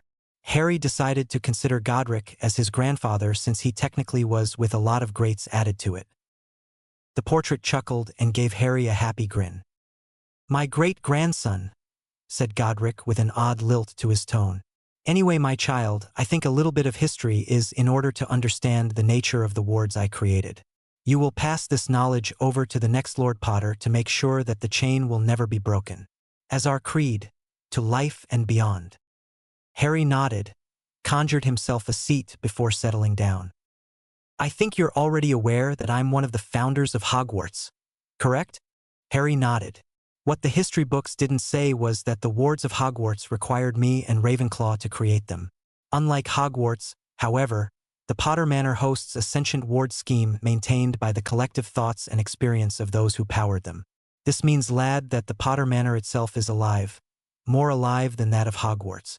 The previous Potters add their own essence into the ward, thus increasing its power and capability. It will use the knowledge to protect those within it, which was one of the reasons why it automatically went into lockdown when the Dark Lord attacked your grandparents. Despite its sentience, however, the wards cannot manipulate anything outside its boundaries. This is the reason why your father didn't find out about Potter Manor. If it was up to the wards, it would have used its energies to try to bring your father within its confines to power it and protect the family. However, this is not possible. You mean to tell me that Potter Manor is alive? Asked Harry in awe. No, lad, though would be a whole lot better if it was, but magic has its limitation. No spell or rituals could ever create life, sentience yes, life no. Potter Manor is not alive per se. I prefer to use the term aware. It is similar to your staff, which is quite powerful considering I could feel your power emanating from it, explained Godric as he eyed the staff. Wait, what? You can sense magic even if you're a portrait? Said Harry while giving Godric an incredulous look. Yes, I can sense the magic, but I can only do so since I am connected to the ward stone. If you look behind the stone, you will see a golden line of runes connecting me to it. Thanks to this connection, my essence in the portrait can tap into the ward stone and its collective experience. This means that I know everything in Potter Manor and control all the wards within it. To put it simply, lad, the ward stone is the heart, Potter Manor is the body, and the essence behind the portrait, is the head. You and the other Potter Lords served as its magical core. Together, the Potter Manor is sentient, aware of those within its confines and act accordingly if needed. Wow, said an excited Lord Potter. His books on wards never talked about this. If the rest of the wizarding world discover the truth about the Potter Manor wards, then they will be clamoring around to find out how to replicate the feat, which Harry decided to be a secret and never to be revealed to anyone outside the family. How do I power the ward stone, grandfather? Usually, the only thing required is for a Lord Potter to draw blood on his palm and have it touch the ward stone via the Potter crest on its face. The stone will pull out the necessary power it needed to sustain itself and its form of sentience. However, in your case, it will be a little different.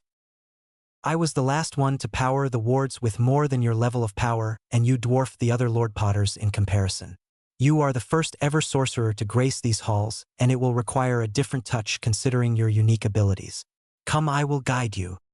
Harry stood up from his couch and banished it with a thought. He walked over to the face of the ward stone facing the Potter crest. You'll see that the Potter crest is surrounded by 13 runes, with the first rune being the largest. I want you to make a cut on your finger to draw blood and trace the runes starting from the top clockwise until all the runes are covered in blood. Make sure that you channel your magic to your fingers to help activate the runes. Harry did as instructed and used a small cutting hex on his finger to form a deep enough wound. He ignored the pain and began to trace the runes starting from the top. The runes glowed as Harry traced them with his blood and magic. After he was done, Godric spoke again. Perfect. I never felt so much power in one so young. You make the Potter and Gryffindor line proud, stated Godric with pride in his voice that lifted Harry's spirit. Now, I want you to cover the Potter crest with your blood. Make sure that no blood leaves the circle that covers the crests. Do it now, lad. Harry decided a bigger cut was necessary. Since he needed to be careful, he conjured a bowl and let it float in front of him. He cut his palm and let his blood flow into the bowl. He made sure that he had enough since the crest was quite large, about 2 feet in diameter. After healing the cut, he used his fingers to cover the Potter crest with his blood, making sure that it doesn't leave the boundary. Harry banished the bowl and blood while waiting for the next set of instructions. Very precise. You will be great in the future, lad, complimented Godric. Now, all that's left is to connect your essence to the stone and power it. Now, I want you to take your time to think of what protection you need to add to the wards. Think of these protections and place the gem of your staff on the Potter crest and channel as much power as you can. I will do the rest. Since he wasn't in a time limit, Harry decided to go into his mindscape and think thoroughly what protection he needed to add to the manor. It didn't take long for him to appear inside his mind library and sat down on a couch. In terms of protection, Harry learned from his brief stay in Potter Manor that the defenses held anti-apparition and anti-portkey wards. A dark creature ward was also present, judging from what Philip told him earlier that day. A blood identification ward might also be present since he needed blood to deactivate the defenses to allow him entry. It took 5 minutes for Harry to realize that his grandparents died because they didn't have any intent-based ward active at that time. These types of wards were difficult to cast since it covered a wide variety of rune sets to determine the exact scope of the intent. Size was also a factor considered for such a ward, which is why most who utilize this defense system simply install it on their homes and not the entire grounds. In most cases, these wards were created in simplicity, making sure that anyone with ill intent towards the family, unable to cross and enter the property as long as it is within the boundary of the ward. Harry also toyed with the idea of a Fidelius charm, but he didn't want to hide the entire manor to everyone since it would be cumbersome to keep telling people the secret over and over again just to grant them entry. He needed a modified Fidelius that would only show the manor to people who have no ill will towards the Potters. He also toyed around the concept of an attack ward or coined as an offensive ward. He read from a book on wards that such a ward would require more power to create and keep active, especially if you keep them on 24/7, but it was a surefire way to make sure that intruders would think twice to enter the warded property again. Grinning, Harry created a new book inside his mind library that would hold the specification of the wards in his mind. He conjured a quill and an ink bottle before starting to write down the wards he needed to add to Potter Manor. Intent-based wards tied to a modified Fidelius. Attack wards targeting those who were thinking of attacking a Potter inside the wards or anyone under the protection of the home. He also decided to include a spirit ward to protect the property from being invaded by poltergeists, wraiths, and ghosts. Well, except if they were Potter ghosts anyway. An elf ward so no elves could enter the property without his permission except for the 52 who are already bonded to him. Harry knew that the little blighters' mode of transportation were unique in the wizarding world, making it hard for them to ward against. Besides, if their master gives the right order, the elves could literally kidnap the entire wizarding population before they could even blink. Harry tapped the feather of the quill to his chin and thought of more defenses to add to Potter Manor. He knew that Voldemort was still alive, so it might be best to add a ward specifically keyed to him and his followers, but he didn't know how to do that. However, since Godric told him to think of defenses without having to bother making them himself, he'll just add that in anyway. He wrote it down on the book and decided to be more creative. Harry added a male detection ward to make sure that no cursed male enters the property.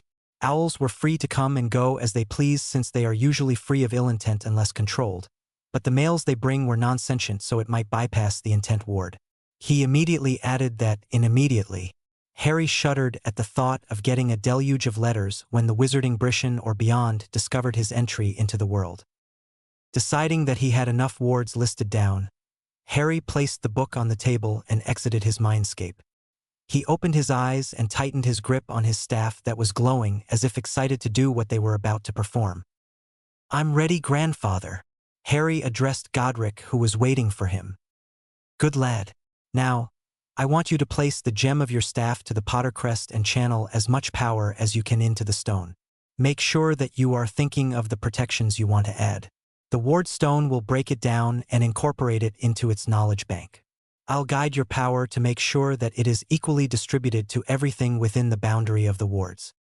Harry nodded and took a deep breath. He released all of his power, carefully dropping the shield he came up with in the past year to make sure that his power doesn't overflow to those around him. He started to glow and a non-existent wind billowed around the room. He placed the emerald of his staff on the Potter crest and channeled all of his magic into the staff and out into the stone. There was a flash of blinding light before darkness claimed him. Harry Potter woke up with a groan. The first thing he realized was the monstrous headache he was sporting. The second thing he realized was his weakened body, feeling as if all his energy was sucked out of him. Third, his mental shields were down, which was the reason why he was suffering a headache to begin with. He didn't know what happened, why his occlumency shields disintegrated. He wanted to dive into his mindscape to find out what happened, but his headache was stopping the action from being realized. Occlumencers never suffer from headache, but if the amount of pounding in his head was anything to go by, then he might need to start his defenses from scratch. And soon. Ugh, hi! He groaned as he tried to open his eyes, but cannot due to the weakened state of his body. Where am I? What happened? Master, you're awake. I was so worried. Came the frantic voice of Hedwig. The volume of Hedwig's mental voice pounded on his already aching head. Harry winced. Keep it down, head.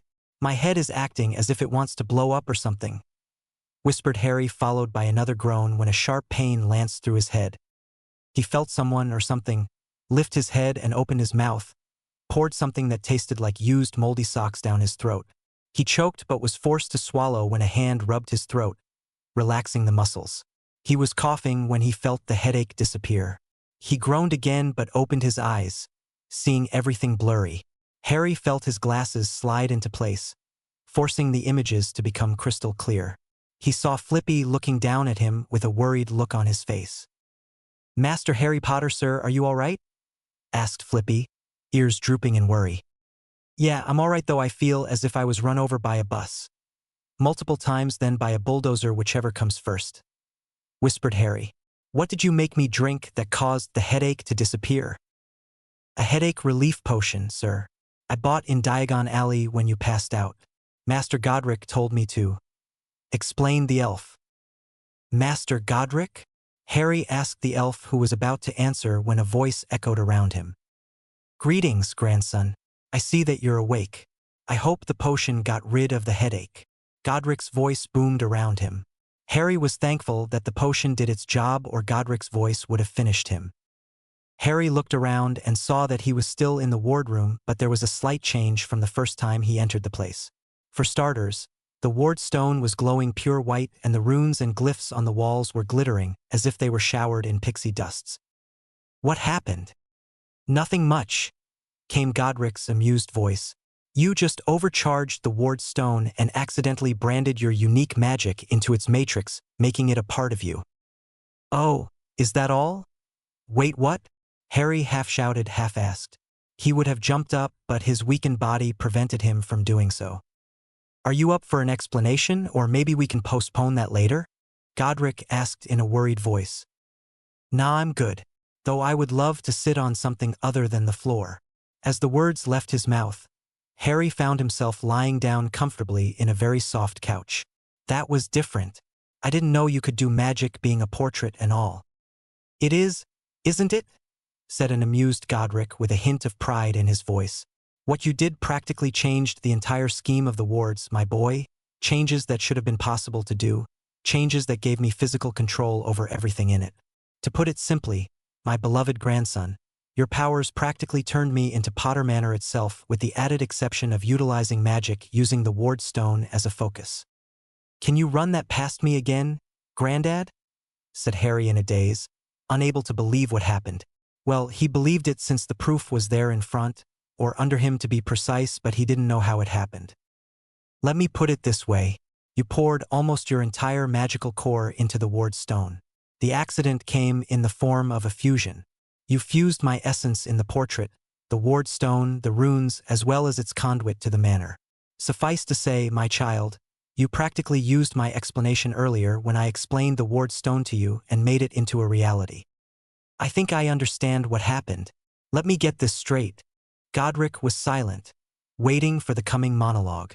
I overcharged the ward stone matrix, causing an accident that fused all the pieces together, making sure that you became Potter Manor? Is that it? Simply put, yes. Thanks to you, I can now control Potter Manor down to the last brick. The wards are under my domain. I can talk to anyone inside without restriction or jumping from one portrait to another. I can utilize the magic in the ward stone to affect reality inside the manor, or in this case, I can use the magic as if it was my own without the need to use a wand or being alive for that matter. But if I understand the nature of wards, doing so will take too much energy. I would need to recharge you every few months if that was the case. Harry almost screamed at the voice of his grandfather. An amused chuckle echoed throughout the room. No love. Potter Manor will no longer need recharging, as you put it. Another thing you did was to fuse the ward stone with a magical ley line right beneath the manor. Simply speaking, you just gave me an unlimited supply of power for me to tap into, explained Godric with a slight giddiness to his voice. It was like a child given chocolate for the first time. Lots and lots of chocolate. So it's a good thing, right? Asked Harry, relaxing on the sofa since it was too comfortable to do anything else. Well, what you did to me was a good thing, but what it resulted in you wasn't. You almost killed yourself by pouring all your magic into the ward stone. I just asked you to channel the magic into the stone, not push it in. I was supposed to grasp the magic and distribute it, but what you did was like releasing a deluge on a half-empty dam instead of letting it run through pipe. We were lucky you didn't cause the manor to explode from the amount of magic you were pouring into the stone. Godric screamed in agitation. Potters were known to be foolhardy, but I wasn't that of a fool when I was your age, lad. So what happened to me, and where's my staff? Harry asked his grandfather, ignoring the rebuke, though he did feel bad in almost destroying his family home. Why couldn't he just follow instructions like a good boy? No, he had to follow his gut instinct. Well, it didn't do anything bad, but the result was somewhat shocking.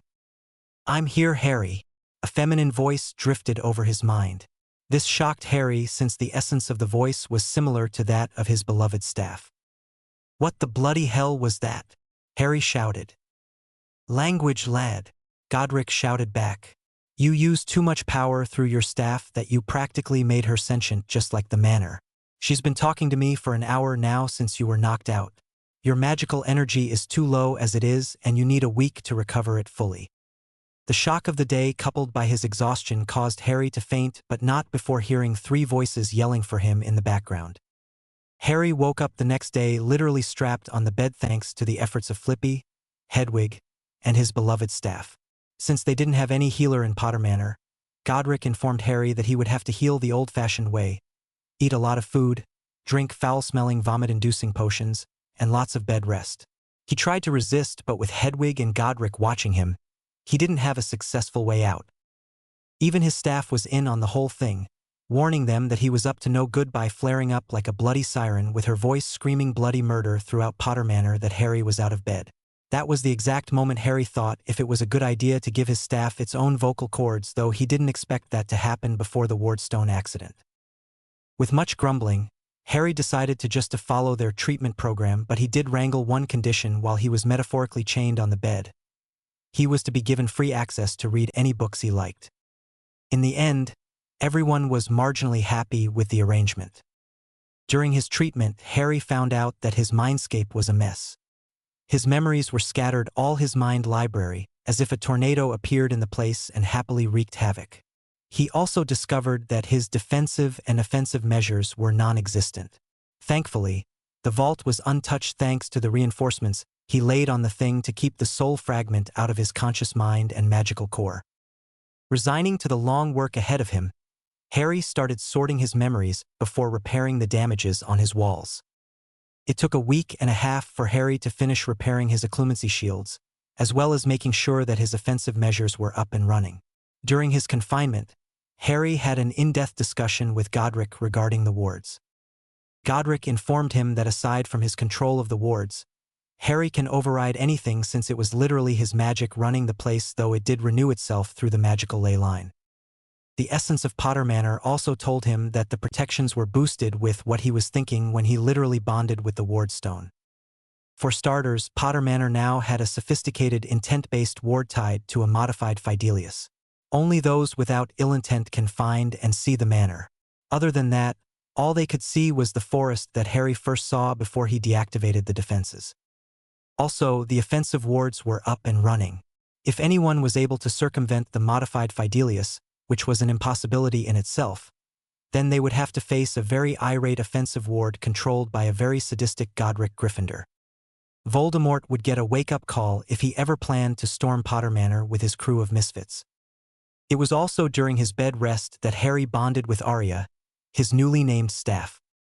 Arya explained to him that the deluge of magic that Harry channeled towards the Wardstone caused an echo to feed back into her, allowing Arya to have a voice similar to that of a magical portrait, though it requires a direct link to Harry's magical core to use, which was inconsequential since the link has always been active between them.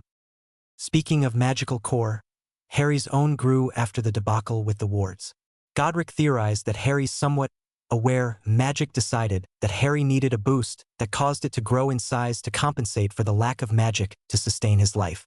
It literally saved Harry's life, as well as giving him a permanent power boost outside magical maturity, which was another set of growing up for his core. Harry shuddered at the thought of all that power inside him, but the thought also made him giddy.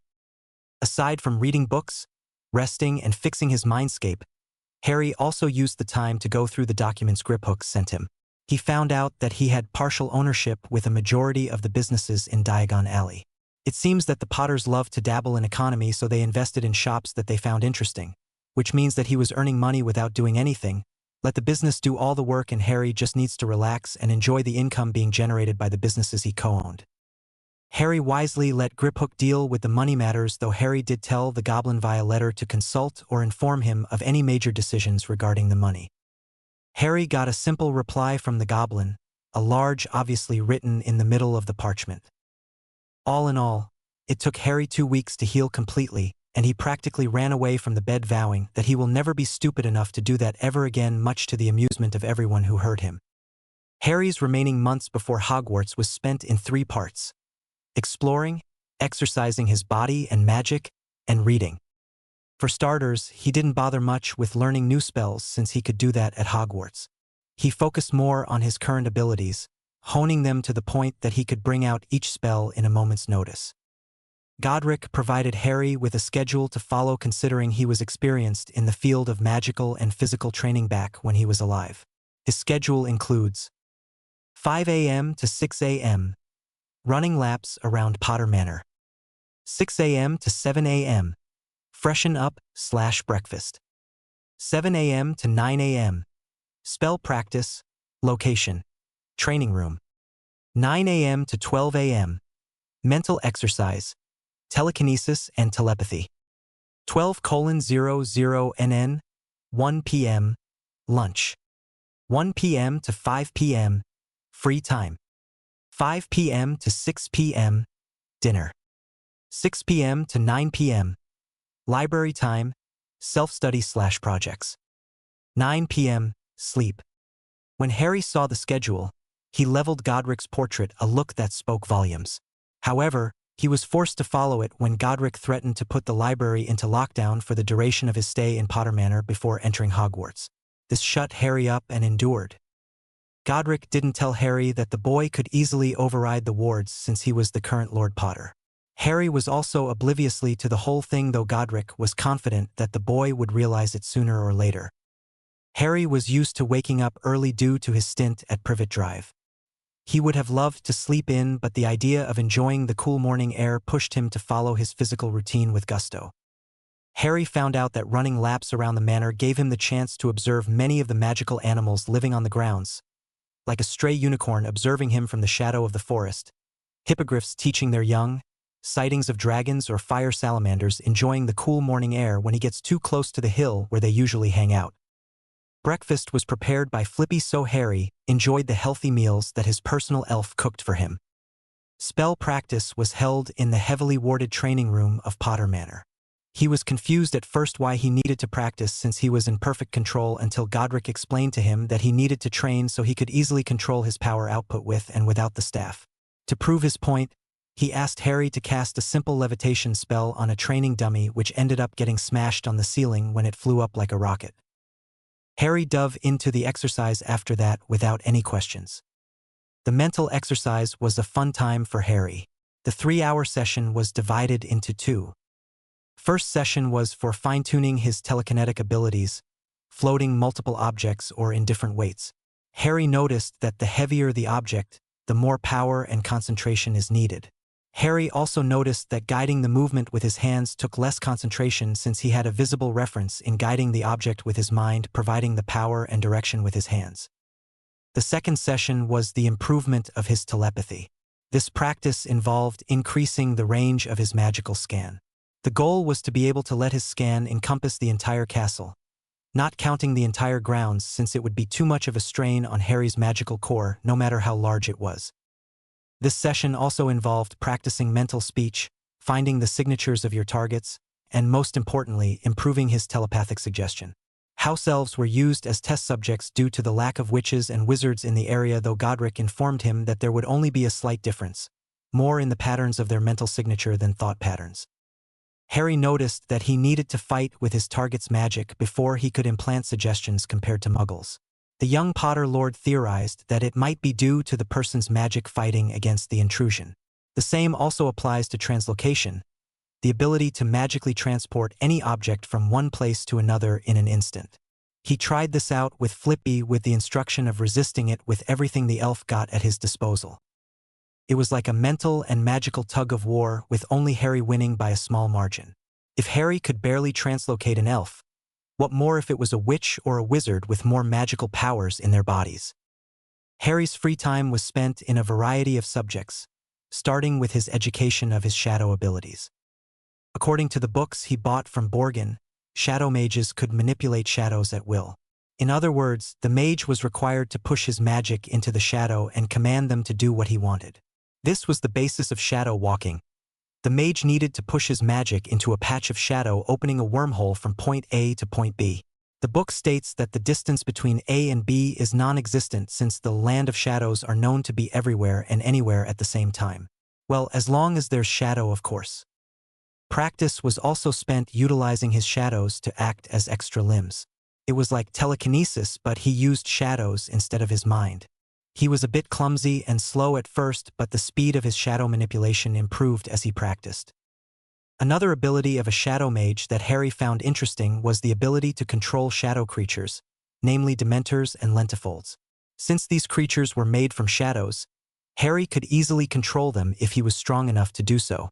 In most cases, it would end up as a battle of wills.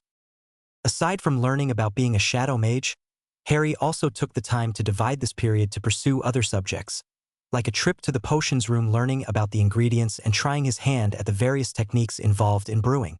He didn't attempt any potions without supervision, but nothing was stopping him from learning how to dice, cut, mash, or gut a toad to get to their liver. Harry hated the latter or anything similar he needed to endure if he wanted to be the best in the subject.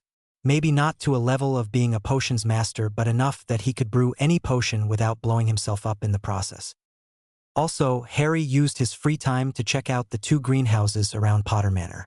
The greenhouses were huge, practically half the size of the manor itself. All manner of plants were there, from magical to mundane.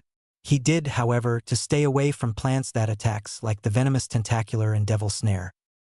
Much to Harry's dismay, the runespore hadn't shown up while he was around, though the elf who took care of the plants that the snake was somewhere in the grounds, possibly hiding. Harry's favorite time, however, was his daily trip to the library before going to bed.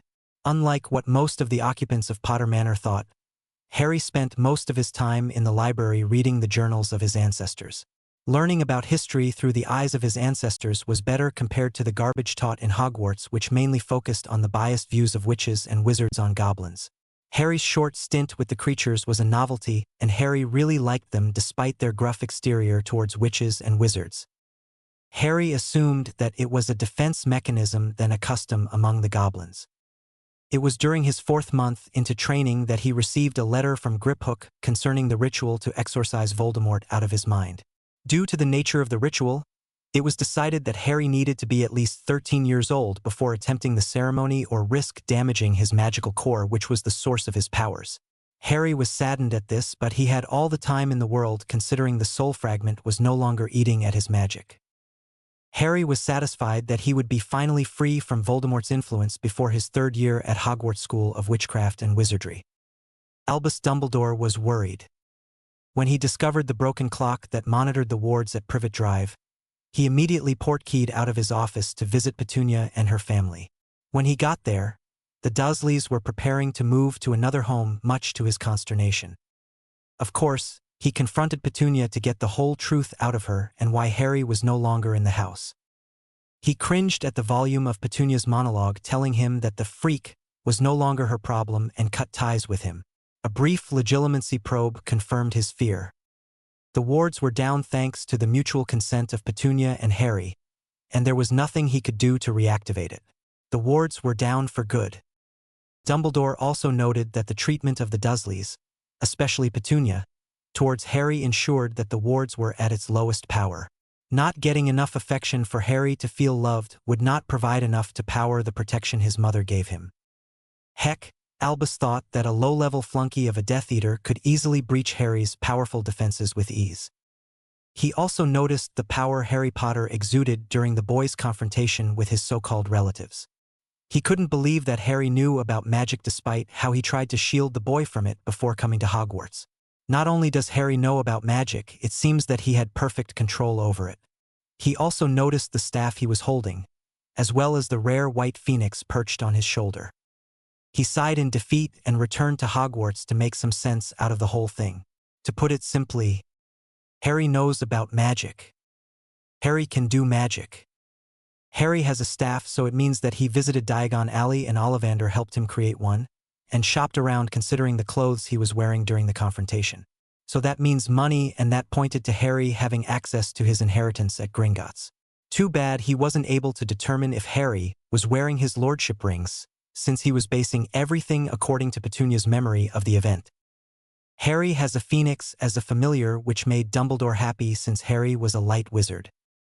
Albus was worried, however, when he saw the anger Harry exuded when he read his letter to Petunia. He gulped at the possibility of angering a very powerful lad, not to mention the phoenix and the staff. He might a very powerful wizard, but an emotionally powered magical boy was not something to scoff at. The only problem right now was where in the world was Harry Potter. Harry Potter, Shadow Sorcerer. Chapter 06, Revelation. Harry James Potter was currently enjoying a hearty breakfast after an enjoyable run around Potter Manor. The food was extra special since it was his birthday. He was now 11 years old and awaiting his acceptance letter from Hogwarts School of Witchcraft and Wizardry. Godric was kind enough to give him a day off from training, so Harry planned to spend all of it relaxing, maybe read a book or two, explore Potter Manor a bit since there were plenty of hidden rooms that Philip showed him that he didn't have the time to check, or even have a picnic behind the manor with a splendid view of Dragon Hill, as it was now being called by the residents due to the species of magical creatures living there. In the end, Harry decided to go with the picnic. It was 9:30 when Harry exited Potter Manor with Hedwig on his shoulder and Arya floating beside him as they walked towards their intended picnic ground. Of course, Harry brought a book along just in case he got bored in sightseeing. He didn't plan on spending the whole day inside the manor, though he might do so later just to keep the day interesting. He might even take a walk in the forest or visit the greenhouses later if the mood strikes his fancy. The latter was preferred since he really wanted to meet the elusive runespore of Potter Manor. The elusiveness of the runespore forced Harry to give it its own moniker, She Who Does Not Want to Be Found, since the Philip assured him that the snake was a female. They arrived at their intended destination, which offered a breathtaking view of Dragon Hill. They were lucky since a male and female Hungarian horntail were sunning at the top of the hill, resulting in an amazing view that Harry fell in love with. Harry didn't know why, but there was something about dragons that called to him. Harry transfigured a rock into a picnic chair and another into a large umbrella that he promptly stuck on the ground that resulted in a favorable shade beneath it. Despite being a rare sunny day in this part of Britain, the wind was somewhat cold, which was quite refreshing for him. He called for Flippy, who immediately appeared and deposited a picnic basket the ground. Harry conjured a small table for the food and drinks. The elf placed a bottle of butterbeer beside Harry, much to the boy's pleasure. He really loved the drink and couldn't get enough of it. A box of frozen fruits for Hedwig, and a tray of cakes and biscuits. Flippy joined them since he was Harry's personal elf, conjuring a small version of Harry's picnic chair for his own, much to the young Potter's amusement. Harry spent most of his time reading a book on enchanting while stopping now and then to look at the dragons as they released flames into the air. Harry knew that the dragons saw him and was putting on a show to keep him interested. What young Potterlord didn't know was that the dragon already saw him as a nest mate, though they preferred to stay away from him but opted to just observe him from far away or protect the place just in case. There was something about the human that called to them, but they ignored it for now. They didn't want to scare the two-legged being who graciously provided them a place to call home. As Harry lounged around, Hedwig was enjoying a great fly, sometimes dive-bombing some small critters on the ground, scaring them back to their hidey hole. Arya, as usual, was silent despite her ability of speech, though she did float away from time to time around the grounds because of something that interested her. Harry just let her be since he could easily call her to his side if anything happened. It was after lunch that Harry's attention was caught by a loud screech coming from an owl heading his way. Raising an eyebrow, he sent a mental question to Hedwig, who replied that it was an owl carrying his Hogwarts letter. Grinning, Harry placed the book on the table beside him and waited for the owl to arrive. It didn't take long for a large brown screech owl to land on the table, offering a letter tied to its leg. Harry scratched the owl on the chest before offering some of the biscuits and cakes to tide her over for the journey back to school. The owl gave Harry a happy hoot before enjoying the offered treats. Harry flipped the letter and saw his name on the front. Lord Harry James Potter. Potter Manor. Elnick, Northumberland. Harry no longer cared seeing the proper address since he accepted his station in Wizarding Society. He might be young, but he was a lord of 3 most ancient and noble houses. He needed to accept his station if he wanted to blend well in the magical world. Tension be damned. He easily broke the seal and opened the envelope, revealing 2 pieces of parchments. The first being his acceptance to Hogwarts School of Witchcraft and Wizardry, and the second letter containing a list of supplies needed for his first year. Hogwarts School of Witchcraft and Wizardry.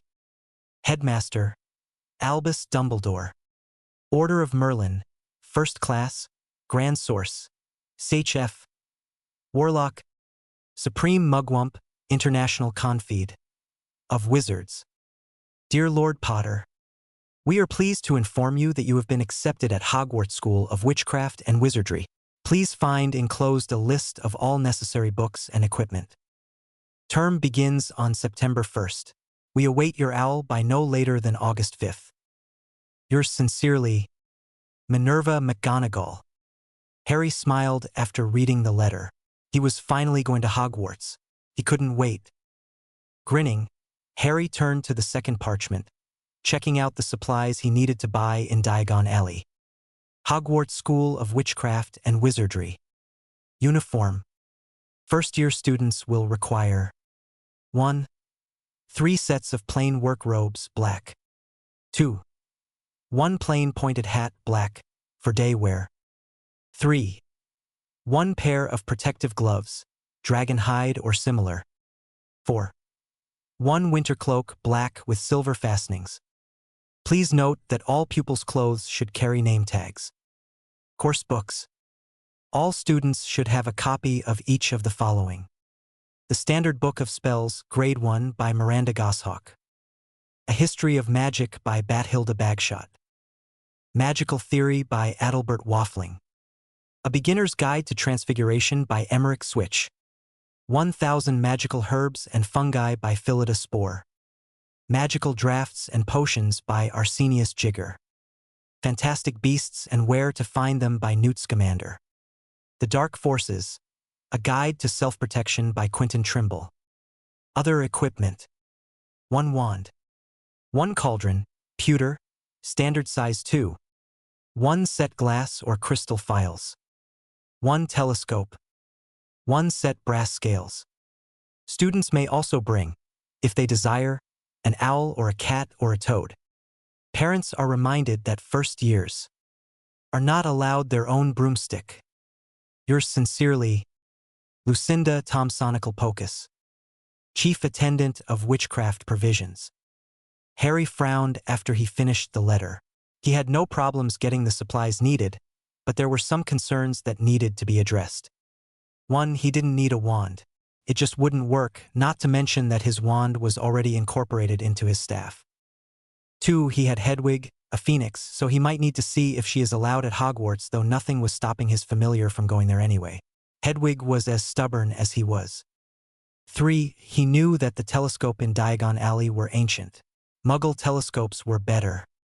He needed to write a letter to Minerva McGonagall regarding his concerns since he planned to visit Diagon Alley tomorrow. He summoned a piece of parchment, quill, and ink from his office before starting the letter. Dear Professor McGonagall, Thank you for sending my acceptance letter, and I wholeheartedly accept the place you set aside for me in your institution. However, I do have some concerns regarding the supplies list, as well as the pet that I could bring. First, I don't need a wand since I already have a staff. I bought a wand at Ollivander's and it didn't work well for me, so we ended up making a staff instead. Second, the telescopes in Diagon Alley are seriously outdated and the Muggle ones are far superior. Is it possible to bring the latter instead of the former?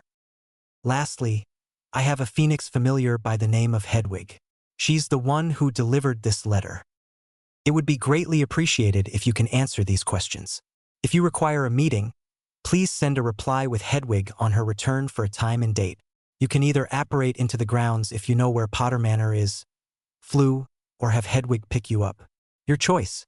I will clear you with the wards to avoid accidents upon your appearance in my home. Sincerely yours, Lord Harry James Potter. Lord of the most ancient and noble house of Potter.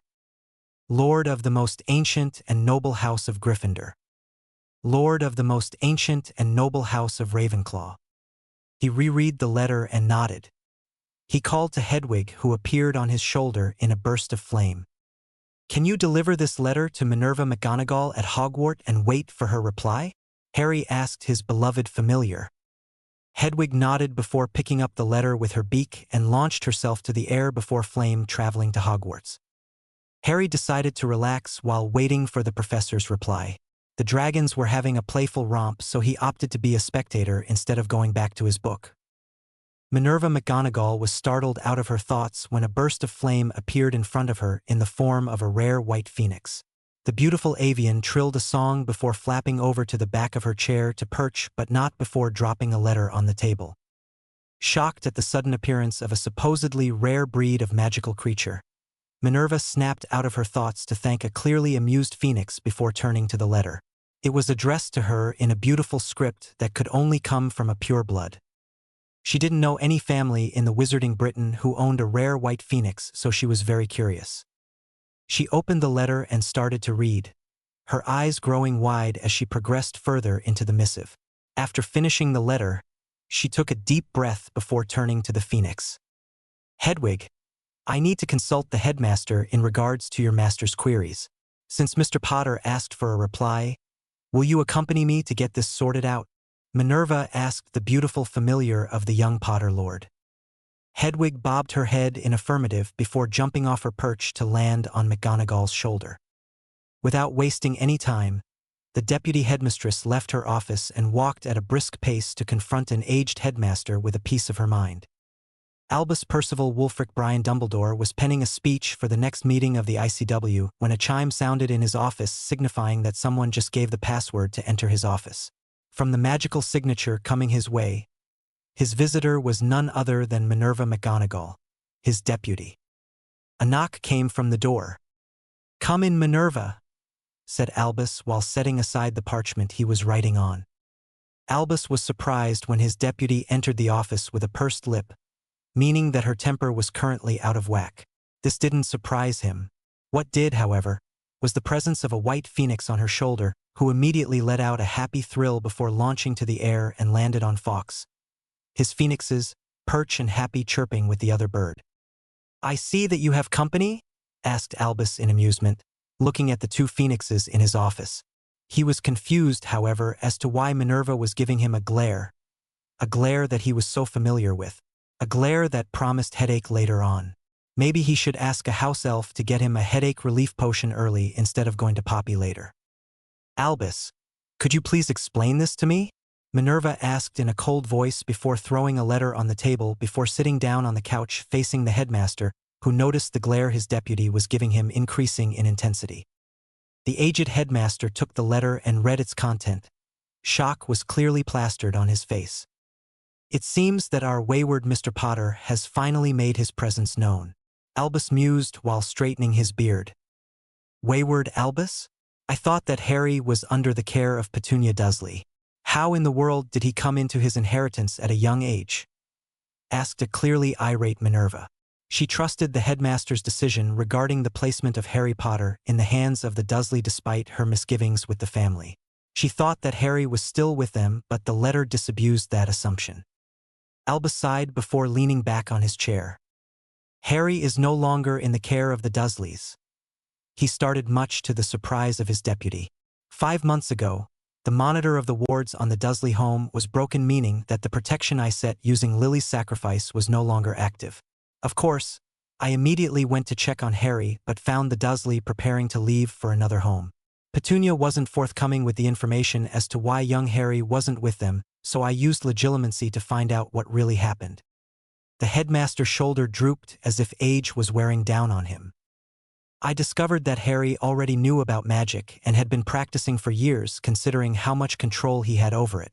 Hedwig was with him during the confrontation. It seems that the parting of ways between Harry and Petunia was of mutual consent, causing the wards to drop, unable to be restored no matter what action we take. I tried looking for Harry, but it seems that the trail had grown cold and I don't know where to pick it up. I looked in all angles, even checking up with the old crowd to see if they heard anything. But alas, nothing came up. My only hope was for the acceptance letter to reach Harry, so we could find out where he's staying. Minerva pursed her lips, digesting what her longtime friend was saying. Deciding to humor the headmaster, she drew a wand from the folds of her robe and waved it on the desk, causing a large leather-bound book to appear. She tapped her wand on the book, causing it to open and flip a few pages before stopping. Both Minerva and Albus peered into the book and found what they were looking for. Albus, it says here that Harry is in Potter Manor. I thought the place disappeared when Charles and Doria was killed. Asked Minerva, thinking that Harry was living in an abandoned manor without a single soul for company. The Phoenix didn't count. I doubt that, Minerva. The property was automatically placed on lockdown thanks to the extensive wards that could even rival Hogwarts if it was in full power. At least we know that Harry is safe since Potter Manor is quite secure considering the defenses there. Explained the headmaster, though a frown appeared on his face. I don't think it's all that safe, Albus. If you remember, someone got into the manor to kill Charles and Doria. It is not as foolproof as one might think, argued the deputy headmistress, worry etched on her face. Yes, that is true, but what the public didn't know is that they were murdered by a close friend of theirs who was killed during the war. It was quite possible for Charles to give the killer access to the property since it was the only way to do so, thus giving Voldemort an avenue to dispose of the Potter Lord and Lady. However, Harry is safe since the wards there will make sure that no one can enter without his express permission. If young Harry is cunning enough to dupe the Dursleys regarding his knowledge of magic, we can safely say that he doesn't know anyone in the wizarding world to even invite into the protection of Potter Manor. I dare say, his first social experience will be on the train upon entering Hogwarts. Minerva nodded, accepting the explanation since it was sound thinking. What do you want to do with the letter? I could easily send a reply, but Minerva trailed off. Albus gave her a shrewd look. But you think it would be best for one or the both of us to go and find out the current status of young Potter? Is that what you're thinking, Minerva? Interjected Albus with his blue eyes twinkling merrily. Agreed. Are you free tomorrow? The headmaster and deputy started discussing what to do with Harry Potter. Both didn't notice Hedwig perched on Fawkes' stand watching and listening to the both of them intently. Harry was currently pacing in the foyer waiting for his guests to arrive. Professor McGonagall sent a reply yesterday with Hedwig telling him that a meeting was preferable to better explain everything, as well as inquire about other things concerning him. The letter she sent would have been vague, much less cryptic, but thanks to his connection with Hedwig, he was able to see and hear the conversation between the headmaster and his deputy, preparing him for the meeting and the topic that might be discussed. Harry decided right there and then to confront the headmaster regarding his placement at the Dursleys and get the truth out of him at any cost. Since they were going to meet at 9 in the morning, Harry woke up around 7 thanks to Flippy and prepared for their arrival. He decided to go full nobility on them, wearing an expensive blue and gold robe with the Potter, Gryffindor, and Ravenclaw crest visible to impress upon them his stature in the wizarding hierarchy. The message was quite clear that he wasn't to be trifled with.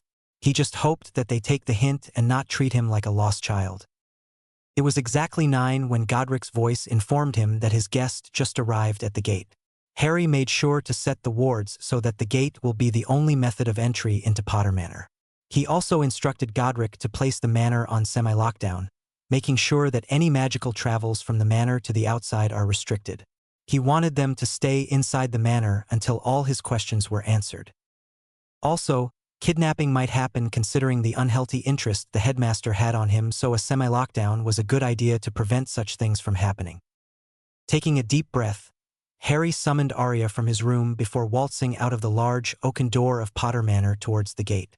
His guests, Headmaster Albus Dumbledore and Deputy Headmistress Minerva McGonagall, were standing outside the gate waiting for him. Harry opened the gates with a wave of his staff, catching the two by surprise. "Greetings and welcome to Potter Manor, professors." Harry greeted them politely with a small bow. Despite his lordship, the station of his two guests demands respect considering his age. "My name is Albus Percival Wulfric Brian Dumbledore, headmaster of Hogwarts School of Witchcraft and Wizardry. Beside me is Deputy Headmistress and Transfiguration Professor Minerva McGonagall," said Albus with a formal bow followed by a nod from McGonagall. Albus would have settled for a simple nod, but he caught a glimpse of 3 lord rings on Harry's fingers, so he needed to respect him as his station is due. A Potter Lord demanded nothing less. Harry let go of Arya, who just floated beside him, before offering a hand to Albus, who shook it before offering the same to McGonagall. "I'm Lord Harry James Potter, Lord of Houses Potter, Gryffindor and Ravenclaw, and owner of Potter Manor. Please, let us adjourn to a more comfortable setting to discuss some concerns regarding my schooling, as well as some others that I'm sure you're dying to ask me regarding my current situation," Harry said, and beckoning for them to follow before turning on his heels and walked his way towards the manor, guiding his guest. Of course, the young lord didn't notice that flabbergasted faces of Albus and Minerva as they followed him inside, unable to say anything at the regal way they were addressed. It would be safe to say that this wasn't the child they were expecting. Harry led his guests to the library, which was the perfect place as any for their discussion. He beckoned for them to take a seat in one of the large sofas while he took the one opposite from them. "Before we start with the conversation, can I interest the both of you for some drinks?" asked Harry as he called for Flippy. "Tea for me, thank you," said Albus. "Same, but with a dollop of milk if you please," said Minerva. Albus smiled at his deputy's love of anything dairy. Harry nodded and relayed the order to Flippy, who just snapped his fingers, causing their respective orders to appear on the table, though Harry's was a butterbeer. Harry saw the amused looks the professors were giving him. He gave them a sheepish smile. "Sorry, one of my weaknesses. I just love butterbeer," Harry admitted guiltily. Albus chuckled and took a sip of his tea. He noted that the blend was pretty good. Minerva also did the same, but she let out a quiet sigh as the tea and milk tickled her taste buds. "Now that the pleasantries are out of the way, can we start with your concerns you stated in your letters, Mr. Potter?" asked Albus, firing the opening salvo to get the conversation started. "Please, Professor, call me Harry," Harry offered, since he didn't want to be too formal with his soon-to-be professors. Albus nodded. "Now, let's start off with your first concern in regards to your wand. Can you explain to me as to why you are using a staff?" the headmaster asked in curiosity. He knew all about staves, especially when it comes to magical rank. If his hunch was correct, then the young Potter was more than what he looked. Actually, the decision in regards to the staff is due to the advice from Griphook, the Potter family accounts manager in Gringotts. Considering the results of the abilities test, a staff would be more conducive to my level, Harry explained before taking a sip of his butterbeer. "Level?" Minerva asked in a curious tone. Unlike Albus, Minerva isn't exposed to magical ranks. Harry smiled at her and snapped his fingers. A folder, which he prepared beforehand after a quick letter to Griphook, appeared on the table, much to the surprise of the Hogwarts professors. Harry gestured for them to take a look. While sipping more of his butterbeer, Harry noted their expressions as they read the result of his test. Albus was one of surprise, shock, and elation. The last part confused Harry a bit. Minerva displayed on shock at what she was reading. Harry could somewhat understand the reason of her reaction. Heck, that was his reaction too when he found out about his abilities. "As you can see from the results of the abilities test, a wand would be useless for me since I am a wandless sorcerer with an affinity towards the shadow element," said Harry with a smile. enjoying the flabbergasted looks his soon-to-be professors were sporting. Albus was the first to rein in his shock at the discovery, if only barely. Interesting. Would it be safe to say that you had Ollivander create the staff for you? Asked a very intrigued Albus Dumbledore. Staff users were rare in the magical world, and the foci are restricted to sorcerers and mages. He himself tried to use a staff but wasn't able to find the right ingredients for one, much to his dismay. Yes, sir. I was there during the process, and to be quite frank, I found the whole thing very interesting, Harry replied with a grin.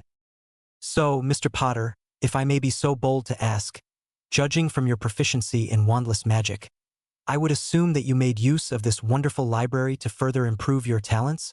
Minerva asked with a raised eyebrow while gesturing to the many books surrounding them. Harry gave her a sheepish grin. Yes, Professor. I think this discussion would be best after we tackled my concerns regarding Hogwarts. Would that be all right with you? Minerva nodded with a smile. Indeed, Mr. Potter. It would be safe to say that it is not necessary for you to use a wand as long as you can keep up with the syllabus. Don't you agree, Albus? Albus chuckled. Indeed, though from what Harry here has shown us, I can say that it would be an interesting set of classes this year for you and the rest of the professors. The headmaster predicted, already envisioning the reaction of the different teachers at Hogwarts when Harry demonstrates his unique control over his magic. Regarding the rule on pets, it doesn't apply to you since Hedwig is your familiar. Hogwarts rule states that any witch or wizard may bring their familiar or familiars to school as long as they don't harm the students or cause distraction during classes. Stated Minerva as if quoting directly from the book. She looked around as if she was looking for something. Where is Hedwig anyway? Harry chuckled before shaking his head. When you get to know Hedwig, Professor, you will notice that she isn't much of an early riser and a very deep sleeper. She prefers to sleep until after lunch unless of course something is amiss that she deems important to forego waking up late. Indeed, Minerva chuckled. She knew that Fawkes was pretty much the same. It seems that being lazy was a creature trait if the two phoenixes was something to go by. Be that as it may, Mr. Potter. You may bring Hedwig with you as long as you comply with the rules. I trust that you will let her understand her limitations. Harry nodded. Thank you, Professor. To be honest, I'm quite relieved to get permission for Hedwig since she can easily appear anywhere I'm at, said Harry in relief. Of course, Mr. Potter. Now, in regards to your request for a Muggle telescope, I dare say that you are allowed. Merlin knows that the wizarding world is clearly backwards in regards to tools in astronomy. You may bring a Muggle telescope if you wish, said Minerva in exasperation. Unlike popular beliefs, she was a fan of astronomy, though she preferred to use Muggle methods since she could easily see farther with their inventions.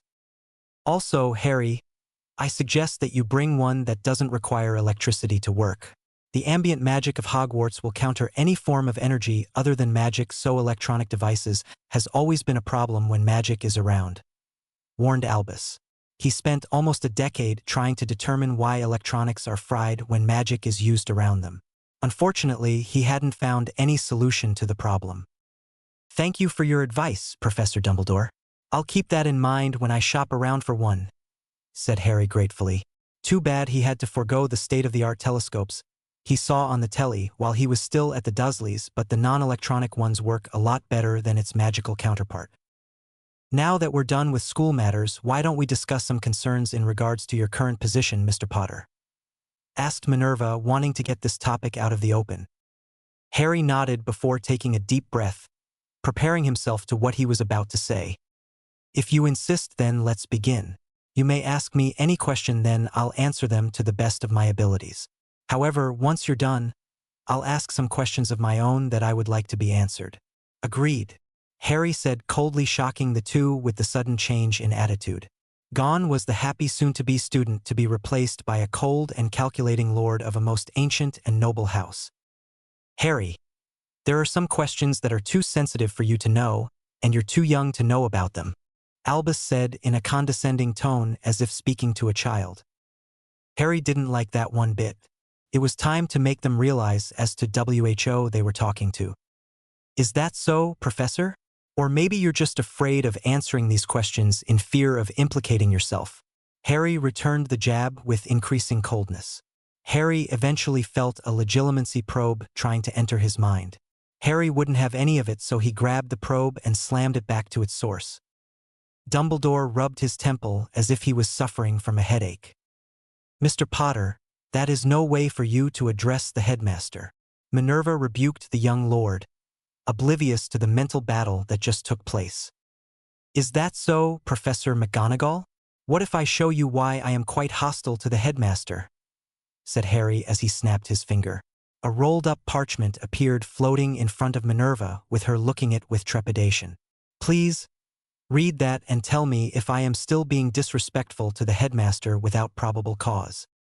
Albus saw the floating parchment and paled when he recognized what it was. The Potter seal was quite visible on the rolled-up parchment. He wasn't able to do anything to stop this since Minerva took it and began to read, paling at first when she realized what it was, then turned red in anger when she read the last part. She turned to Albus immediately. "Albus Dumbledore, what is the meaning of this?" roared McGonagall in rage. Harry butted in before the headmaster could come up with an excuse. "I take it you discovered where I was supposed to be placed?"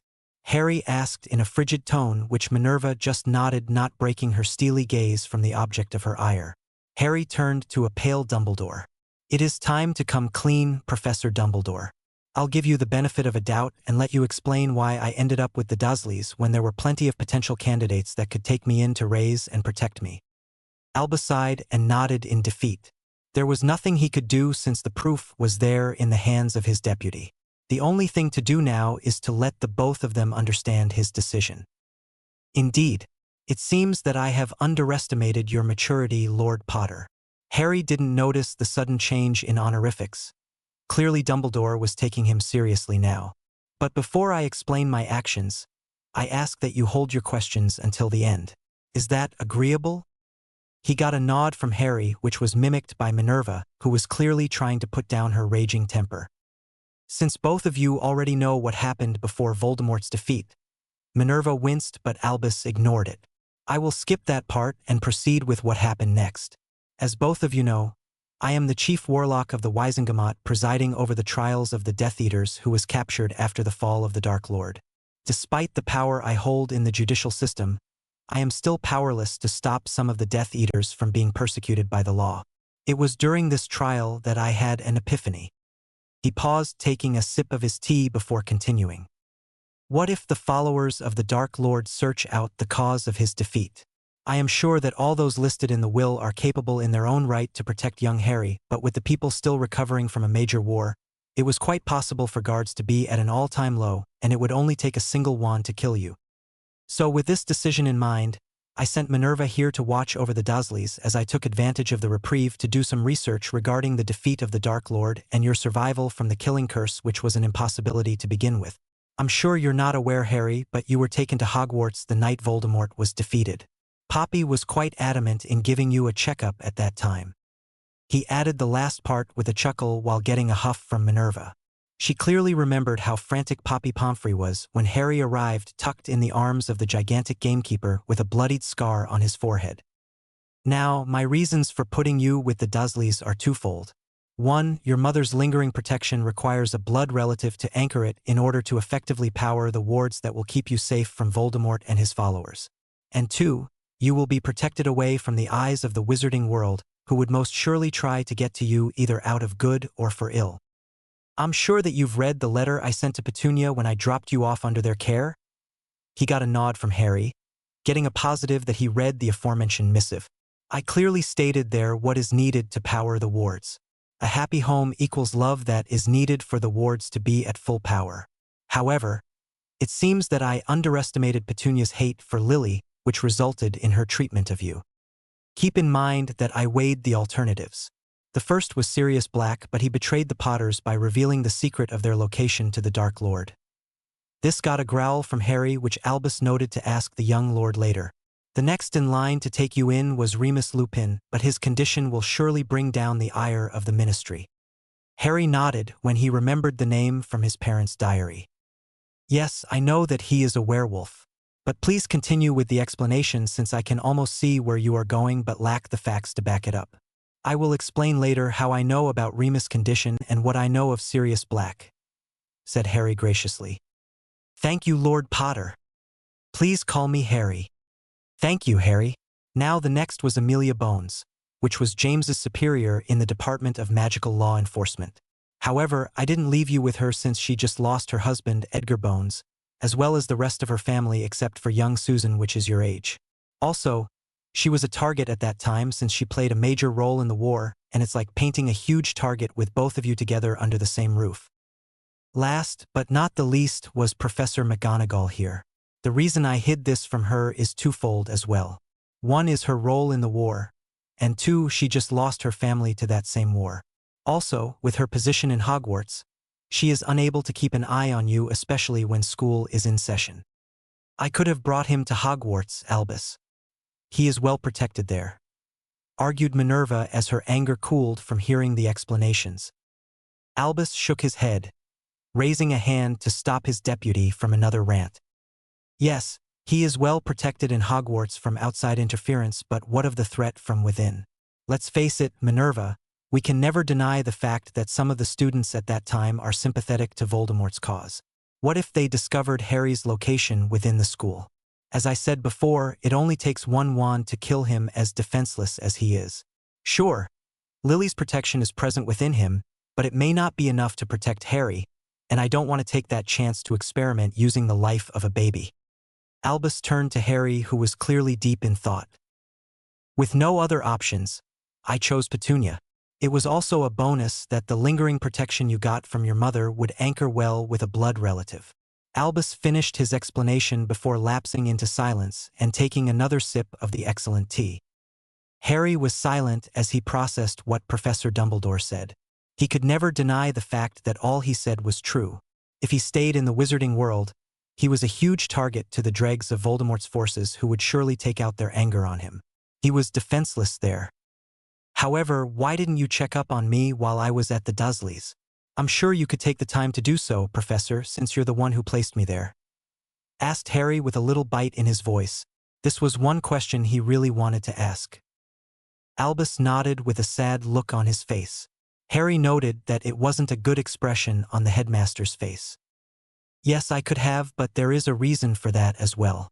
I was Voldemort's worst enemy during that time, so all eyes were on me before and after his defeat.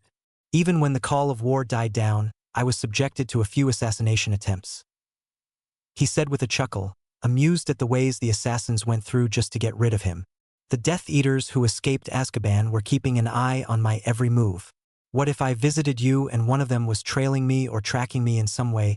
It would reveal your location. Despite the protection in place, anything is possible. Any determined witch or wizard would take care of that, especially when they come en masse. Also, I placed Arabella Figg.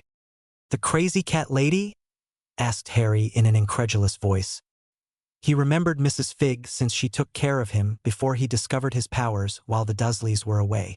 He had fun at her house playing with her cats, though he didn't like the smell of cabbage that the house seems to have. Albus chuckled.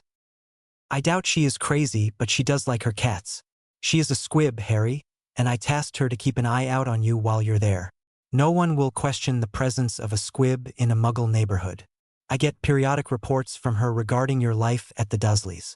She told me that you weren't treated well, but you were in no way abused or caused undue harm that threatened your life. That is a small price to pay to make sure you don't end up dead in the hands of a witch or a wizard. Harry nodded. Now he understood where Dumbledore was coming from and couldn't refute his reasons. Considering that he was the leader of the light wizards opposing Voldemort, he had to make the necessary choice to do what's right and not what's easy. His respect for the aged headmaster rose. So, any questions, Harry? I will strive my utmost to answer them to your satisfaction, said Dumbledore as he sipped his tea. He looked old, very old after the revelation. None, Professor, said Harry as he gave the headmaster a smile. I might not like your decisions regarding my placement, but I can easily say that you made the right choice. You did what was right instead of what's easy. I can easily understand and respect that. Thank you, Harry, said Albus as he smiled for the first time after the revelation. He looked relieved, as if a great weight had been taken off his shoulders. Now I have a few questions, if it is all right for me to ask? Sure, Professor. Since we are being open here, it is only right that I contribute to the discussion. said Harry with a chuckle. Indeed. Can you explain to me how you discovered magic and how you were able to use it so well? Asked Albus. His curiosity piqued at Harry's control over magic. If we go over that, Professor, then we will be talking for a very long time. Why don't I just show you? Offered Harry. Show? Do you have a pensieve, Mr. Potter? Asked Minerva curiously. Such devices were rare and very expensive. She knew Albus have one currently in his office, but he didn't know if the young lord have one at his disposal. Harry shook his head. I don't, but I can easily use my abilities as a sorcerer to show you how it happened. All I ask is for you to trust me. Albus immediately nodded, but it took a few seconds for Minerva to do so. Harry concentrated for a bit, gathering the memories he wanted to relay to the two professors. He reached out towards their minds, knocked on their occlumency shields to allow him entry. When they didn't open, he tried another approach. Please, professors, I am not going to read your thoughts. Instead, I am sending you my memories. I swear on my magic that I will not invade your secrets. Harry mentally called out to the two. After a few moments, he felt their shields going down. Giving a mental nod, he projected the memories to their conscious mind, detailing his experiences in magic. He didn't bother to keep secrets since these were two people that his parents trusted as given evidence to their will. It took 2 hours for them to finish going through the memories, and they were amazed at what they saw. Harry looked at the flabbergasted faces of the headmaster and his deputy with slight amusement. Considering the revelation, it is only natural for them to act this way. To give them time to relax, he invited the both of them to lunch, which they gratefully accepted with a promise to continue the conversation afterwards. Lunch was a happy affair for the trio. Flippy prepared a scrumptious meal that all three of them enjoyed. Conversation was light, more on magical theories instead of the revelations Harry shared with them earlier. After lunch, they retired back to the library, but Professor McGonagall asked to reschedule a talk with Harry in the future since she has an appointment with 2 Muggleborns today to explain the letters in Hogwarts. In the end, only Albus and Harry were in the library, and both were silent as they sorted their thoughts for the coming discussion. Inevitably, it was Harry who decided to break the silence. Professor, I think you noticed my reaction when you mentioned Sirius Black? Albus nodded and indicated for Harry to continue. Sirius is innocent, Professor. My godfather is currently in Azkaban being punished for a crime he didn't commit. This revelation shocked the chief warlock. Sirius was innocent? How? I'm not sure if you're correct, Harry. I was the one who cast the Fidelius charm, considering how complicated it is. Sirius was the secret keeper of the Potters. I was the one who bound the secret to him, explained Albus. Harry shook his head. He translocated his father's diary to his hand and opened it to the entry where the switch took place. He handed the diary to Albus, who took it with shaking hands. As the aged wizard read the entry, his face paled. Harry was telling the truth. Sirius was innocent. My question, Professor, is how Sirius was incarcerated in Azkaban since he was clearly innocent. I read from one of the books in my possession that a trial in the magical world is often done with the use of Veritaserum to reveal the truth. Albus closed the diary, along with his eyes, trying to remember every single detail of the trial. If I remember the trial correctly, it was Bartemius Crouch who presided over the captured Death Eaters that time under the ministerial powers of Minister Bagnold. Martial law was declared and control over the trial was solely placed in the hand of Crouch. The Wizengamot was temporarily defunct, with him acting as the chief warlock and interrogator of the accused. To put it simply, under the minister's orders, Crouch's word was law. If it was a normal trial, then Veritaserum should have been used, but now I am not sure as to what Crouch did at that time. Explained Albus, as his mind was already working on how to get an innocent out of the Dementor-infested prison. Is there a way to get Sirius out, Professor? I would like my godfather to be around me since he is the only one I have left. Harry pleaded to the aged wizard who held a lot of power in the Wizengamot. I can try, Harry, but I am quite sure that a lot of people in the ministry will try to block everything to keep their garbage from leaking out. Albus said sadly, but there was a glint of determination in his blue eyes. However, our first step is to determine whether Sirius has succumbed to the effects of the Dementors or not. Once we have determined that, we can help sustain Sirius until such time I can get the right people to set up a trial for him. How long would it take? To set a trial, I mean. Asked Harry, mind already brimming with ideas on how to get in touch with Sirius in Azkaban. He knew of a way, but he needed to clear it up with the headmaster first to see if it was plausible. That I am not sure. We could easily use your rank as lord of 3 most ancient and noble houses, but that is not possible since you are not of age to take your seats in the Wisengamot despite your emancipation. The wizarding charter would demand no less. Unless what, sir? If you are willing, we can give your seats to already ordained members and let them act as temporary proxy for your votes until you reach the age of 17 when you take your seats in the Wisengamot. Considering you hold 3 seats, I would say that a majority of the votes would be on our end to call for a trial. The only potential problem is Minister Fudge, who is deeply in the pockets of well-known Death Eaters who escaped by pleading Imperius. Explained Albus with a calculating gleam in his eyes. I think we can study on that further before we make a move, Professor.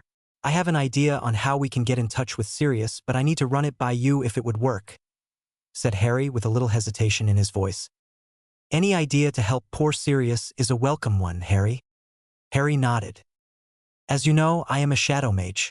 According to the book I've read, a shadow mage can exert control over creatures belonging to the shadows like Dementors. What if there is a way for us to get into Azkaban, or possibly shadow walking us there, and give an order to the Dementors to ease their torment of Sirius? Would this work? Albus pondered the suggestion before answering.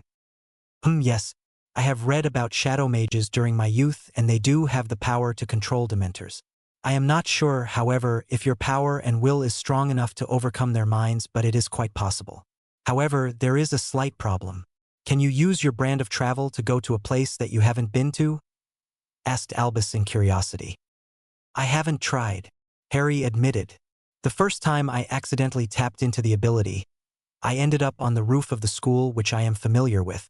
Same thing happened when I tried it again, but this time in an area of the playground where I usually frequent during breaks. I think the ability picks up on my thoughts instead of coming up with a location at random. Is it possible to use a phoenix to send something to him? Yes, it is possible since a phoenix can go anywhere without being hindered by wards. What do you have in mind? I think we can send Hedwig over to Sirius and explain the situation to him. If he is still sane, we can send him care packages to get him back into shape while we come up with a way to safely get into Azkaban and test my theory as to whether I can control the Dementors or not. Harry mused while tapping his chin. An excellent idea, my boy, Albus said with a smile, blue eyes twinkling behind his half-moon glasses. While you do that, I can come up with a legal way to get into Azkaban and determine Sirius' exact location, so we can use your unique travel to get there.